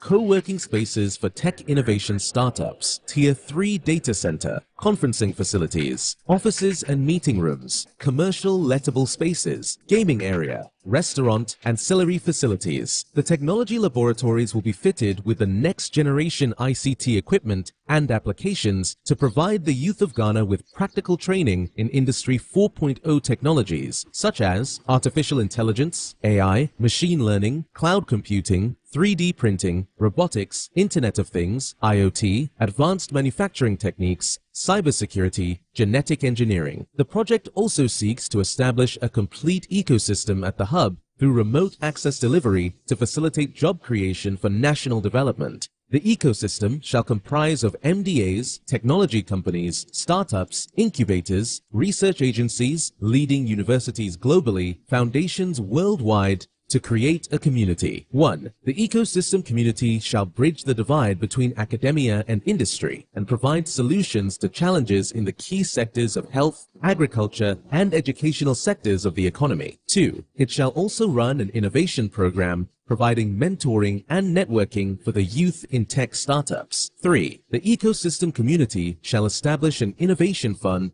to support startups, research agencies, and other entities in the ecosystem. MTN Ghana and the Ministry of Communications. The waterfall actually is a combination of 3 running streams, of which the main source is OT. Yeah.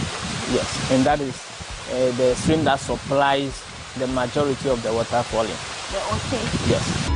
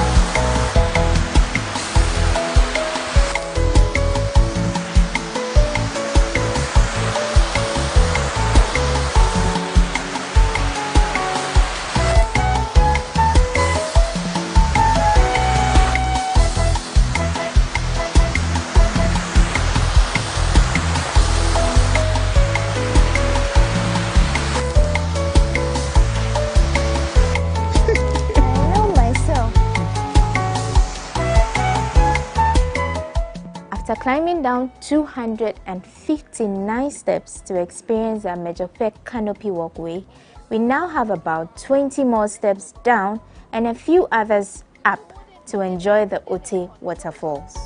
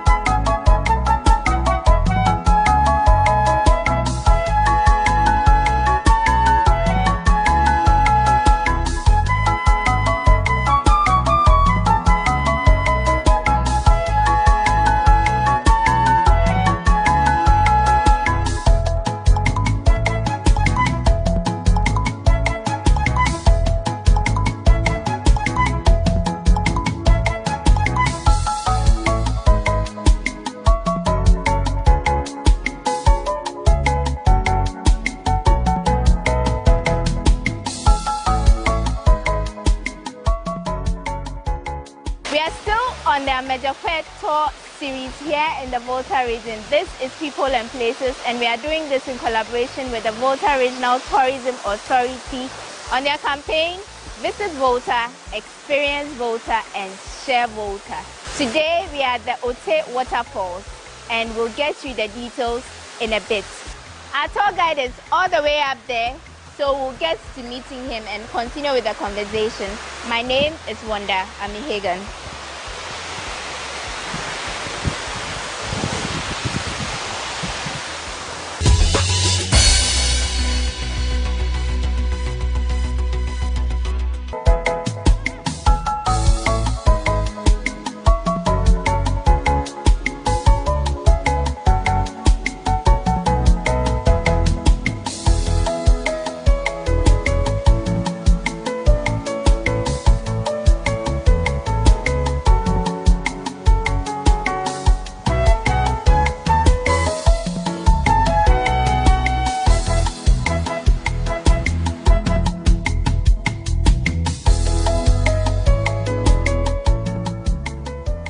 The water was so cool that we dropped bottles of water which had become too hot to drink in it when we got here. And within a space of 15 minutes, they were cool enough for us to drink. I'm going to take my shoes off and then dip my feet in the water while we have the rest of the conversation.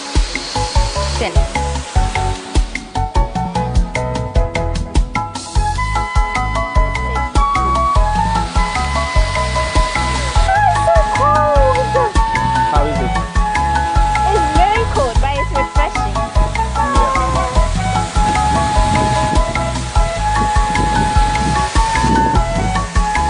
Okay.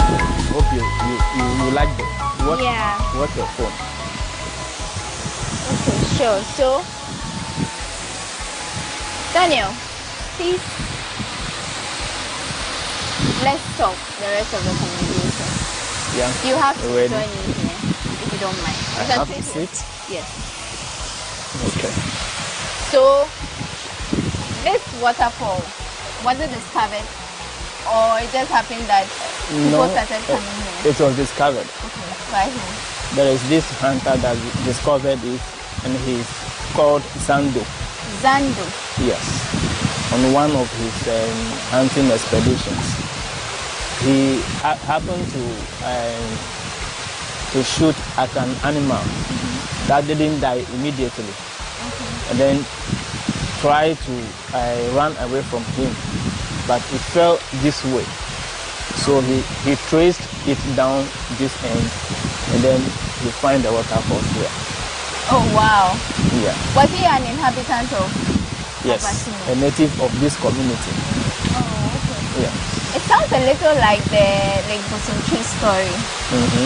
Yeah, but that's an interesting story. So the discoverer of this place is Zando. Zando. Okay. Yeah. Okay. Nice. And so the waterfall actually is is a combination of 3 running streams, of which the main source is Ote. Yeah. Yes, and that is the stream that supplies the majority of the water falling. The Ote. Yes, but yes, Ote. So where does it come from? Well, the water bodies we have here are all spring waters. Oh, okay. Yes, because of the height, there's no other running up here. So there are spring waters. That is why at the dry season, the water level reduces. Yes, because it can't spring out very fast. But in the rainy season, it springs out more. Yes.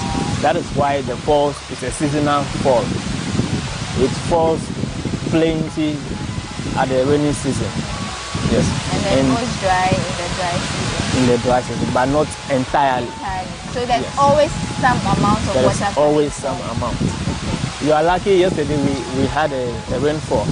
That's why that it's is flowing why a bit. It is even this much. Oh, I see. Yes. I see. Yeah. Wow.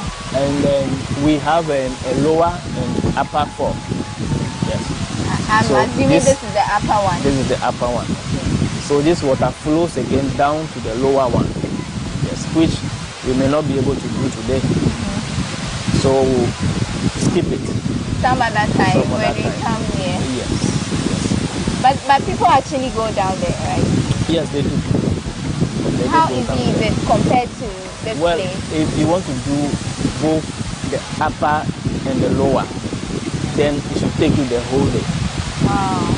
Yes. The whole day, as in from morning? From morning to maybe somewhere in the afternoon. Wow. Yes. Because the descendings and ascendings are not easy.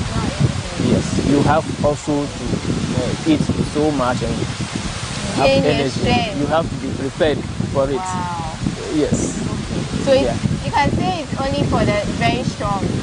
Very strong, but the fainted can also do gradually. I like that. I like that. So the faint-hearted like us, I mean, those who cannot go all the way. Yes. Daniel says you can still try it. I mean, but gradually. Gradually. So you can still give it a try. There's no harm in trying. Yeah. Okay. Also, I would say it's a very nice place. You can also swim, but unfortunately, because of the rocky nature of the place, you couldn't make deep pools. Okay. Yeah, that is why sometimes at the rainy season, where we have much of the water, you could only float on it. Yes, or play in it. But from here, you could have natural shower. So you can just stand under that and have your shower. Yes, very refreshing. Right. Yeah. Okay. And these insects in the water, you say they are not harmful, right? They are not harmful. But whenever they realize the water is muddy at certain points, they run there to make it clean. Oh. Yes. Okay. Wow. Yeah. Right. So how often do people come here? Well, it's seasonal though, but weekends are free time for visitors. So yes. People come here more often during weekends. And holidays? And then holidays. Yes, holidays. We've been having so many people. Unlike the past Christmas holidays, there were so many people here. A lot of them. Yes. I see. So this place is a fantastic place to just come, sit, have some breeze. If you want to snack, you can play music. You can just sit and relax. He also mentioned that you can stand there and just get the water flowing down when the water is a lot, you know. So just try visiting the Ote waterfalls. One more thing, what does Ote mean? Which language is it? Ote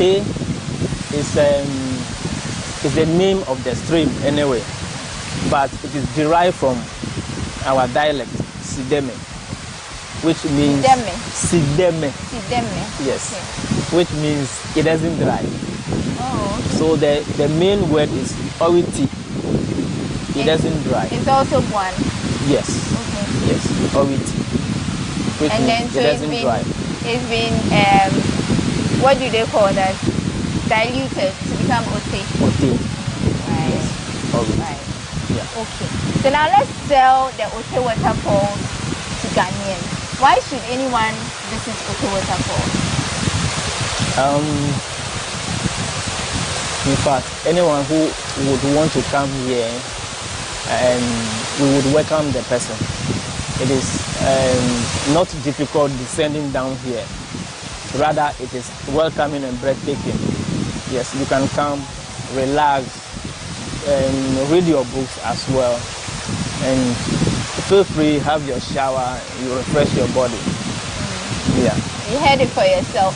But how much would anyone have to pay, adults and the little ones, if they want to visit this place? Well, adults are now paying 30 cedis because it's a package now. I should say so. So adults pay 30 cedis. Tertiary students pay 20 cedis. That is those with valid ID cards. And the lower primary schools pay 5 cedis. Okay. So 30 cedis for adults, 20 cedis for tertiary students with an ID card. Yeah. And then 10 cedis for second cycle. Lower, okay. And 5 cedis for 5 cedis for lower primary. Yeah. Okay. So that's it. See, very affordable. I'm sure you can afford it. Sure. 30 cedis, 20 cedis, 10 cedis, and 5 cedis. So save some money and come and visit this place sometime. I can tell you on authority that you have fun. So it's not just the waterfalls, it's also the experience of descending down to this place. And then the whole canopy walk experience up there. So from down here you can still see the canopy walk up there. So it's a package. Try, make some time and come and visit. But thank you, Daniel, so much for telling us about this place and for making time with people and places. Thank you so much. All Thank you for coming. And I'm sure, as always, you also had some fun.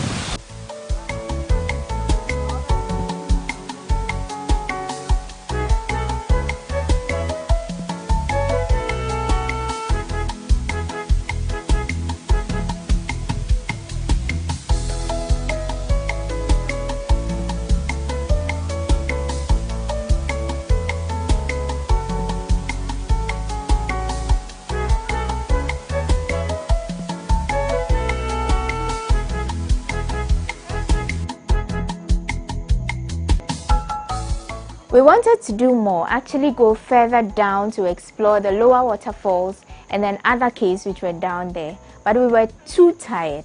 So at this point, we decided to go back up and... Yeah. Okay. And these insects in the water, you say they are not harmful, right? They are not harmful, but whenever they realize the water is muddy at certain points, they run there to make it clear. Oh. Yes. Okay. Wow. Yeah. Right. So how often do people come here? Well, it's seasonal though, but weekends are free time for visitors. So yes. People come here more often during weekends. And holidays. And then holidays. Yes, holidays. We've been having so many people. Unlike the past Christmas holidays, there were so many people here. A lot of them. I see. So this place is a fantastic place to just come, sit, have some breeze. If you want to snack, you can play music, you can just sit and relax. He also mentioned that you can stand there and just get the water flowing down when the water is a lot, you know. So just try visiting the Ote waterfalls. One more thing, what does Ote mean? Which language is it? Ote is the name of the stream anyway, but it is derived from our dialect, Sideme, which means Sideme.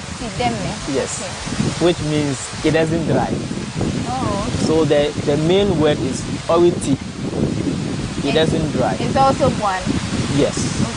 Yes, 'Owiti', which and means then, so it doesn't dry. it's been, what do they call that? Diluted to become ote. Ote. Right.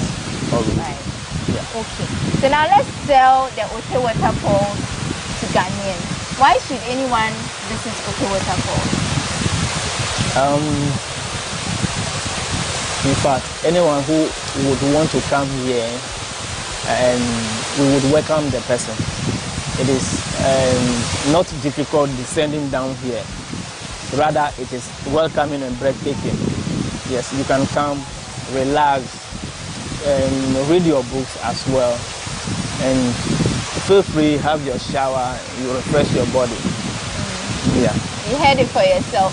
But how much would anyone have to pay, adults and the little ones, if they want to visit this place? Well, adults are now paying 30 cedis because it's a package now. I should say so. So adults pay 30 cedis. Tertiary students pay 20 cedis. That is those with valid ID cards. And the lower primary schools pay 5 cedis.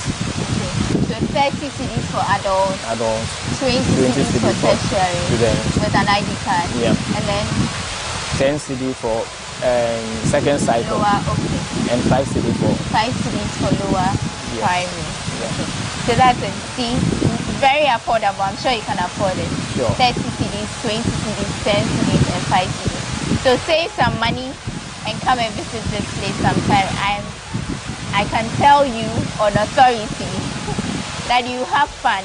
So it's not just the waterfalls, it's also the experience of descending down to this place. And then the whole canopy walk experience up there. So from down here you can still see the canopy walk up there. So it's a package. Try, make some time and come and visit. But thank you, Daniel, so much for telling us about this place and for making time with people and places. Thank you so much. All Thank you right. for coming.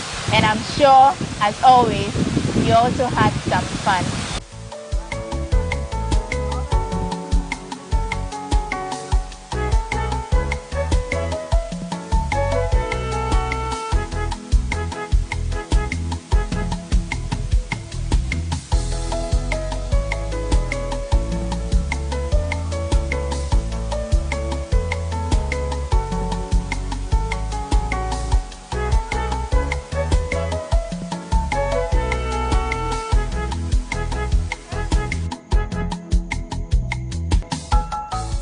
We wanted to do more, actually go further down to explore the lower waterfalls and then other caves which were down there, but we were too tired. So at this point, we decided to go back up, and this was something most of us dreaded.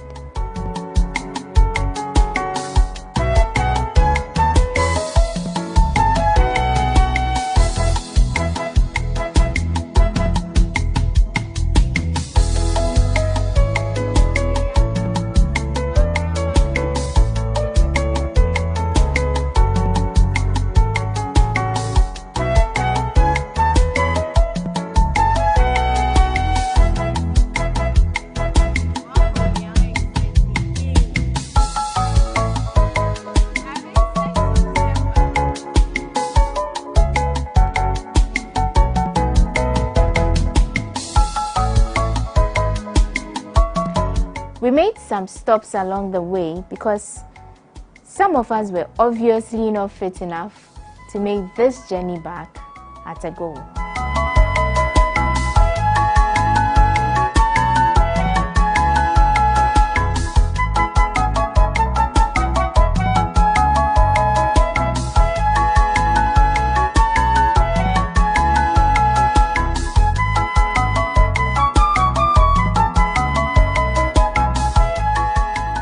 So after all the fun and adventure, we finally made it to the top. And I'm so glad that you could do this together with us. I, for certain, had a lot of fun. So you should try to make some time and come here to experience the Ote waterfalls for yourself. This is People and Places. My name is Wanda Amihegan, and thank you for joining us. See you next time.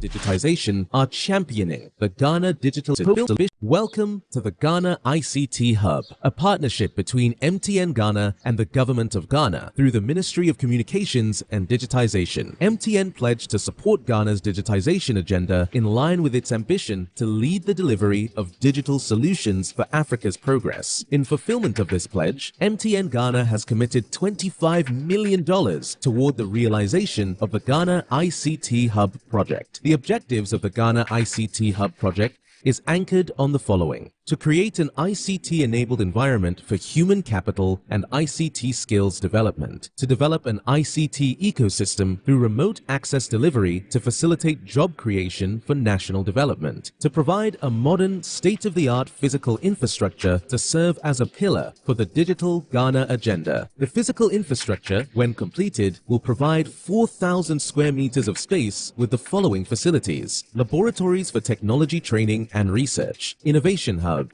co-working spaces for tech innovation startups, Tier 3 data center, conferencing facilities, offices and meeting rooms, commercial lettable spaces, gaming area, restaurant, ancillary facilities. The technology laboratories will be fitted with the next generation ICT equipment and applications to provide the youth of Ghana with practical training in Industry 4.0 technologies such as artificial intelligence, AI, machine learning, cloud computing, 3D printing, robotics, Internet of Things, IoT, advanced manufacturing techniques, cybersecurity, genetic engineering. The project also seeks to establish a complete ecosystem at the hub through remote access delivery to facilitate job creation for national development. The ecosystem shall comprise of MDAs, technology companies, startups, incubators, research agencies, leading universities globally, foundations worldwide, to create a community. 1. The ecosystem community shall bridge the divide between academia and industry and provide solutions to challenges in the key sectors of health, agriculture, and educational sectors of the economy. 2. It shall also run an innovation program providing mentoring and networking for the youth in tech startups. 3. The ecosystem community shall establish an innovation fund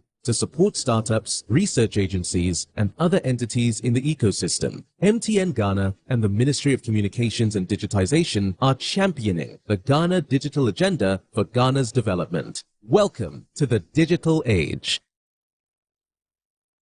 Welcome to the Ghana ICT Hub, a partnership between MTN Ghana and the Government of Ghana through the Ministry of Communications and Digitization. MTN pledged to support Ghana's digitization agenda in line with its ambition to lead the delivery of digital solutions for Africa's progress. In fulfillment of this pledge, MTN Ghana has committed $25 million toward the realization of the Ghana ICT Hub project. The objectives of the Ghana ICT Hub project is anchored on the following: to create an ICT-enabled environment for human capital and ICT skills development, to develop an ICT ecosystem through remote access delivery to facilitate job creation for national development, to provide a modern, state-of-the-art physical infrastructure to serve as a pillar for the digital Ghana agenda. The physical infrastructure, when completed, will provide 4,000 square meters of space with the following facilities: laboratories for technology training and research, innovation hub, co-working spaces for tech innovation startups, Tier 3 data center, conferencing facilities, offices and meeting rooms, commercial lettable spaces, gaming area, restaurant, ancillary facilities. The technology laboratories will be fitted with the next generation ICT equipment and applications to provide the youth of Ghana with practical training in Industry 4.0 technologies such as artificial intelligence, AI, machine learning, cloud computing, 3D printing, robotics, Internet of Things, IoT, advanced manufacturing techniques, cybersecurity, genetic engineering. The project also seeks to establish a complete ecosystem at the hub through remote access delivery to facilitate job creation for national development. The ecosystem shall comprise of MDAs, technology companies, startups, incubators, research agencies, leading universities globally, foundations worldwide, to create a community. 1. The ecosystem community shall bridge the divide between academia and industry and provide solutions to challenges in the key sectors of health, agriculture, and educational sectors of the economy. 2. It shall also run an innovation program providing mentoring and networking for the youth in tech startups. 3. The ecosystem community shall establish an innovation fund to support startups, research agencies, and other entities in the ecosystem. MTN Ghana and the Ministry of Communications and Digitization are championing the Ghana Digital Agenda for Ghana's development. Welcome to the digital age. Welcome to the Ghana ICT Hub, a partnership between MTN Ghana and the Government of Ghana through the Ministry of Communications